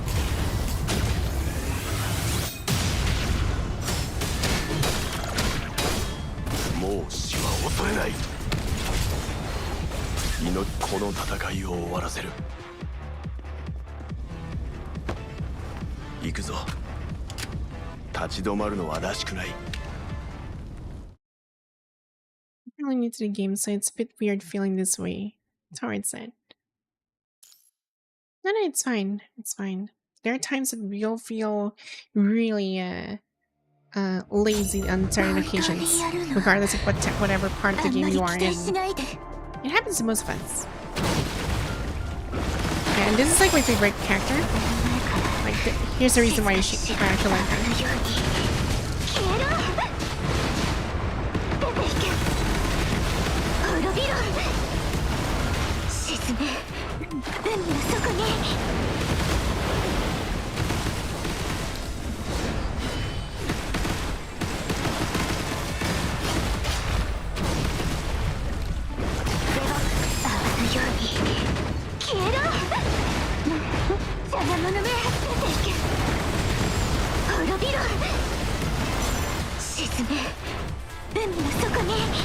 'Cause you need the first minute to offset the repetitiveness for a while. That's true.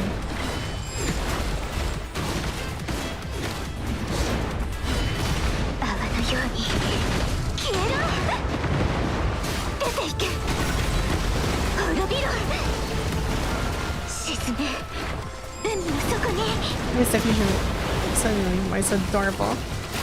Yep, exactly.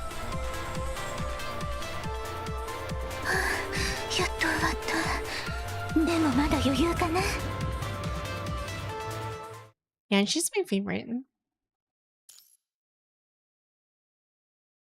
And then the other character I also like is Rosetta, and also Bianca.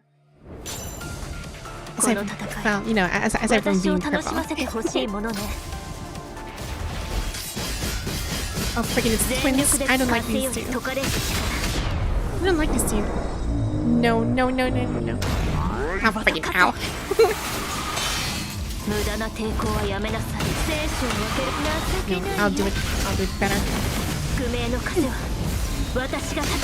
I freaking hate these twins.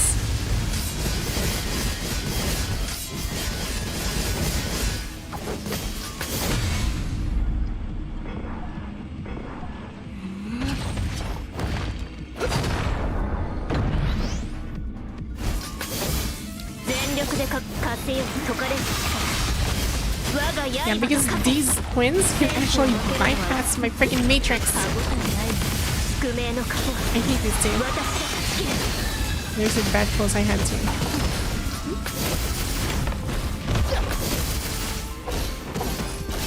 風より解かれる力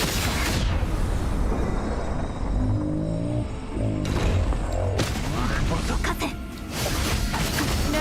ないよ楽しんでくれたする宿命の風は私が断ち切る There.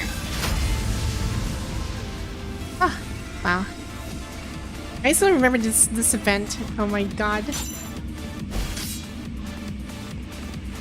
次に向かうわよこの勝利が It was during the time of the I think it was the surviving Luchum event.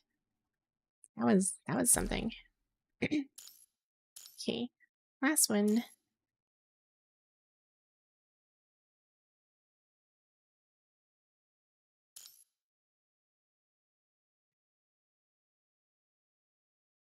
One more.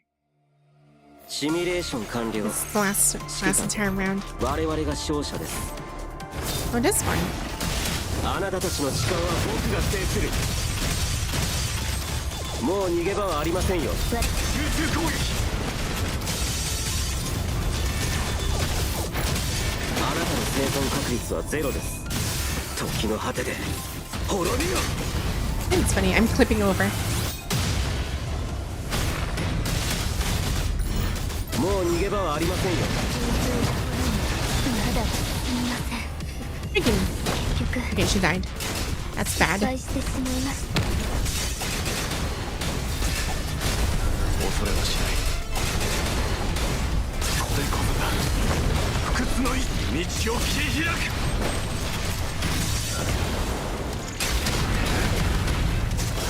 もう死は恐れない命がけで生き抜いてやるこの戦いを命がけで行くぞ生き抜いてやる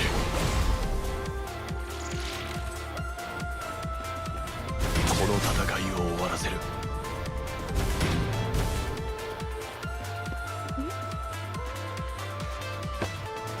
行くぞ立ち止まるのはらしくない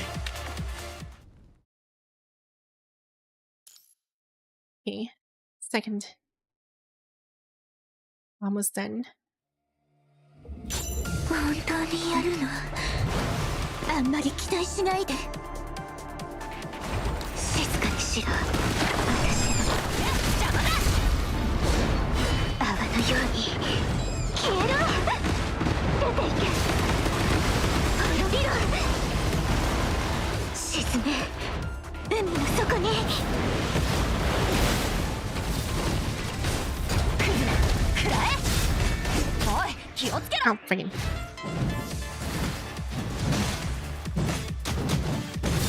おい気をつけろ Oh, friggin'. では Freaking. I didn't time that one. I didn't time that one. Hold on. Well, let me redo that. 本当にやるのあんまり期待しないで I'll try again.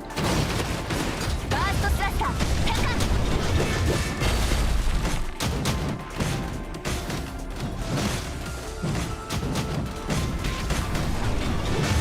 There we go. ではいくよふん来るな食らえ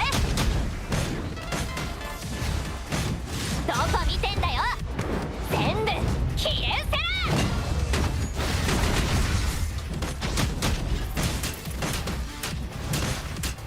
Restart of shame. Yes. Restart of shame. おい気をつけろ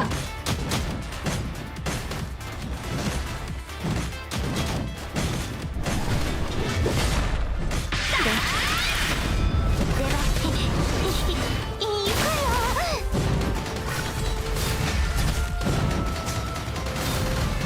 おい気をつけろ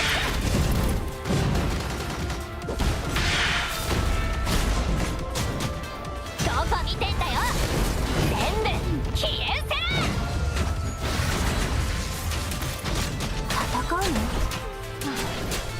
こういうのは本当に苦手なのよ。バグが出た。ハッキングデータバグ発見侵入開始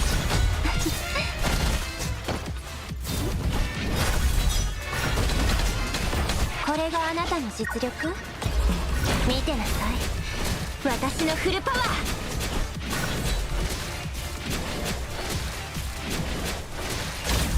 侵入開始。ハッキングバグが出た。Ow.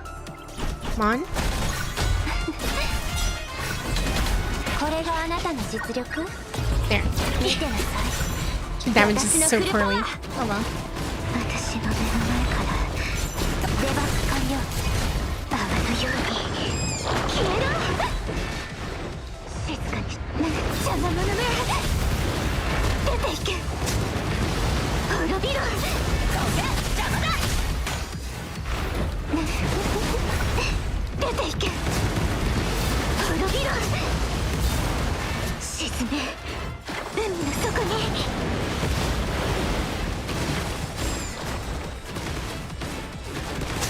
デ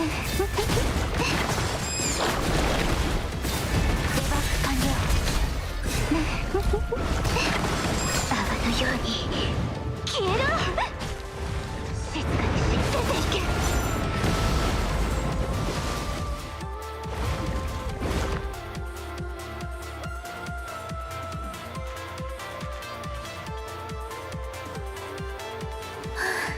やっと終わった。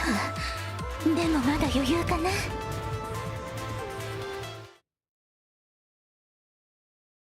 Black hole. Wait. Last one.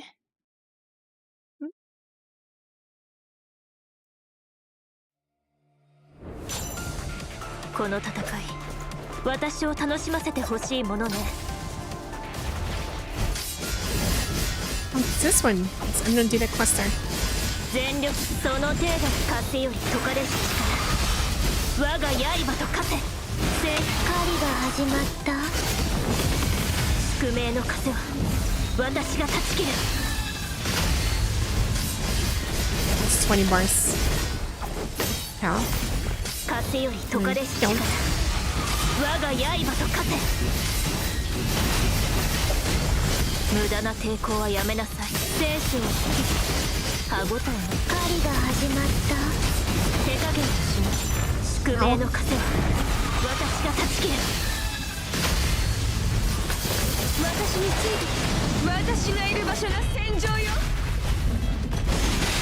隙だらけ。私の邪魔をするのずいぶんいい度胸してるわね。 Uh-oh.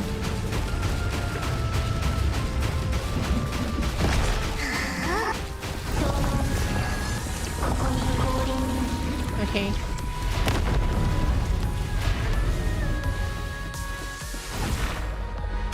私がいる場所が戦場よ。肩を折るわけに気配。 Freaking. Oh my god, that one swing actually killed her. あがいてみせ。ゴミくず。戦いは And she also died. 終わってないのに。 This is not 無 good. 駄な抵抗はやめなさい。 Okay, that was painful. That was real painful. この戦い Her damage just 私を suddenly 楽 went しませてほしいもの went over 100. その程度の抵抗なの風より解かれし I have to plan this carefully. 我が刃と化せ。せなってないよ。楽しんで。宿命の風は私が断ち切る。あなたはここへ逃げるの？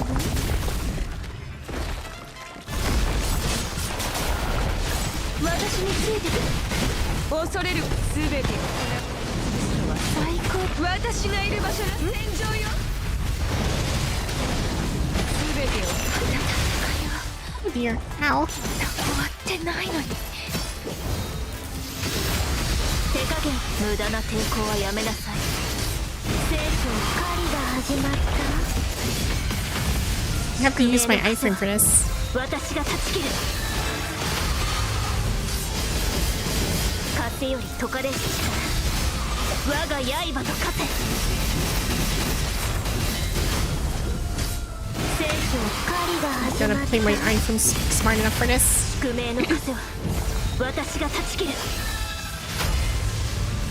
Uh-oh. ここに降臨獲物の匂いがするあなたはここへ逃げる手足緩めてはダメ獲物 That 逃 hurts. げな Ow. さい逃げなさい That's gonna hurt. 気 Oh, 配 freaking. Ow! That blink! Holy crap. 手加減をしない聖書を分ける No, you don't. 歯応えないわ宿命の風は私が断ち切る Yes, Narwhal. 風より解かれし力我が刃と化せ聖書を歯応えないわ手加減をしない無駄な抵抗をやめなさい聖書を分ける歯応えないわ宿命の風は私が断ち切る風より解かれし力 Bit more. 我が刃と化せ Freaking. Ow. 私の結末は I lost that one. Darn. It's こ so の戦い close. 私を楽しませてほしい I も can の do で this. す I can do this. It was so close. It's not. I'll just try to 全力 watch でか on かって his skills 風 properly より this 解か time. れし力我が刃と化せ狩りが始まった宿命の風は私が断ち切る私についてきた全てを粉々に潰すのは最高だわ私がいる場所が戦場よ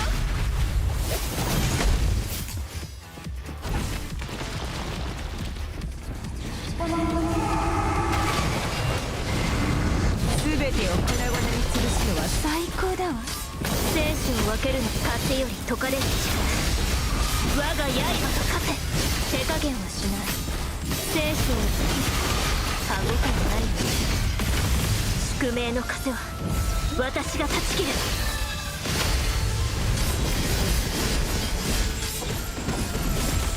そうね情けないよ楽しんでくれとする It's right behind me. ここに降臨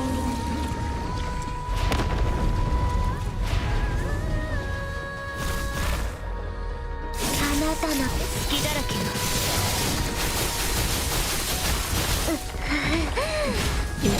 That's one swing.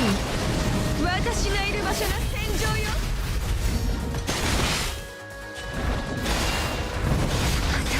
私がいる場所が戦場よ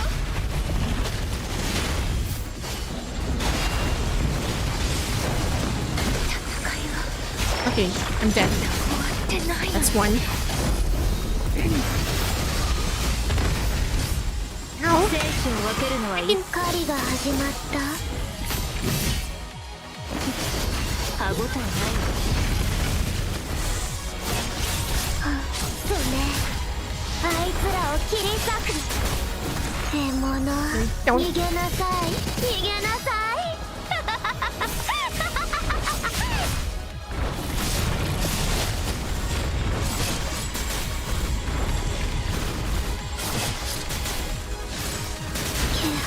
Oh my god. Ow. That's gonna hurt. 手加減をしない生死を分ける歯応え Almost ない down. 宿命の風 A little bit more. 私が断ち切る風より解かれし力我が刃と化せ生死を分ける You're 歯応えない done.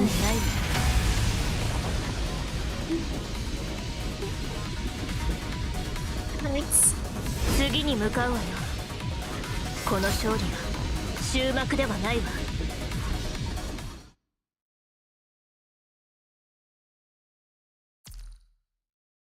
That was scary.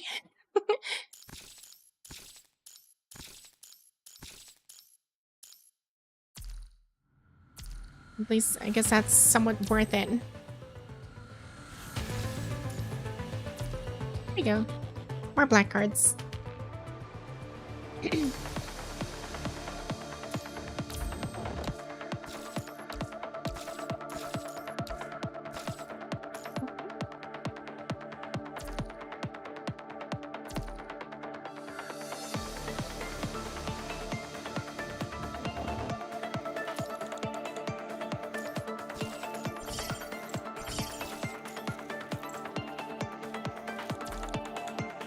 Yeah, I think that should do it. Hot darn. That fight in the stronghold is really something. It's gonna get even harder. Wait, how many fights do we need?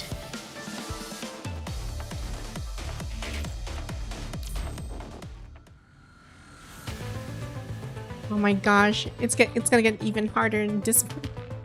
Oh dear. The bright side, at least managed to progress all the way here. I'm already like 17. It's WGAA stage. Then the Great Tower, the Lunar Base, the Aquarium, Spiral Tower. Darn, even Fort Winter is here. Wait, I think Lilith is gonna be in this part, most likely. Straight up deep blue. Yeah, this is gonna be Cynthia, blah, blah, blah. I keep forgetting her name. It's like Cthulhu of sorts.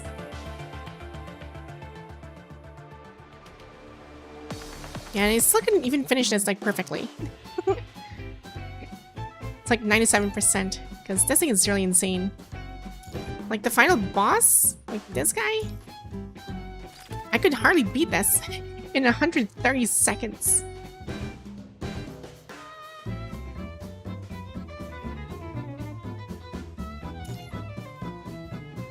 Can I even change them? No, I can't. They're pretty much fixed.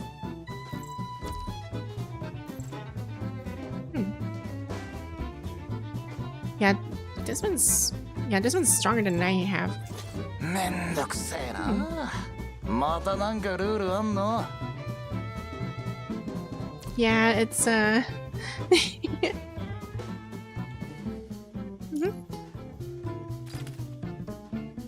130 seconds. Yeah, so basically 2 minutes and 10 seconds. You have to defeat the boss in that time. And he has an insane amount of health. It's like damn,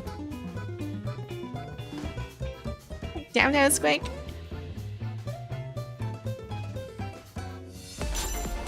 Yeah, you can see his health here. 私の邪魔をするなんてずいぶんいい度胸してるわね。私がいる場所が戦場よ。 100 bars of health.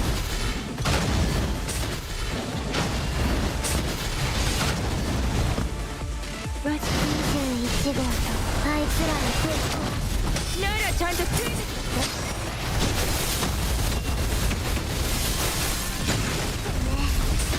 獣逃げなさい逃げな Let's see if さ I'll い be quick enough for this. ウォーミングアップ終了だ。うるさい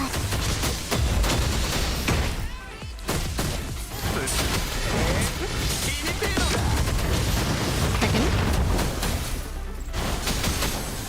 Third. Let's go. 全力を尽くしなさいノクティス Oh, freaking. 私の邪魔をするなんて全てを粉々に潰す私がいる場所が戦場よチャンスだぜ隊長。そっちもサボるんじゃないわよ Okay. Yes, the second phase.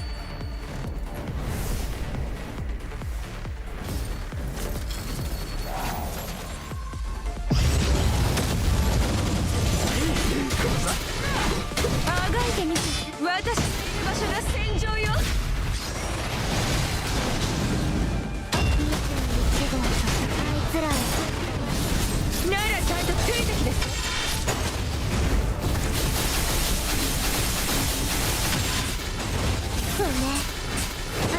以上の痛みを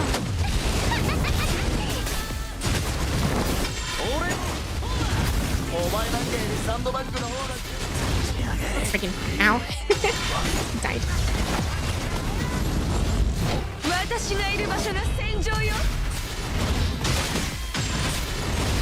あがいてみせて。私がいる場所が戦場よ。 Oh, darn. I missed 1 second. 勝利しても私には絶対服従よ。そうよ。 Darn it. I missed 1 second. Oh my god. Missed 1 second. I actually got him. What the hell? Wait, I actually got him. Like, really good. Fine. Freaking one second. Yeah, he was flying thing. ずいぶんいい度胸してるの。あがいてみせて。私がいる場所が戦場よ。21号、あいつらをぶっ壊す。ならちゃんとついてください。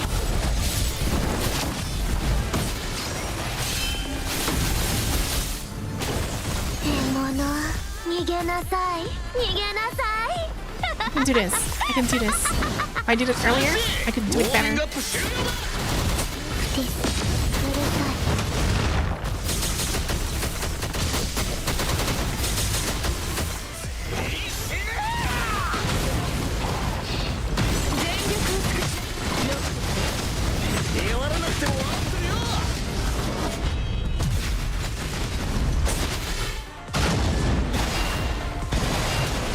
私がいる場所が戦場よ。チャンスとせ隊長。そっち守るんじゃないわよ。触ってやる。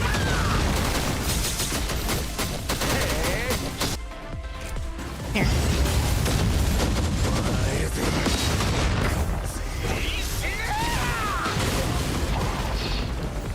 Kari, 21号が許可する。ようやく俺様を思い出したのか。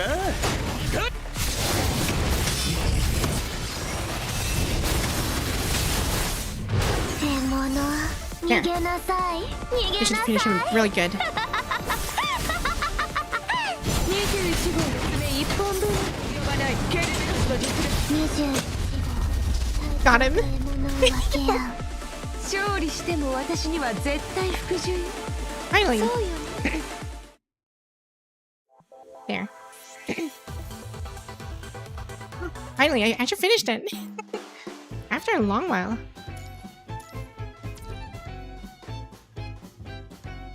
There. Now I don't have to go back to this thing anymore.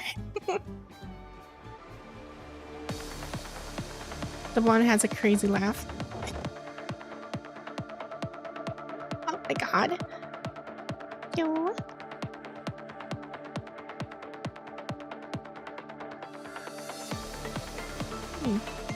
The blonde one? Wait, which blonde one? The blonde? I have a blonde? Which one? I mean, she's not blonde. Wait, is she blonde? You mean this one?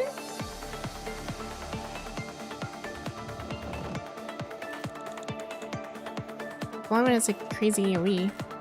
Like, there are only a few blonde characters, like this one too. I don't know, this one's somewhat blonde. One you just used. Oh, okay, you mean,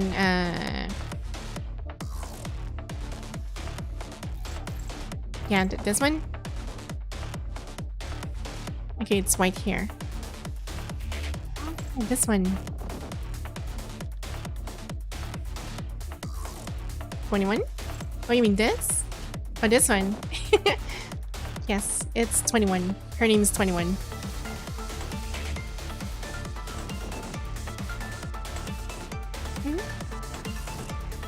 Yeah, that's definitely 21.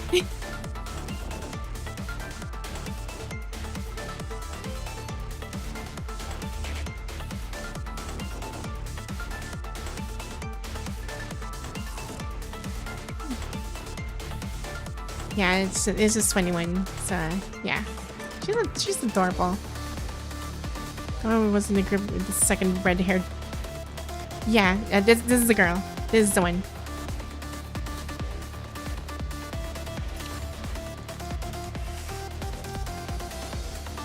I also have like some of her coatings. This one's like free. So her original design was like this, and if you get her final form, it's like this. Then then I only gave her like a coating. That's pretty much it. That's a crazy lady laugh. Yes. Actually, speaking of her, she has other coating as well, which I don't have. Like this one. This is really cute.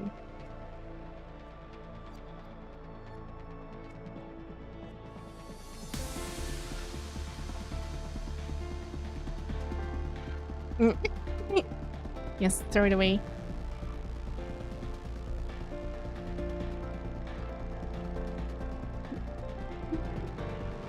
Aw. And there's also this one. Waiting for Alpha and come back in the next event. Yeah, it's gonna be awesome.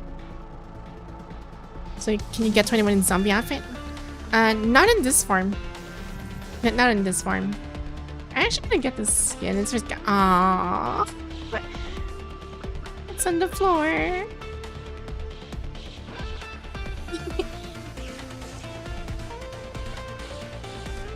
Yeah, so the zombie outfit is like on her dark form, which is the this one.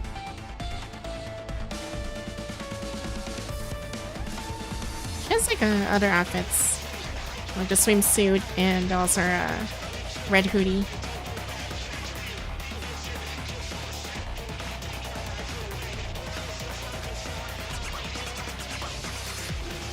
Do you happen to know if it will be a graduate event or will use its own currency?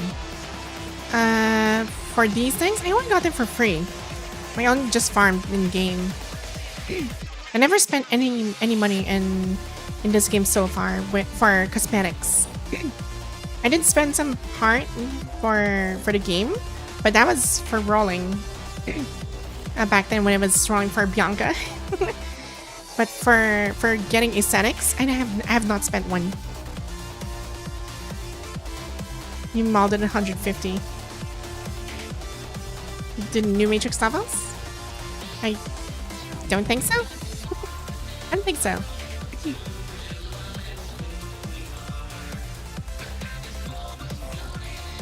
Like derived from Matrix? No, I haven't. I'm still way behind. Darn, it's so far away. It is 10k BC, the Apple one. 10k?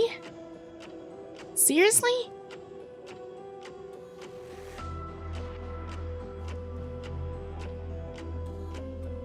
Wait, this is gonna be for the next patch, right? This is gonna be for the next patch. If my memory serves right.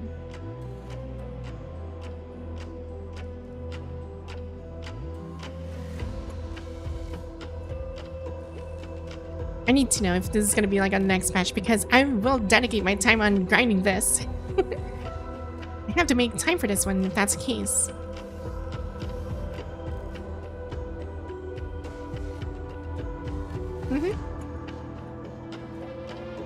Yeah, 10k is crazy. Just I'll be lurking for. Okay, alright, Miss Massa.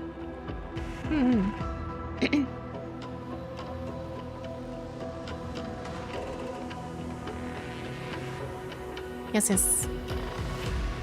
Yeah, I guess I need to start farming even for this one too. There's like a lot of stuff here.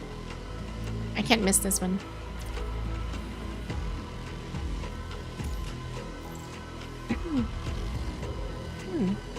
Beyond Rabbit Hole Night Watcher for the first time. Yeah, there's like a couple of things.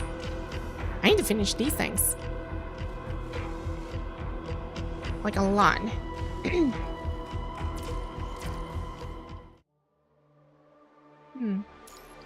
Patch Refraction, I still haven't really, Yeah, I still haven't finished this.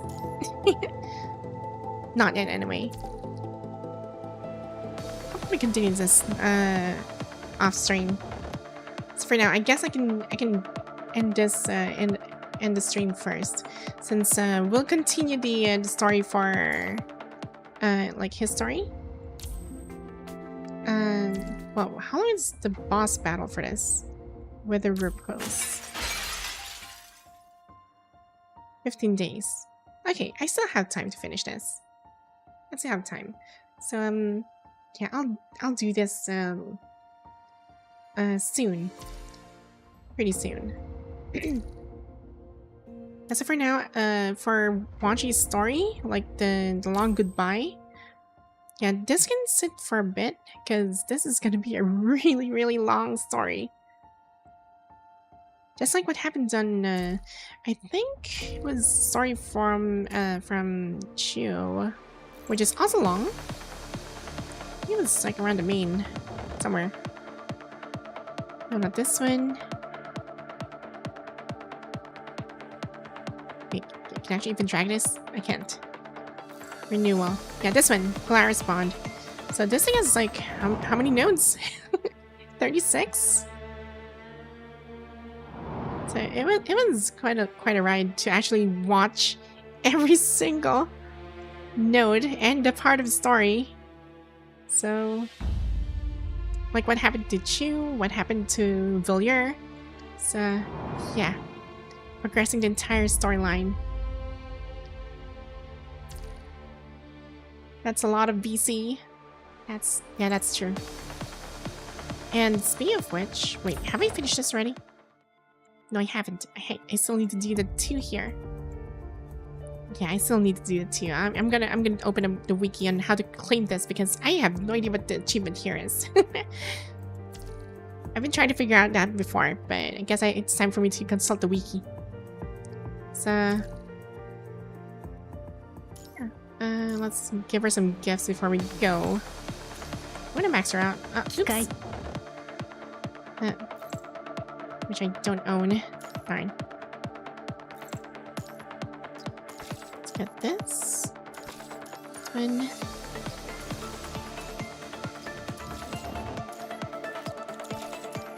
There. That should do it.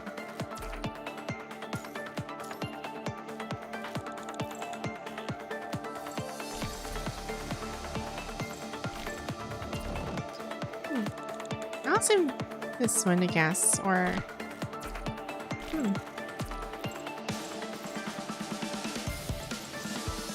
yeah, I'll just spend everything. Let's go.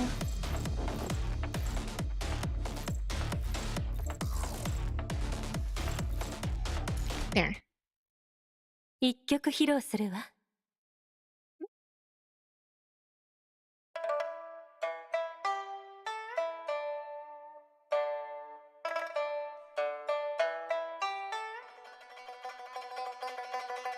Actually, I like how the music actually, like the background music stops, and we'll just listen to her pipa. この心奏でる琵琶のね。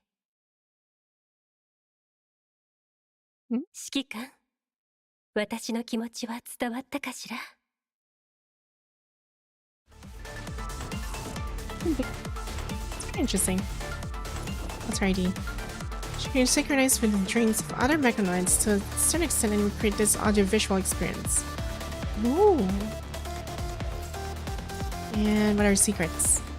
Explain to other mechanoids that despite playing a four-string instrument, she can't be a bassist. Okay. I see. The new frame received hardware upgrades, but Collins' instruction set architecture was difficult to replace. The chief technician of the Church of Mechanic painstakingly studied books like The Art of Calling Programming and Calling Computer Architecture Guide. Mentioned the new hardware was perfectly integrated with the King 36 instruction set. Huh. Dang. She had to learn a lot of things. But it's pretty nice though. I still like this. Anyway, so yeah. Anyways, I'll end it up here, and just for a note on this this Wednesday's upcoming stream, which is gonna be Doom, and I only know about Doom is that there's this one Doom guy who's just obliterating demons from the other realms, and it's sci-fi with guns and explosions and more gore, and I don't know what's else in there, but that's all I know. And he has this like weapon called Crucible, so I'm gonna learn nowadays. I'm gonna learn how that went on, because I have never played Doom in the past, not even once. The only Doom that I know is just the I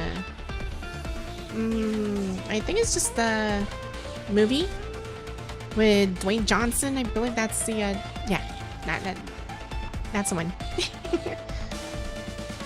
The Rock. So yeah, that's the only Doom I know, but other than that, it's just practically I have no idea. It's all just memes where I'm seeing this one Animal Crossing being part of Doom guy and does pretty much whatever Doom is. Anyway, so yeah, I'll see you guys on Wednesday, and well, you guys have a good one.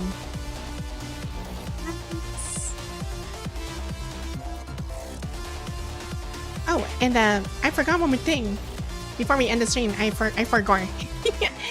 I always keep forgetting these things. On YouTube, well, let me see if we can raid somebody or redirect somebody, and also on Twitch as well. So we'll have to check it out. Where is? Yeah, there's no one on YouTube, but on Twitch, let's go and check it out.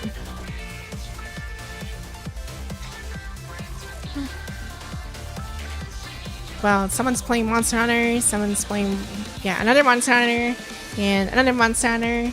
Everybody's playing Wilds. What the hell?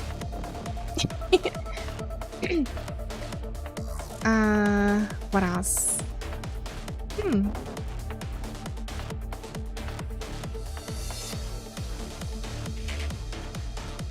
Yeah, everybody's playing Monster Hunter, and what's this game called? A Little to the Left.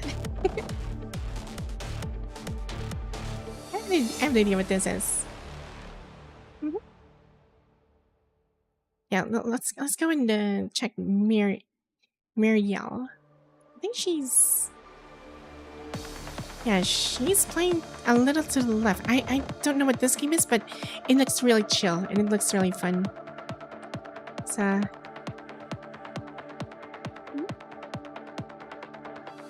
well, we don't have much, but she seems pretty nice. Now let's go and pay her a visit. Okay, as for the raid message, well, we can use this one. Let's use this one for the raid message, and yeah. Okay, let's go ahead and adjust everything for her.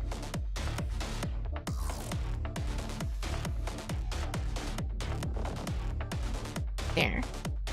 Just copy this.